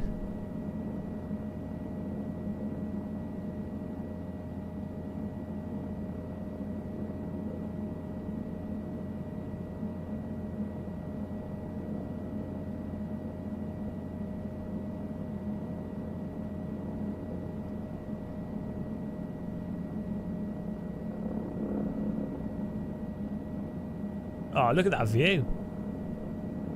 Cool. 1x. Someone should rip the countryside from Microsoft Flight Sim into the driving sim. Hello. Oh no, it's too tight. This is actually just a standard Mark Webber lap of the Nordschleife. Oh, they've got a bit carried away with the trees here.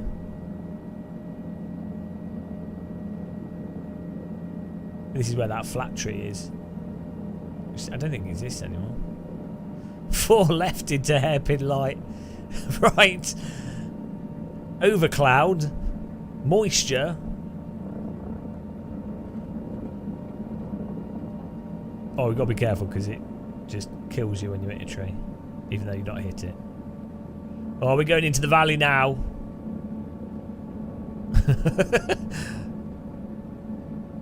Oh, it's too tight. Too much corner, guys. Whoops. There we go. You've got the little village on the left there. It's quite a nice way of seeing how the track fits into the countryside. Whee!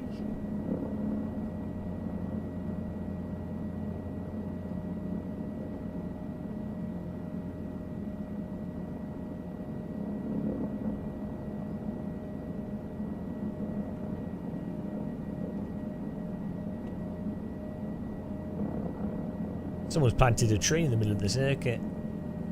Don't worry about that. We've lost the track. Where's it gone? Oh, there it is. It's that downhill and really weird right-hander, which is like really hard to get right.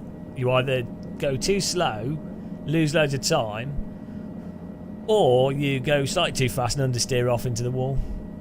But it's hard to see the track through the jungle here.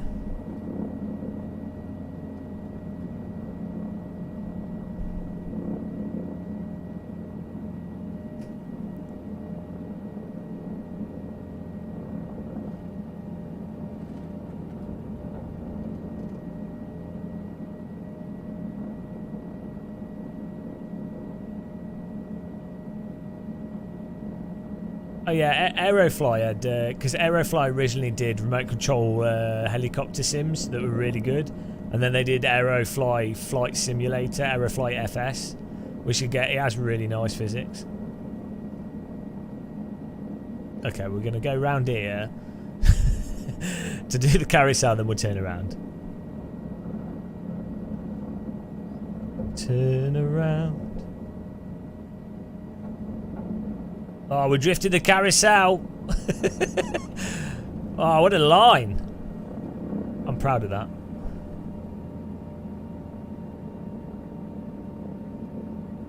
Nice.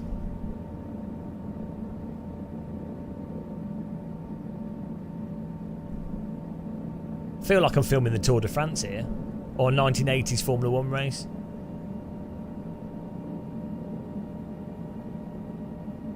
I feel too. You're in the gunner's seat. I like running people over with my helicopter. It's the most fun thing you could ever do in a video game. The ultimate insult. Forgetting knife kills, helicopter, running over people in a helicopter. It doesn't get better than that.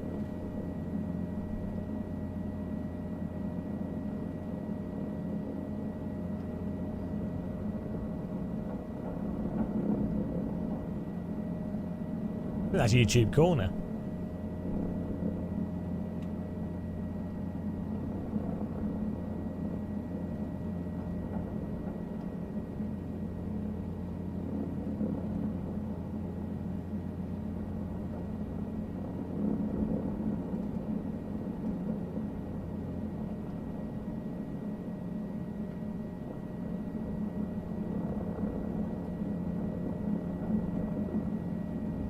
Get second carousel coming up here. Hidden by the trees.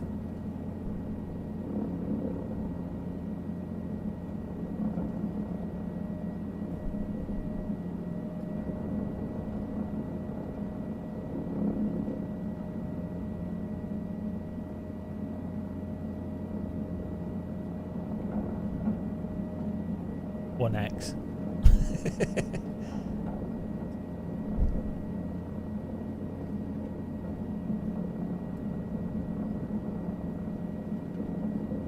Woo!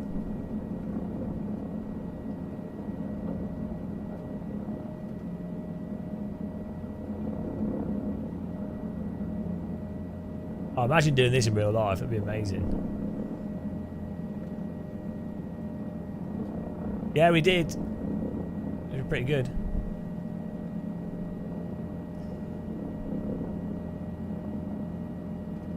Don't know what speed we get. 100 and... Oh, that's RPM. I don't know what speed we get up to down here. Problem is, some helicopters, they just fall out of the air when you go too fast.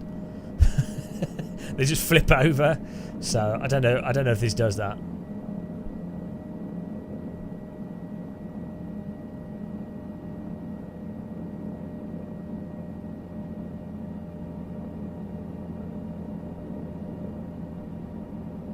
Hello, random McCall Sidington. There we go. Found a few corners here.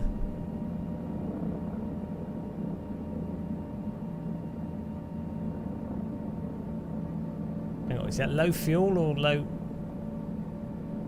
RPM sound like they're dropping? Did anyone have the lap timer on here? We're going to do the the new track. Down the start-finish line he goes. He's in a helicopter. That's not a car. Oh no. Oh no, T1. Whoa. Whoa. Pulling the G's. Whoa. Oh. Nailed it. This works better than a plane for this. Whoa! Whoa, where's the lift? 360. No scope. Reverse drift helicopter entry. Pulled it off. The world's first reverse drift helicopter entry around that corner. Oh, there's traffic driving across the racetrack. That makes perfect sense. Hang on. I think we've gone. No. Oh, it's the downhill section. It's Kubica's favourite part of the track. This should be what they do. Helicopter track racing.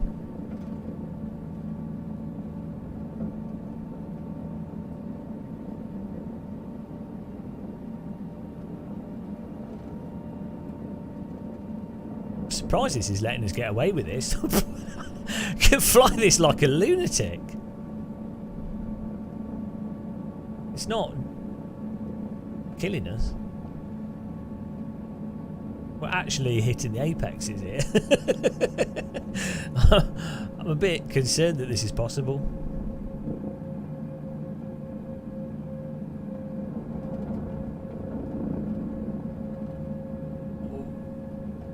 There's grass on the racetrack though.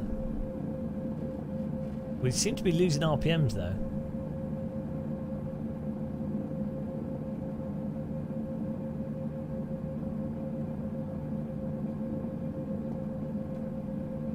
This is. Imagine if this is how a race broadcast helicopters flew. It'd be amazing.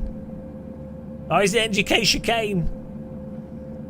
Oh no, it won't turn any faster. There we go. Oh, apex, apex, apex, apex floor. I hit the apex, guys. We hit the apex there. We may have hit the apex a bit too hard. Oh, I hit the apex. Well, good fun though. That helicopter's surprisingly good at doing that. We were gradually losing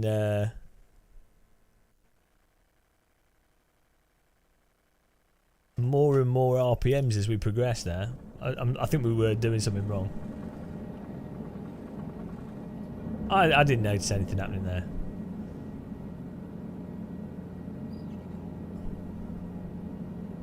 Typical, yeah. That's his standard move. Right, let's hit that apex properly.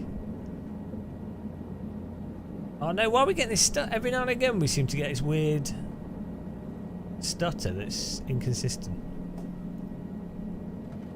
Oh, we had it was nice and smooth before.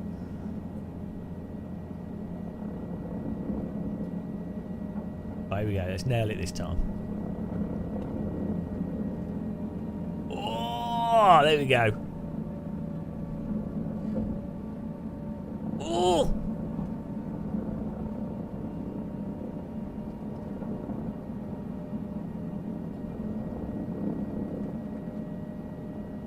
That's totally comfortable. Yeah, you can actually power slide this in. Oh no, you can't. Yes, you can. This is way too. It seems weirdly overly forgiving. I think, in a sense, like we're not losing any altitude despite. Ah. Maybe that's why it's stuttering. I think Microsoft is having some server issues still. Right, let's land at the Devil's Diner. Let's go reverse down the dot and go here.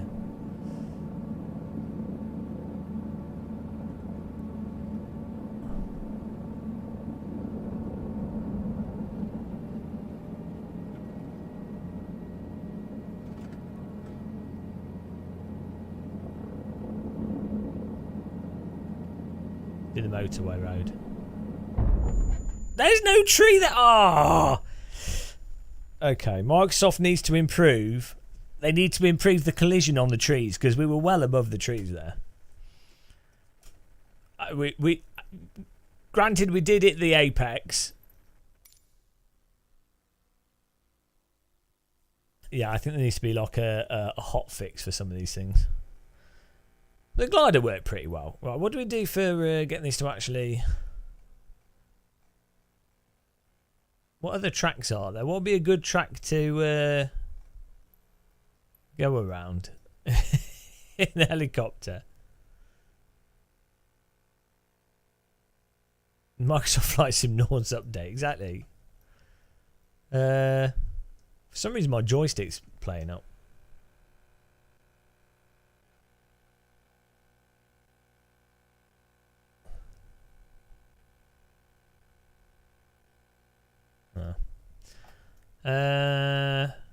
What's a good track to... What would be a good track?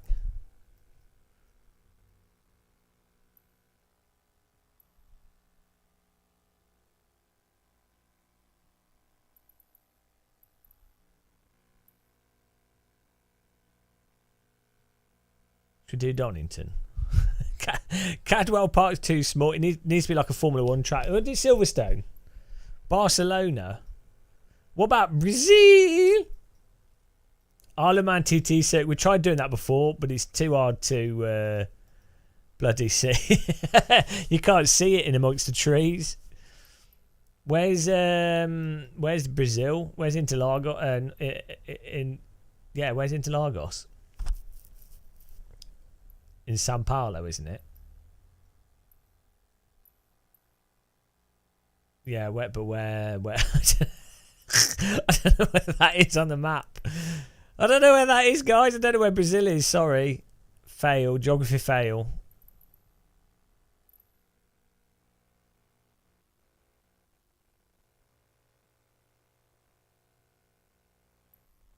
Rio de Janeiro.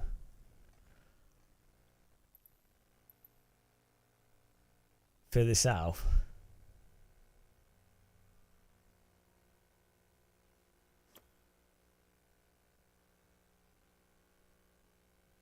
It's like Colombia.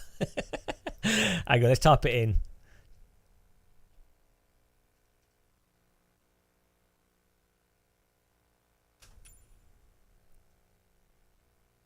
Well, hang on, what did you say? SBSP?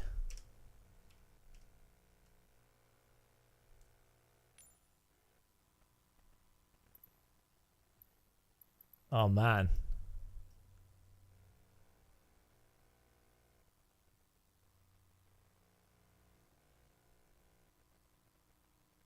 Where's the track located? Pretty sure it's in like the city centre. It's not like the track's not far away.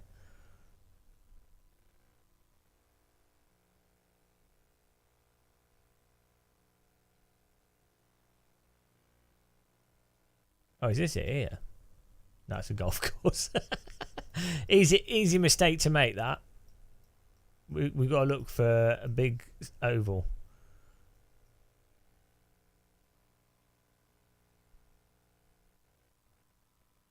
Oh, hang on. No, that's a motorway. It's in the south of this. It's a big city, this. I can't see any lakes. There's a... Oh, is that a lake?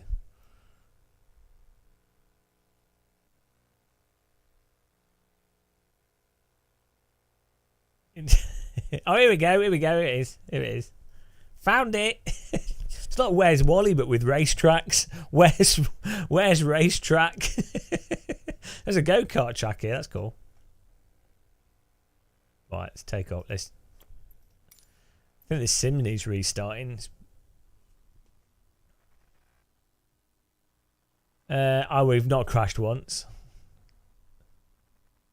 No, we did. We successfully did the glider flight, which means I'm now a fully qualified pilot. So it's all good.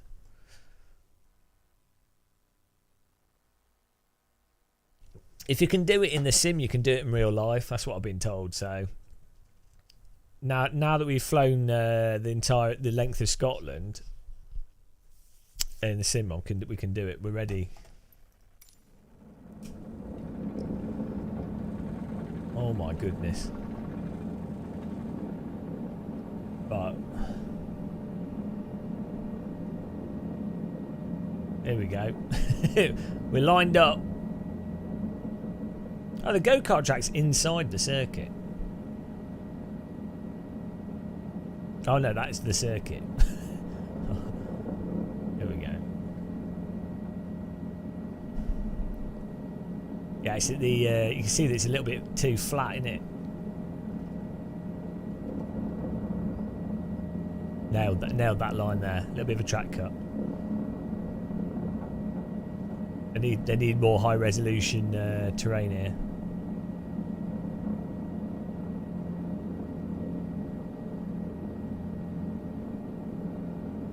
Look at the banking. If the real track had that banking. It's lights out and away we go. Oh my god. Look at this. The road. It's a. You might not know this, but it's actually a dirt track. It's an off-road motorbike circuit. A lot of people don't know that about Brazilian Formula 1 track. Oh god. Well, okay. I'm surprised it actually half worked. Right, now we... Okay. Hello. Hello, helicopter, come back. Right. Well, wait. Where are we going? Stuck. We're stuck. We're stuck. Right, here we go. Turn around. I'm totally lost now. After that. Where are we going? I'm going this way. Am I going back the way I've just come? I'm so confused. Nailed it. Oh, it doesn't like that radius of a turn. There's a limit. Yellow flag. There appears to be a helicopter doing loop-de-loops. I'm putting on a show for the F1 spectators. They should be happy. Nailed it. That was a totally clean lap there, guys. Here we go. Look at this line.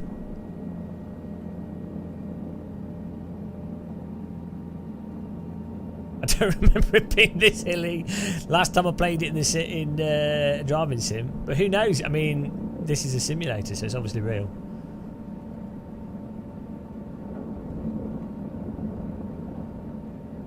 T1 at full speed. Woo! And the other, okay, it doesn't like going from one way to the other. It'll do a turn in one direction, but that's it. You have to wait for that turn to finish. Can we skim the ground without it crashing?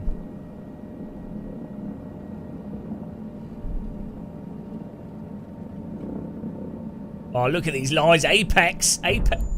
There was no tree there. I was on the apex. We had that. That was a good line through there. These invisible trees.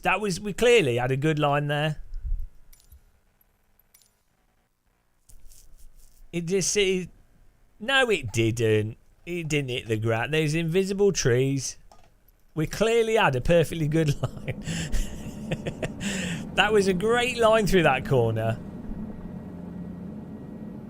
Oh yeah, in terms of yeah.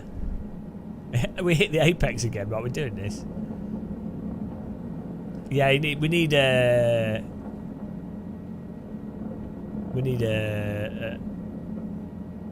replay review.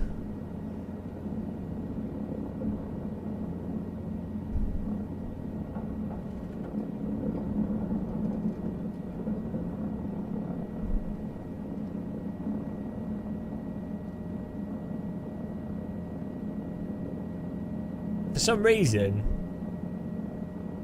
nobody lets me fly their helicopter in real life. I don't know why.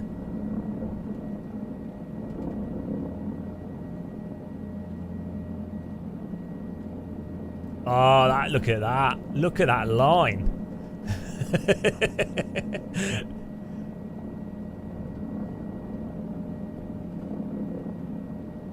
I'll be the best air ambulance service in the world. We'd get you to hospital in 5 pieces. Oh, here we go. Whoa! We had to diddly-doop it there.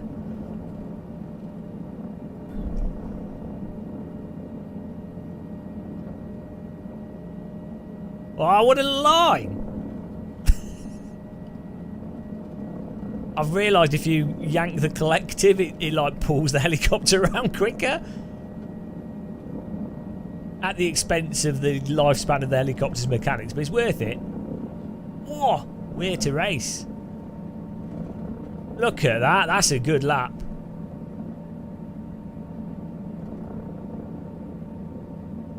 No, I turned auto rudder off.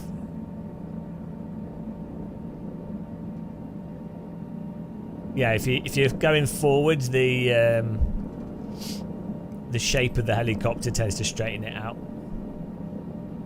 The back of it tends to follow the front. But it works against you if you're flying in reverse. Oh, not enough. You can't do that. There's no way to like neatly do that, I don't think.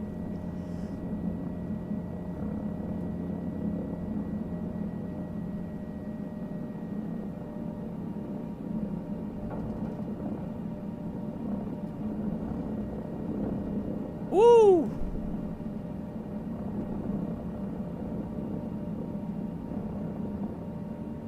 A little bit closer.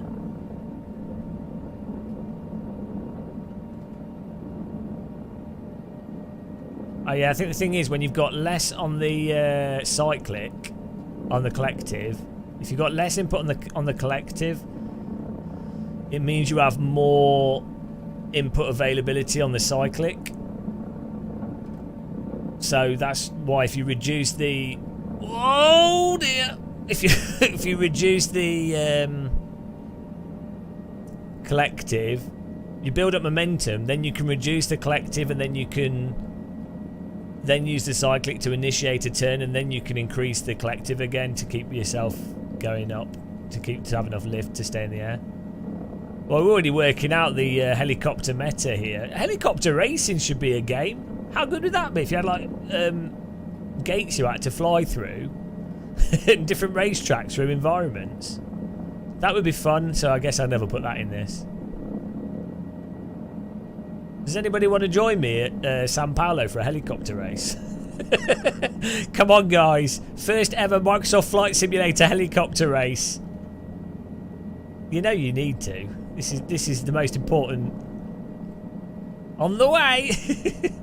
Forget Formula 1. This is Formula Muscle. We've outdone it. This is Bernie Eccleston's wet dream. The small one? I don't know what it is. Yeah, but air races are rubbish. This is helicopter racing.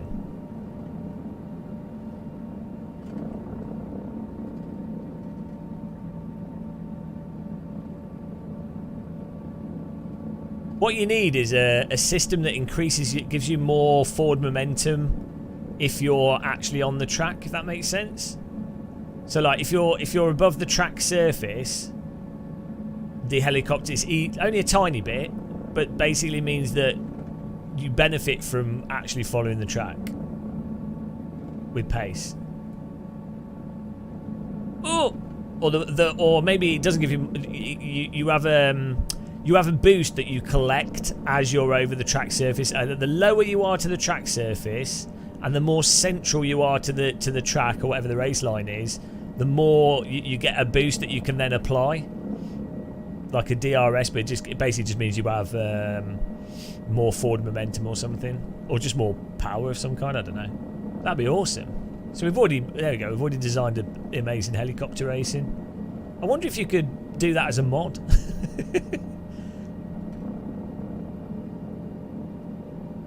It might be easier for us to do Donington, because that's right next to an airport. Easier for people to find.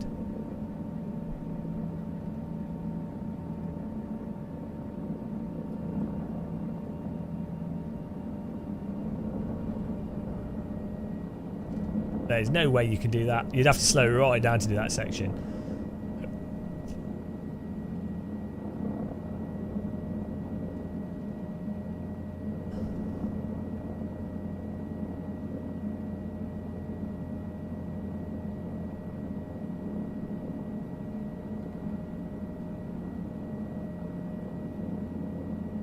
We could just find a nice valley that we just need to fly through to race.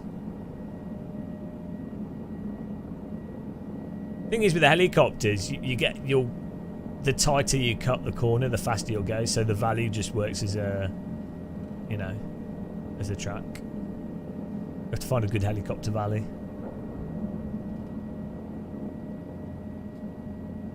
But the problem is the Grand Canyon's not just one valley. It's like loads of like little valleys all over the place. There are a few main valleys, but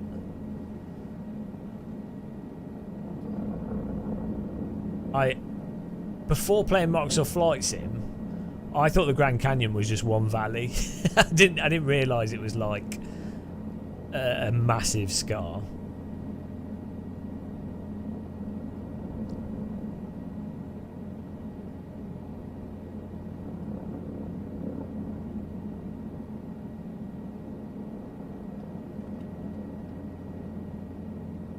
Right, let's land on the start-finish line here.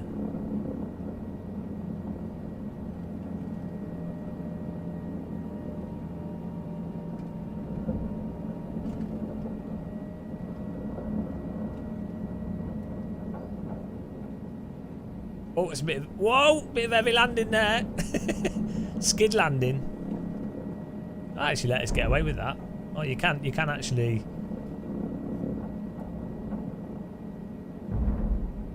Whee!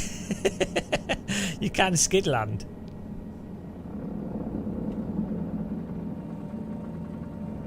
And can I hear another helicopter? Or is that just my rotor blades going mental?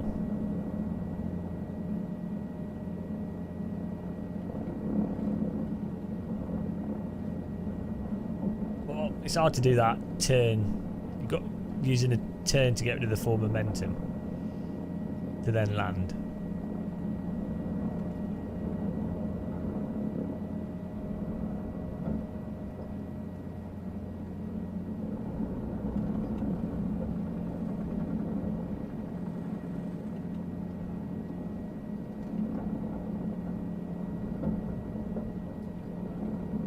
Yeah, I might buy some R Factor 2 content, and the thing is, I can't I can't play R Factor 2 on this sim rig because it makes me motion sick. But I might. To be honest, I might stop using triple screen on this rig because it makes me motion sick. So it depends on the game. AC's fine, iRacing's fine. This is all right, but with games where the cameras like do weird shit like R Factor 2 and AMS 2 and stuff, it just makes me really motion sick. So. Nah, yeah, those settings don't work properly. They still don't filter out vibrations and things properly. Is anyone joining us?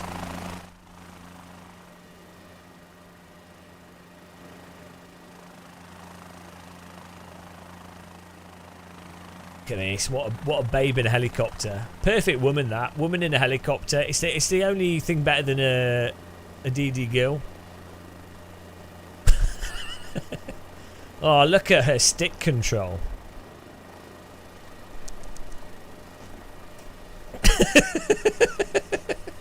Oh, she's loving the stick control.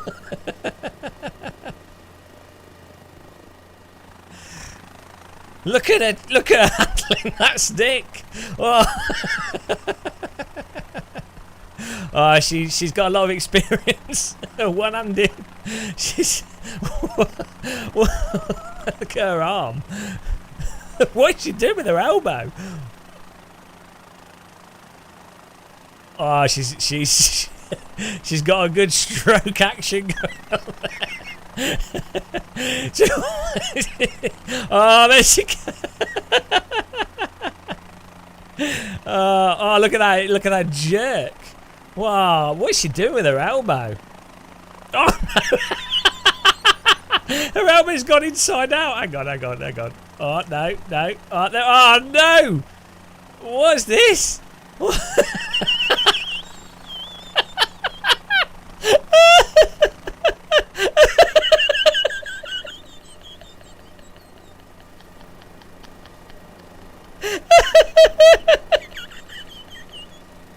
What is this?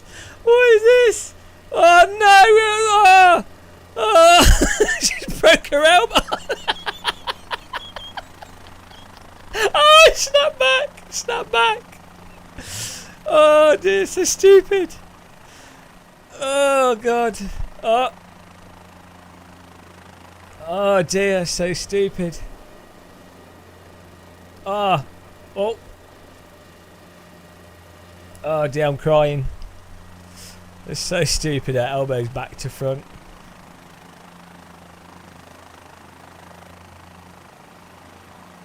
Oh, how did we get it? Oh, there it is. just your normal helicopter pilot there. This is actually the standard. That's the standard way to fly a helicopter. It takes. Ah! What's going on? Takes a while to train to fly a helicopter like that.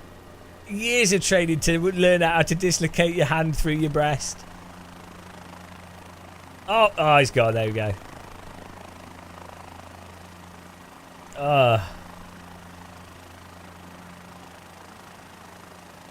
Yeah. Beautiful.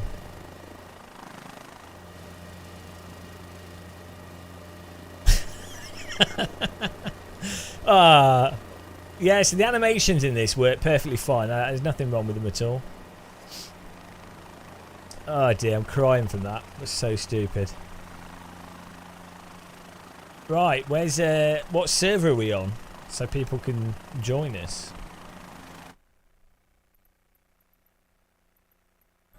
Hang on. North Europe? Can nobody else see us? Should we go to? Let's go to Donington, guys. We'll go to Donington. So it's nice and easy for everyone to find. North Europe, Donington. Or maybe I had AI traffic turned off. My fault. All players. Yeah, that should work. So we just do that in Donington.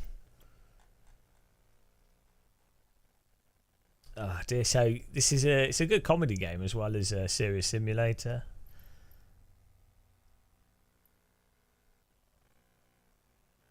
Well, I just have all players AI turned off.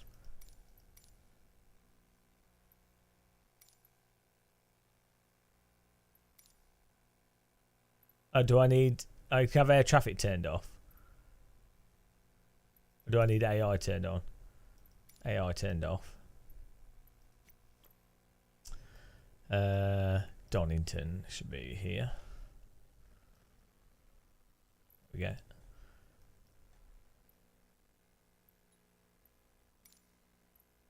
So that's EGNX.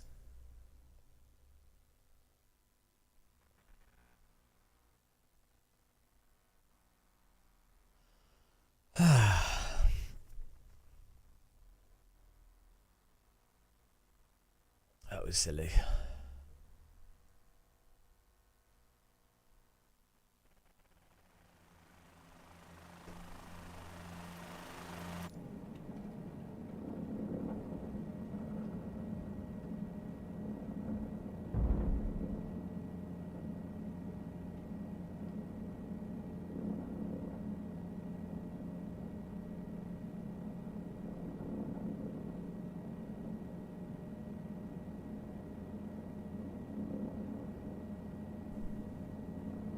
Donington's behind us. Let's go. Let's do a normal airport takeoff. It's weird how in a helicopter you don't really need to taxi down the runway, but people do because it's just a flight path pattern or whatever they call it. I ain't no real pilot. I guess it makes it easier for the air traffic controllers, and you know you're not going to be going over someone that's taxiing.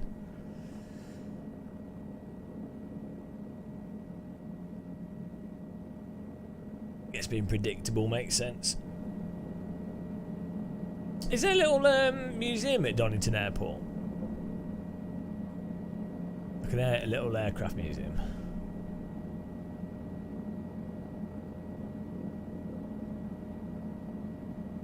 Oh look, Bing Map's a bit out of date. They've not got the ring road put in.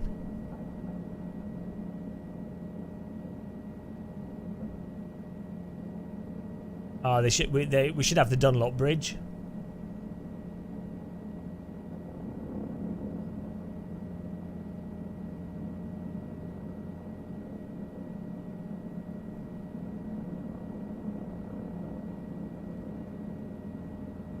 Here we go. This is a good.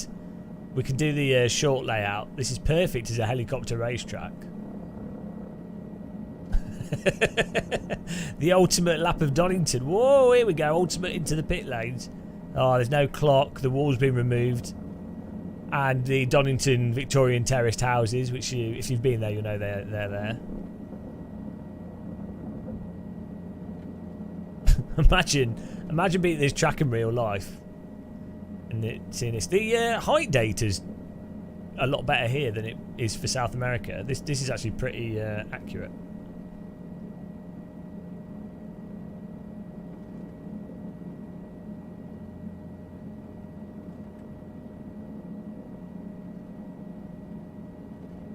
Yeah, it's because it's replaced the grandstands with Victorian terraced houses.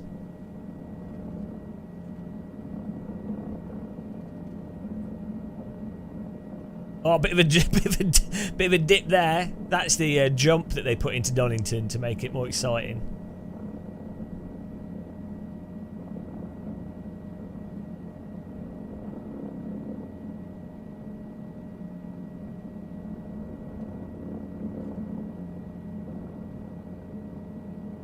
It doesn't seem that we're able to. Oh, it won't turn. Get other people in the same location.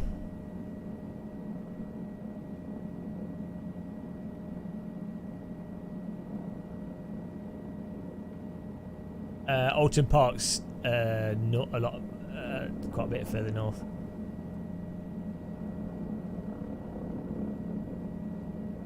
Let me have a look at the settings here. Do we need to add you as a friend?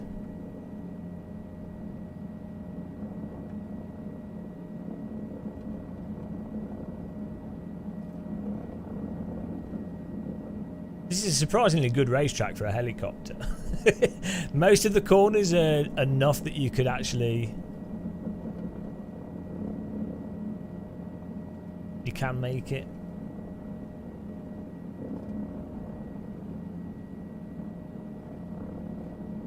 Let's apex this. Tricky corner in a car. Easy in a helicopter.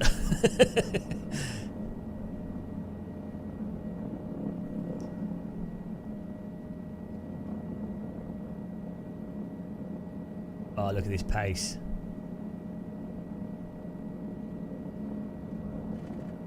Oh, oh, jeez. Oh, bugger me. Oh, dear. We like graze along the ground here.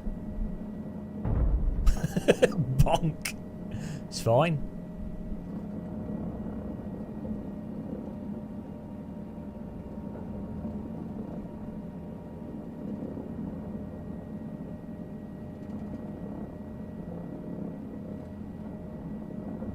Oh! Oh!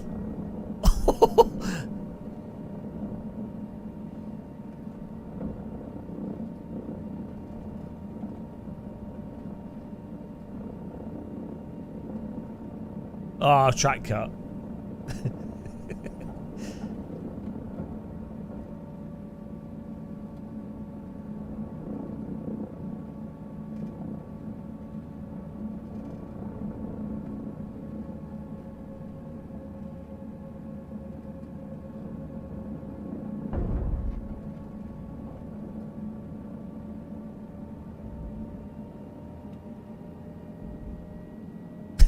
He's skidding across the floor here. He's surprisingly happy for us to skid along the floor. Oh, the curbing. Oh, what, right, yeah, for... Yeah, that's weird, isn't it? Because they've got a drone. They did that for Grand Theft Auto.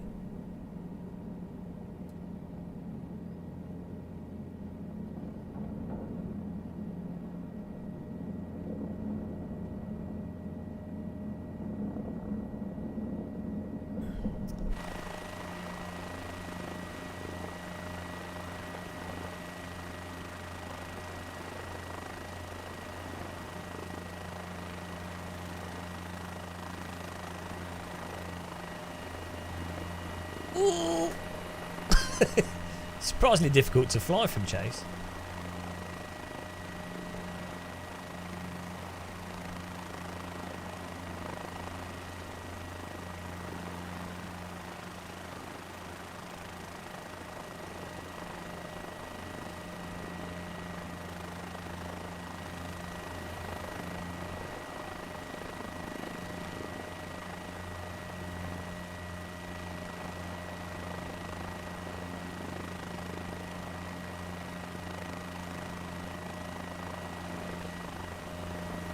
The banking that we were doing. It was mental.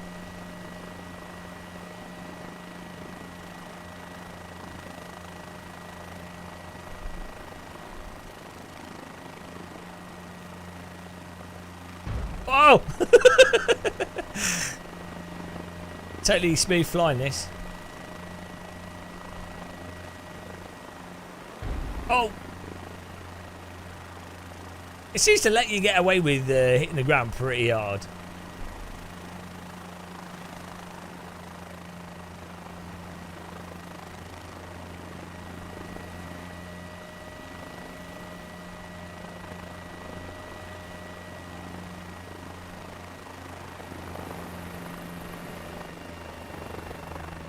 No, you can't do a loop. No. You should be able to do you can do a roll in a helicopter if you're careful. Loops, some helicopters can do like a loop. It's more like a going up and then flipping around, I think. Oh no, actually, there's that modified Red Bull helicopter.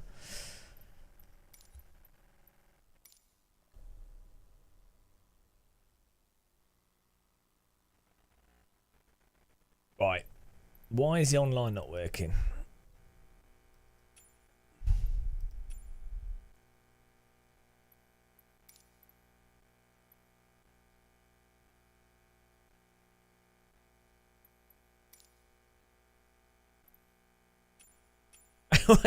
Why is it? This keeps going.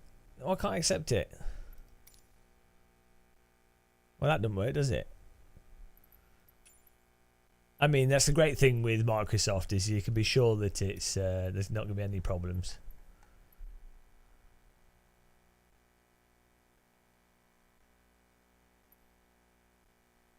Yeah, I think that Red Bull helicopter does like 0G. It's more like a 0G roll rather than flying upside down. Like a helicopter can't it can't carry the weight of the helicopter by its blades because they can't go inverted. The thrust. Remote control helicopters can. Maybe they modified it so it can, but I don't think it does.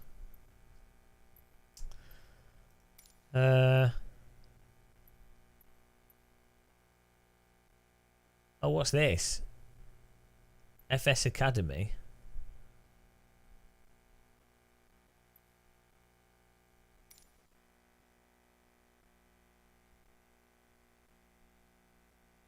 All new tutorial pack designed to add to new dimension to your flying, enabling you to navigate cross-country using real techniques.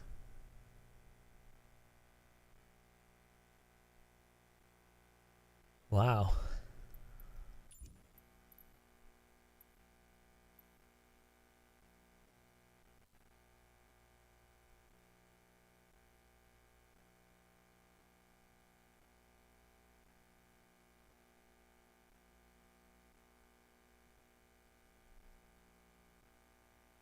Yeah, I've seen some of those crazy accidents. Ah, look at this. We've got a little glider here.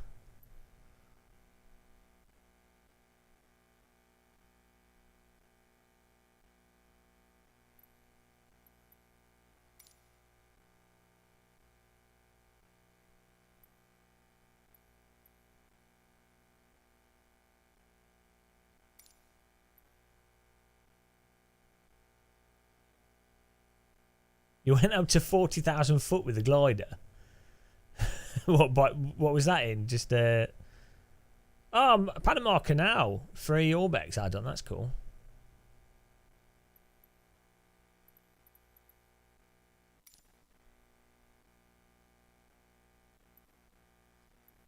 Oh man, I wonder how much you could spend on all this.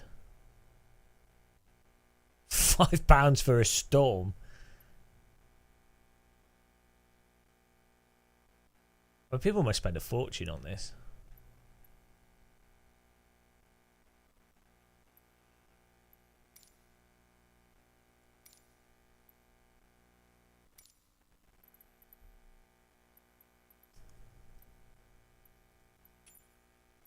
Where's my content?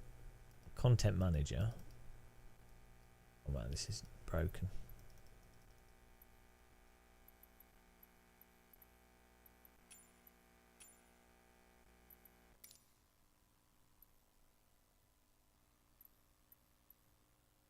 Oh, supposedly we've got everything installed here.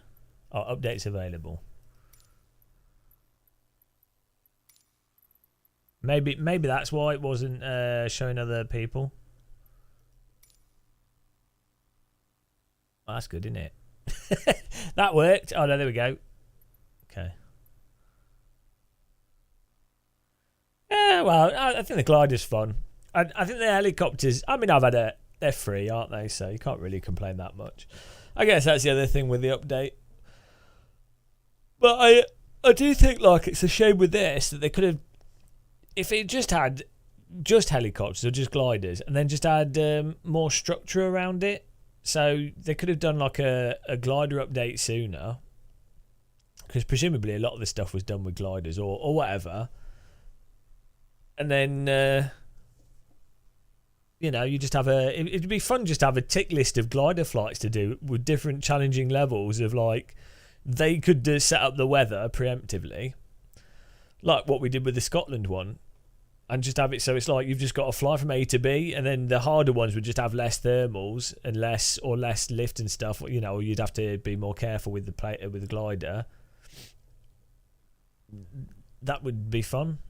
Like that would be a really good game in and of itself. That alone would be awesome. And I mean, the glider training missions were good, but you could expand on that. Try and get Mach 1. I don't think the wings will stay attached. I mean, hang on. Can we go get the glider and drop it from space and see what speed we get? Let's have a look.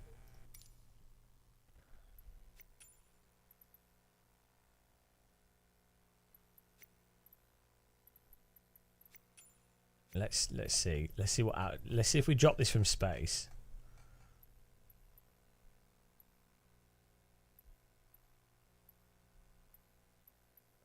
Are you, Tabs, are you saying that I can't handle a glider in space? Where'd you choose the altitude? It doesn't really matter where we go from here because we're going to be going from space. How do you customize the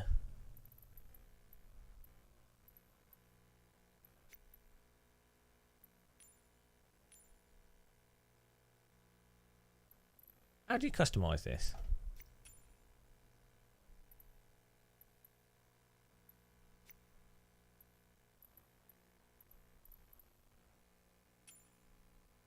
Weather.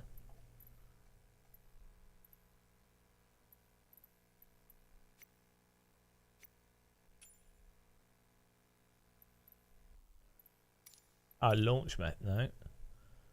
Oh, look at this. We've got 3 winch tools. That's cool.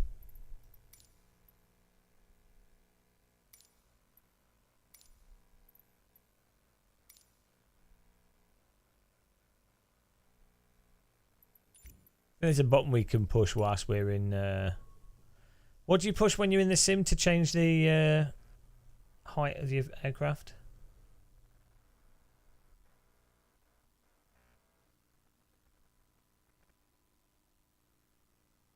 F4.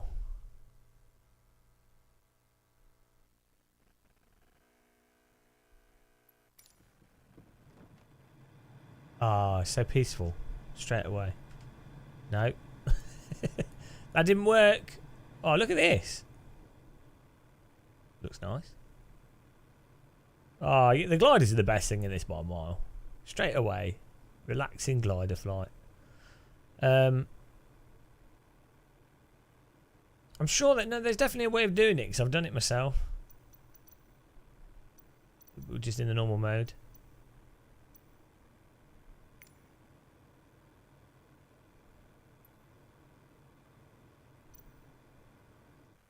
Yeah, map the keys for slew mode.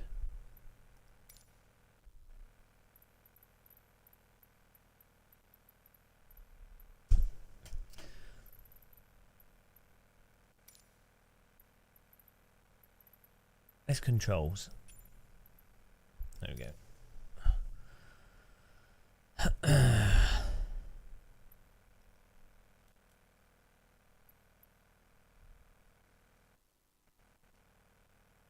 Well, that's good. Good keyboard there.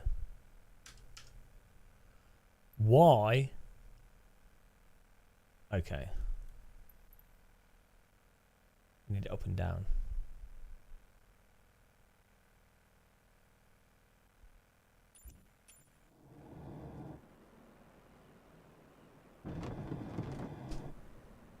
Oh, what was up and down?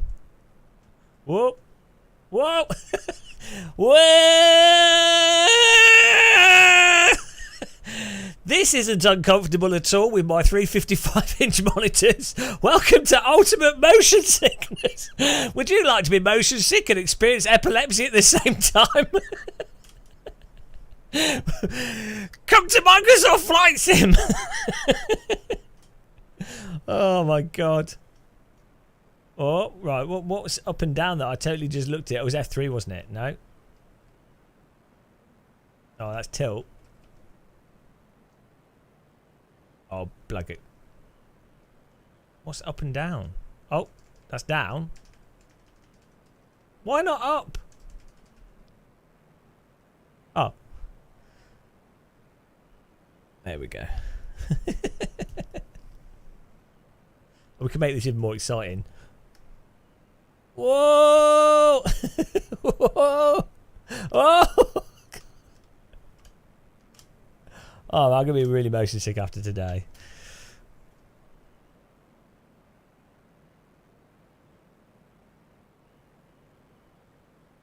Oh, here we go. Mach 1, here we come. We're in space. I can see the moon. Oh, man, we're at 275,000 foot. That'll do. And here we go. Ultimate flight test. Oh, we got lift. Okay. There's the whole UK, United Kingdom, and behind us is France. Oh, man. We need a light. Little bit thin on the oxygen up here. I feel like that skydiver. Where's the speedo on here? I can't see it.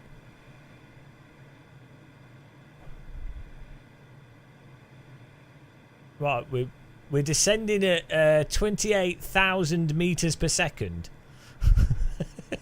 That's a pretty high descent rate in a glider. Oh, here we go. We got it under control. That's a nice view, isn't it? There's France and it's always good when you can see Spain, France, Holland, and Norway and Sweden at the same time. That's when you know you're flying high. For some reason the speedo's not working. Is there? Oh, we have to go external view. It will tell us. Oh no. Oh, here we go. Airspeed. It just thinks we're doing 120.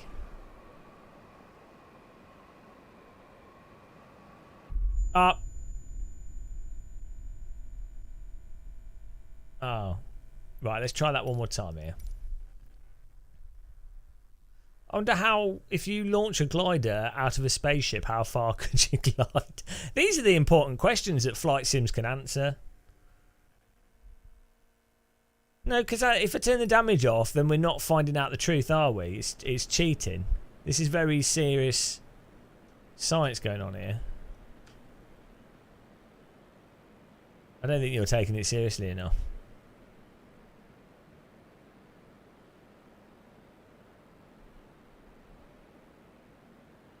Whee!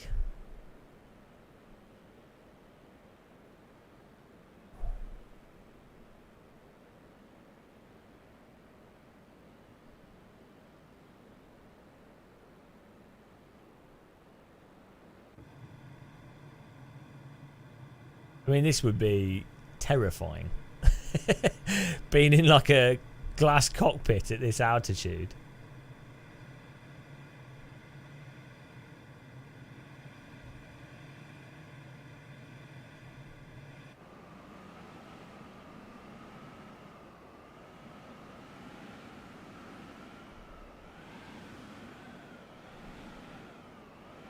It's weird because there's no airspeed. We have speed, but the air thickness, the air is not obviously not dense. So, but it's like really responsive because there's no resistance, like to roll and stuff. But then there's no lift as well, so it's kind of weird.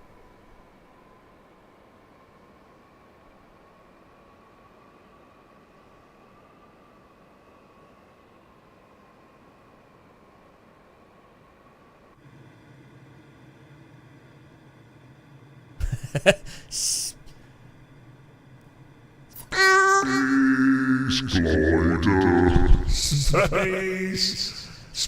glider.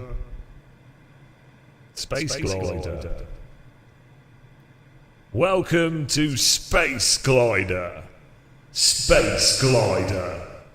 It's a new game.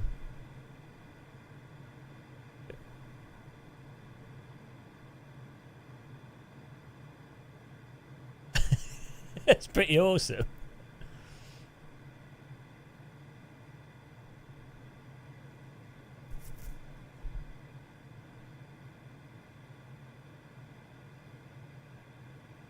I mean, if the glide ratio is 50-1, and we are at an altitude of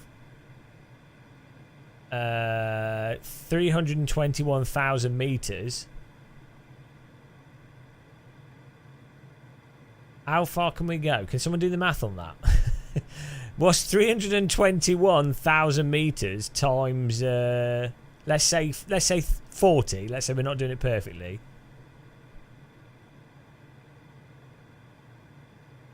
No, that's meters per second actually. That's not at altitude, is it? Where's my altitude? Oh, we're at 40,000 meters. 40,000 times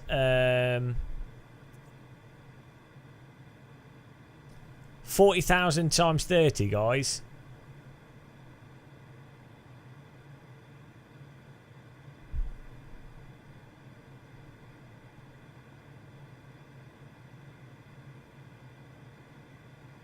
I trust everything in this glider. It's got us to the edges of space. I mean, what's there to question?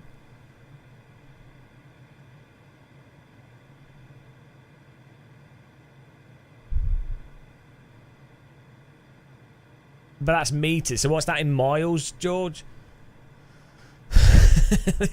This is important to know because we're going to use this in real life. This is the thing of simulators, and what's really good is you can do stuff in them that you would definitely make use of in reality. If I'm ever, you know, an absolutely gorgeous lady might come up to me and she'll go, "Oh, how far can you fly in a glider if you were to drop a glider from space?" It's quite a common question, and I'll be able to tell it exactly, and she'll be like, "Oh wow, please marry me," and I'll be like, "No, sorry, I'm not interested in you," and it'll just be an ego boost, and it's all worth it for that. Okay, we're hitting 200 miles an hour though. 200, I don't know if that's miles actually, kilometers.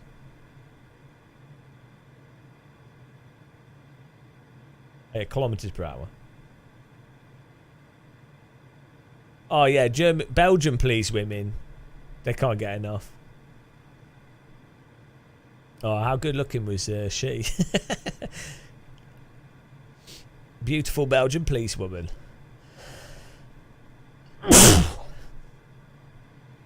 Woman with a truncheon. With a truncheon. Where's London? I can see... Oh, there we go. It's down there. It's quite far away from us. It's a great view, this. You'd have to pay... Normally you'd have to pay a fortune for a view like this. I don't think that's very realistic. Okay, we're going to have to turn damage off, guys. That's terrible. I just... I don't think that's fair. I think we had a nice... Right, that's just totally unfair. Where's the damage option? How do you turn that off? Is it in general options?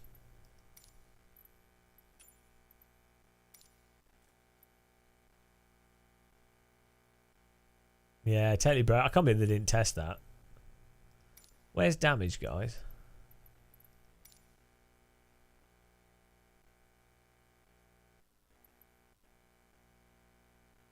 Assistance.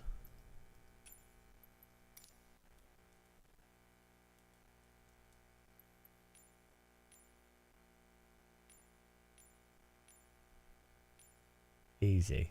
There we go.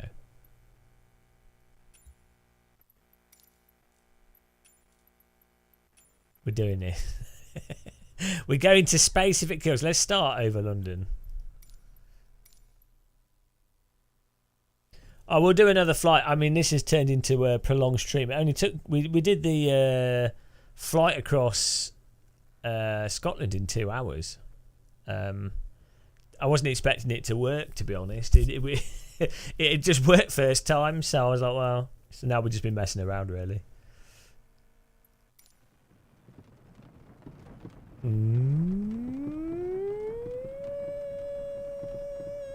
See.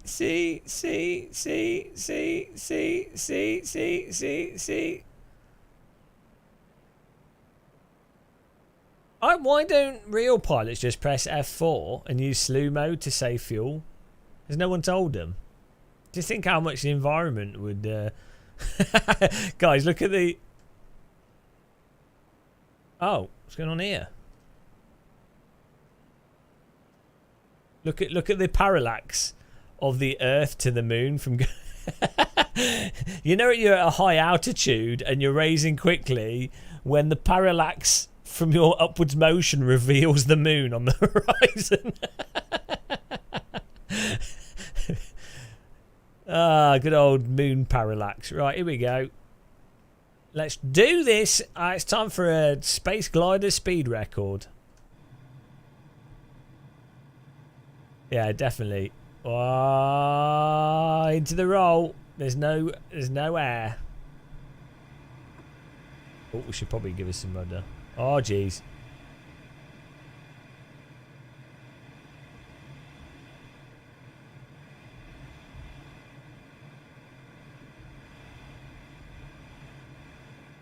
Oh, hang on. What was that? Oh, it's the moon.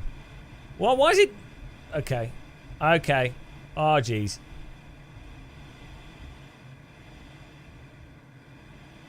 Why is this harder? Like, we were all right last time. Now it's going mental.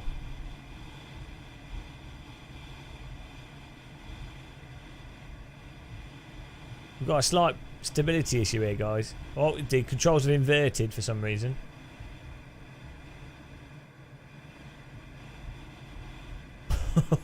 It's a bit windy up here.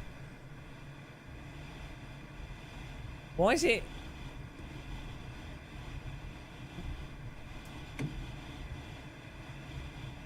Why? It didn't do this last time.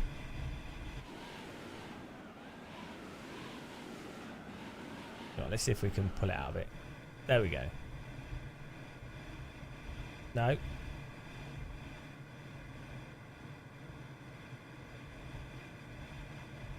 I think what's happening is the wobble of the wings is oscillating it.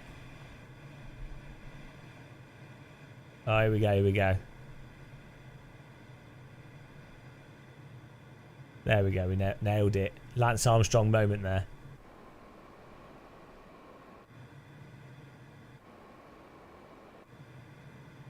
That's the right button.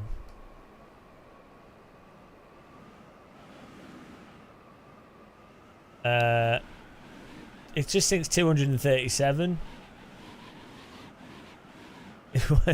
It won't tell us any higher. Oh. Oh no! Oh no! We got a problem. Oh, it's nothing, no problem, nothing to worry about. The wind is bending upside down there. It's fine, it's fine. Oh, look at the vibration.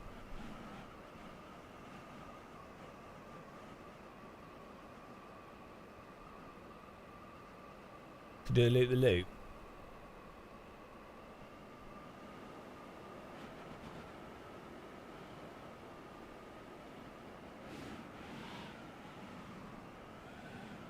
Maybe it's like, I know, probably above the jet stream. I don't know what's going on.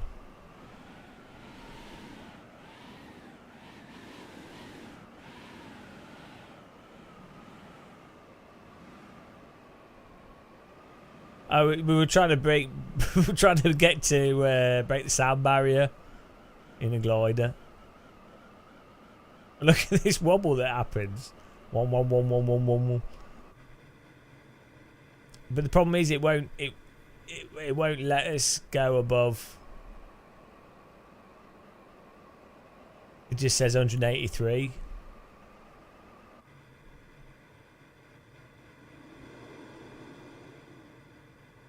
What happens is the wings gets caught in the oscillation of the wings. Maybe if I wobble it like this. There you go.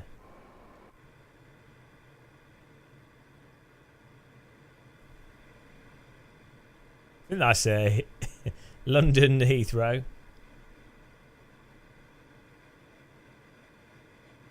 Oh man, that is really uncomfortable.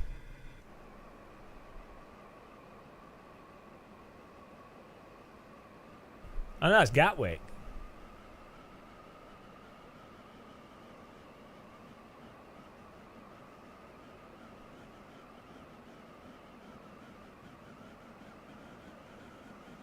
What is it doing? Can you imagine being in that? What? I think some rotation might help stabilise it.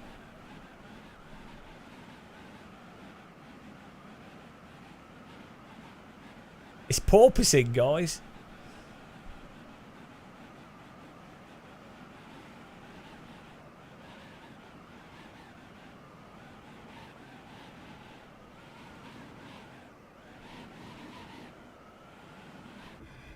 Oh my god, that is like the worst.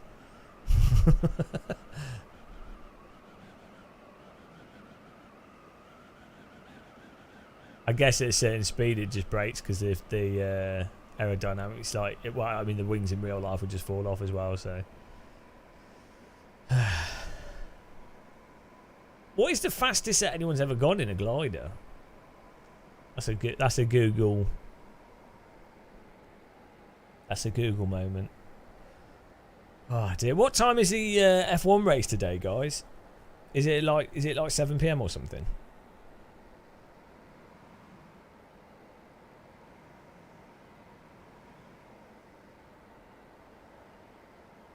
Oh yeah, that's I'm surprised that they haven't done a space shuttle thing like X-Plane 11's space shuttle mission was fun. I guess it's a bit weird, like most of it is just following an onboard computer, and it takes like 6. If you do it in real time, it's like 4 hours. It's something ridiculous. I think it's like 2.5 hours. Most of it is orientating yourself in space, not the actual glider bit. But yeah, they could totally do the glider part. So you start the space shuttle mission on the glider approach, which you could do that as a like a 30-minute thing. They at when the air museum in Seattle, they have like a simulator of it, and it's terrible. It's so bad. But yeah, I think X-Plane has the best version.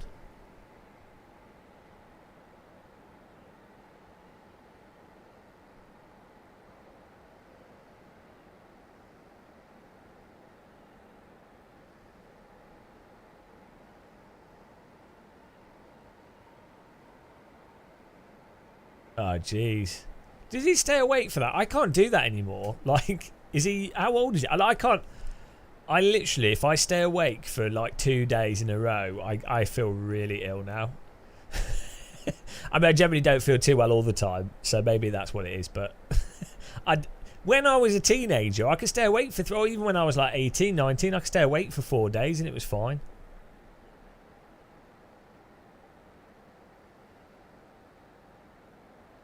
Yeah, well, it's not fun. There's this whole thing people make it out. Oh, stay awake. Oh, 24 hours. It's like, it's not fun though. It's not like, it's horrible. And then if you're someone that's ever had actual insomnia, it's not something that you'd want to risk giving yourself in, like, it's the equivalent to going, oh, break your leg. It'll be fun to break your leg and have it heal. It's like, no, insomnia is so depressing and annoying.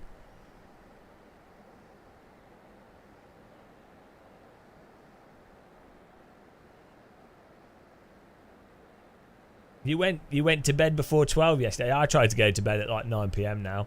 But it's took me like 3 weeks to get my sleep back and to get back to getting to 7 or 8 hours a night sleep. That was 3 weeks of like ridiculous scheduling and like, I don't know, you know, like so it's such an effort for something so simple. It's ridiculous.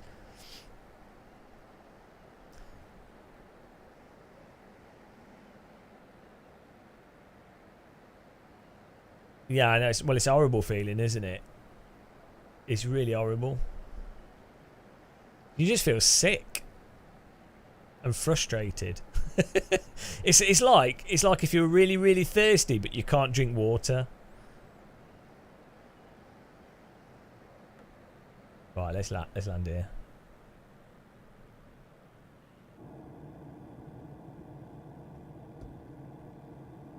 This is London Gatwick Airport. I've used this airport a lot in real life. Do you think this runway is long enough for us for our glider? I'm not sure. I think we might need a longer. Let's land with no brakes on at all. Oh hello, we're gonna land. be on this jet plane. Why not? Oh, well, we haven't tested the ground effect actually.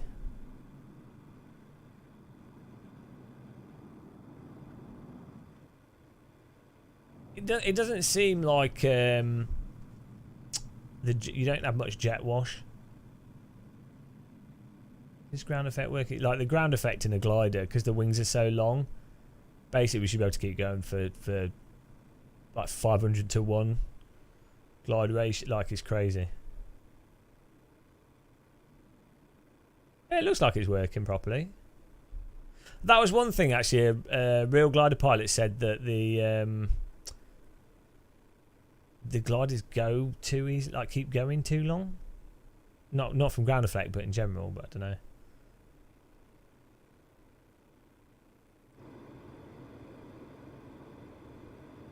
This seems to work though. The ground effect feels nice.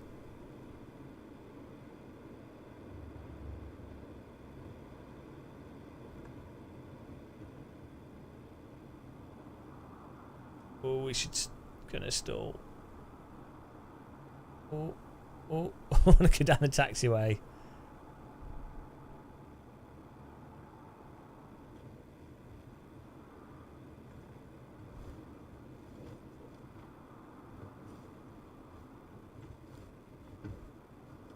Oh yeah. Wow.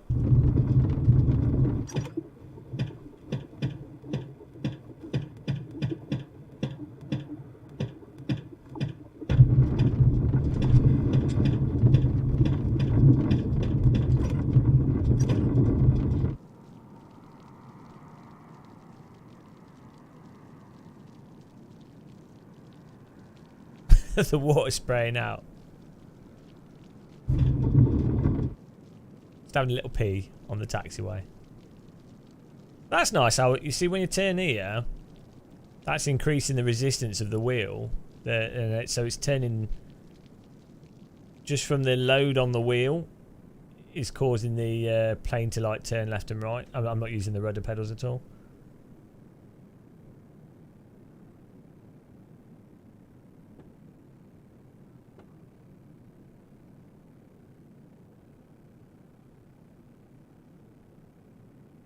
I would have thought, unless this is downhill, which I don't think it is, it's an airport, it's probably flat. It seems like this is rolling.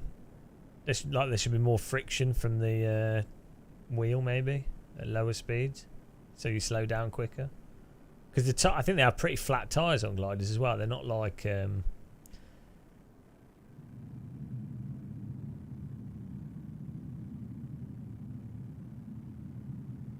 They're not really heavily inflated tyres, so yeah, I'm not using the brake, but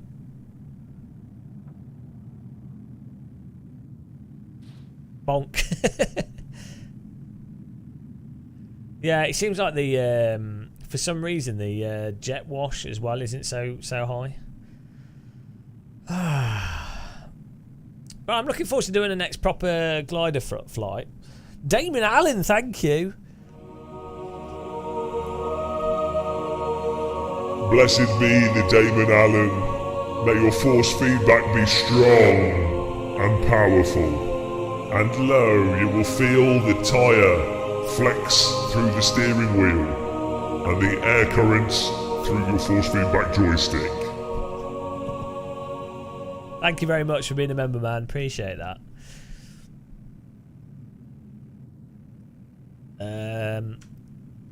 Yeah, oh, here we go. This just keeps...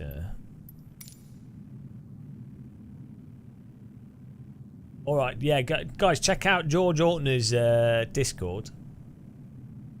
Check out mine as well. Oh, look at him showing off with his glider. His little secret glider. His glider ways.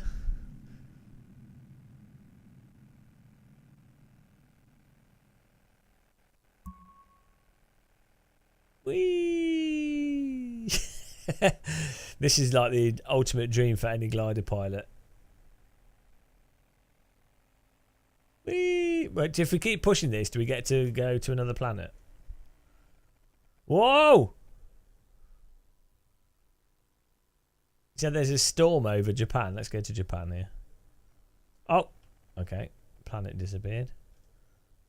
Where's this? Oh, I think that's Norway. This is Russia, I think. Hang on, it's night time in Japan. Oh dear. I think the Microsoft servers are getting hammered. It's a nice view, that. Whoa! Oh, not again. How did you have a seizure? Well, I was playing Microsoft Flight Sim. Well, that's nice, isn't it? Oh, hang on, what's this? I have no idea where we're... Oh, that's like a weather system there. We get a map on here. That'll help.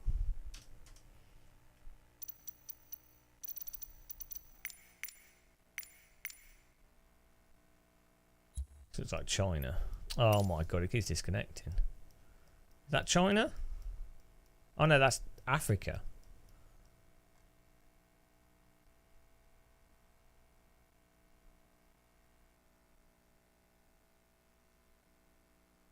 What? Where in earth are we? Where is this? Hang on. Is that Alaska? Ah, oh, jeez. Did we go the wrong way? Is that Iceland? Oh, hang on. That's...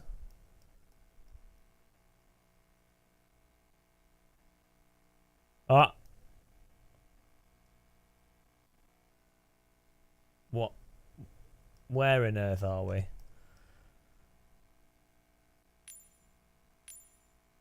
Where is this?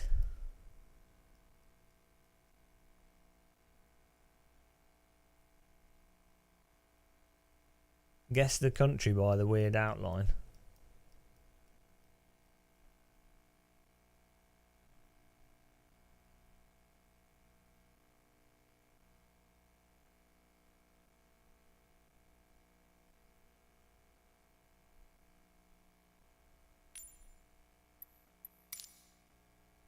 I'll give up. Let's just go this way.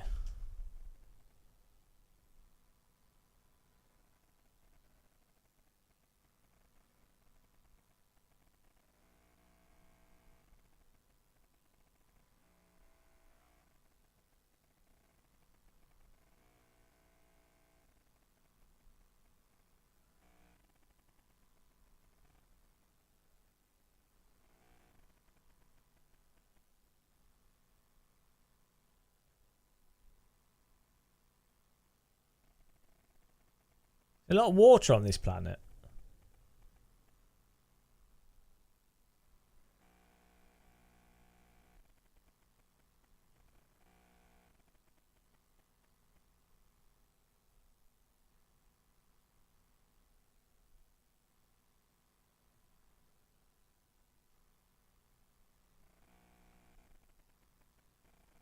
Just water, constant. It's just constant water.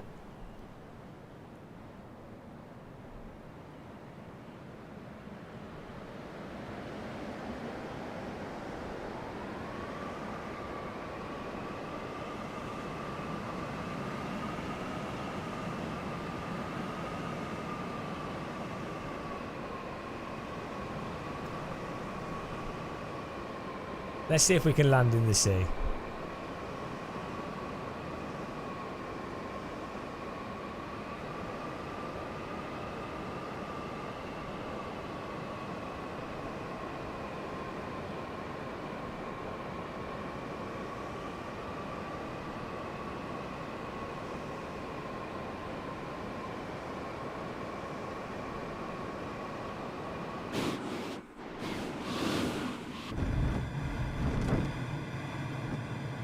I believe we're pointing the wrong way here.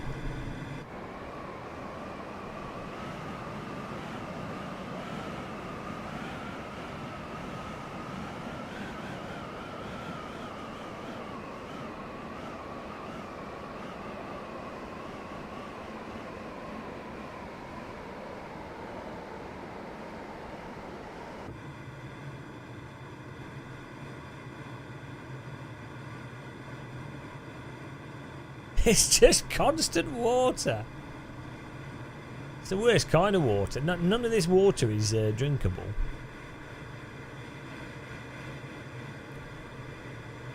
I mean, that's not a good sight if you're in a glider and or that's what your little map's showing.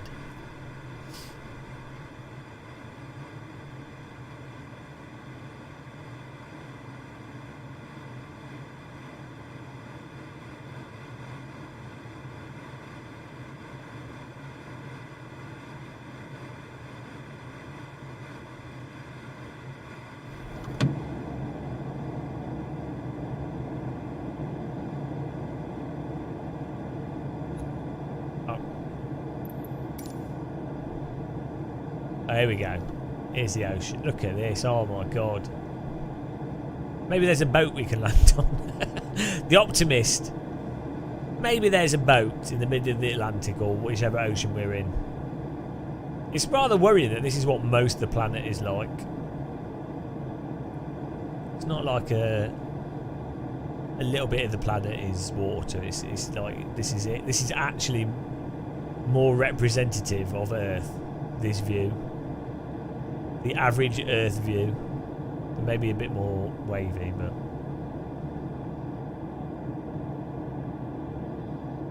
Right guys, get the life jacket out.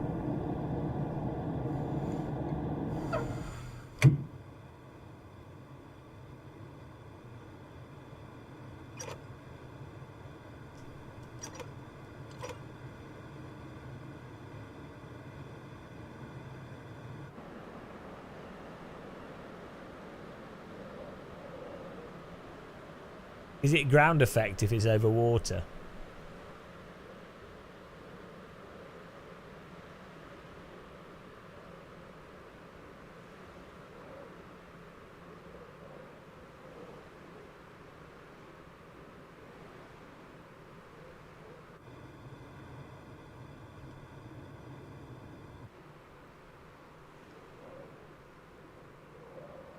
Well, we can dip it. It didn't seem to. We didn't get any water effects though. Hello, Flip My Burrito. Well, we did a mission, and then we just started playing around.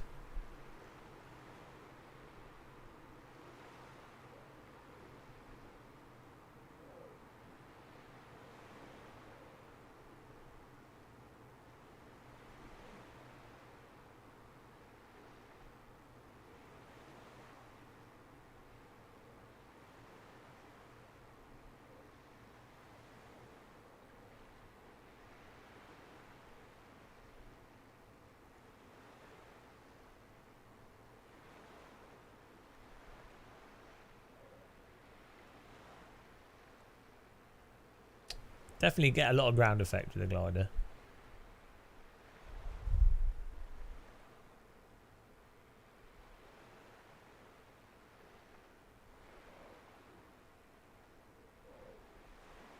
Like, we were going on forever.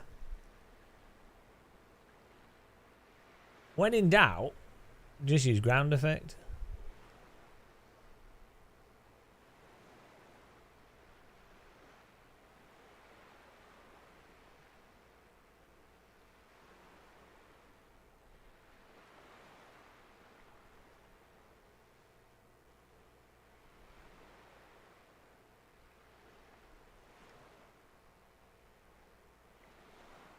Is a glider faster than a car? If you had a winch launch and it's not a stormy day, like it's summer, presumably a glider is a faster mode of transport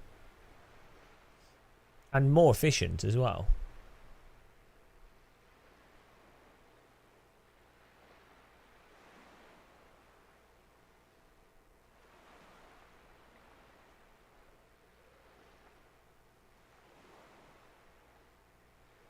Oh, no.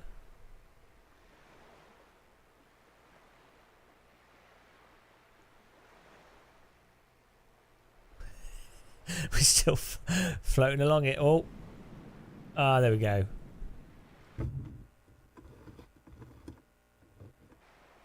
There we go. That's nice. a nice safe water landing. I'm sure someone will rescue us. They'll be here in no time, guys. No time at all. No, don't worry. The face is underwater. Her face is just underwater. Oh no. If only her head was out of the water. Unfortunately, we're going to drown. Oh, unlucky. She's taking it like a champ, though.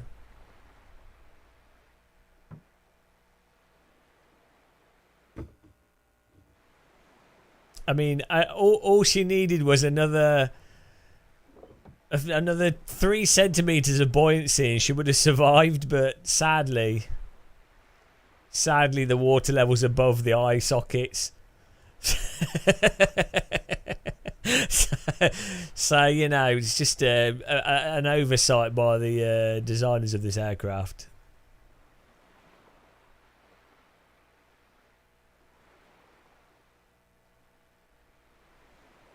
Oh no, there's a European flag on this. I'm not allowed to fly this. Or is that a UN flag? I don't know. I don't know how these things work. Right. I'm gonna get some food, guys. It was good fun. It's good fun doing the Scottish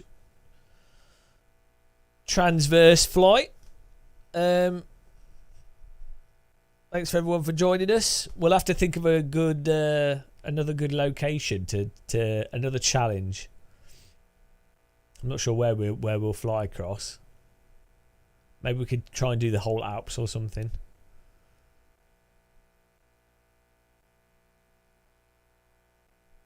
Or like New Zealand. Oh, actually, Japan's pretty hilly. We could do that. We could fly the whole of. We could try and glide the whole of Japan. It could take quite a while though. But yeah, Japan would be nice. It'd be nice to mix things up a bit. That was good fun. I enjoyed that. It was nice and relaxing. Oh, look at that. Look at that nice view of the plane there. That's nice. There we go. Yeah. Thanks for watching and taking part, guys. Well, I do want to do some AC soon as well. There's some AC cars. I want to race that the Legends AC car. I think it'd be good fun. That'd be awesome to try out. But until the next one, guys, take care. Offline and goodbye. Bye-bye, guys.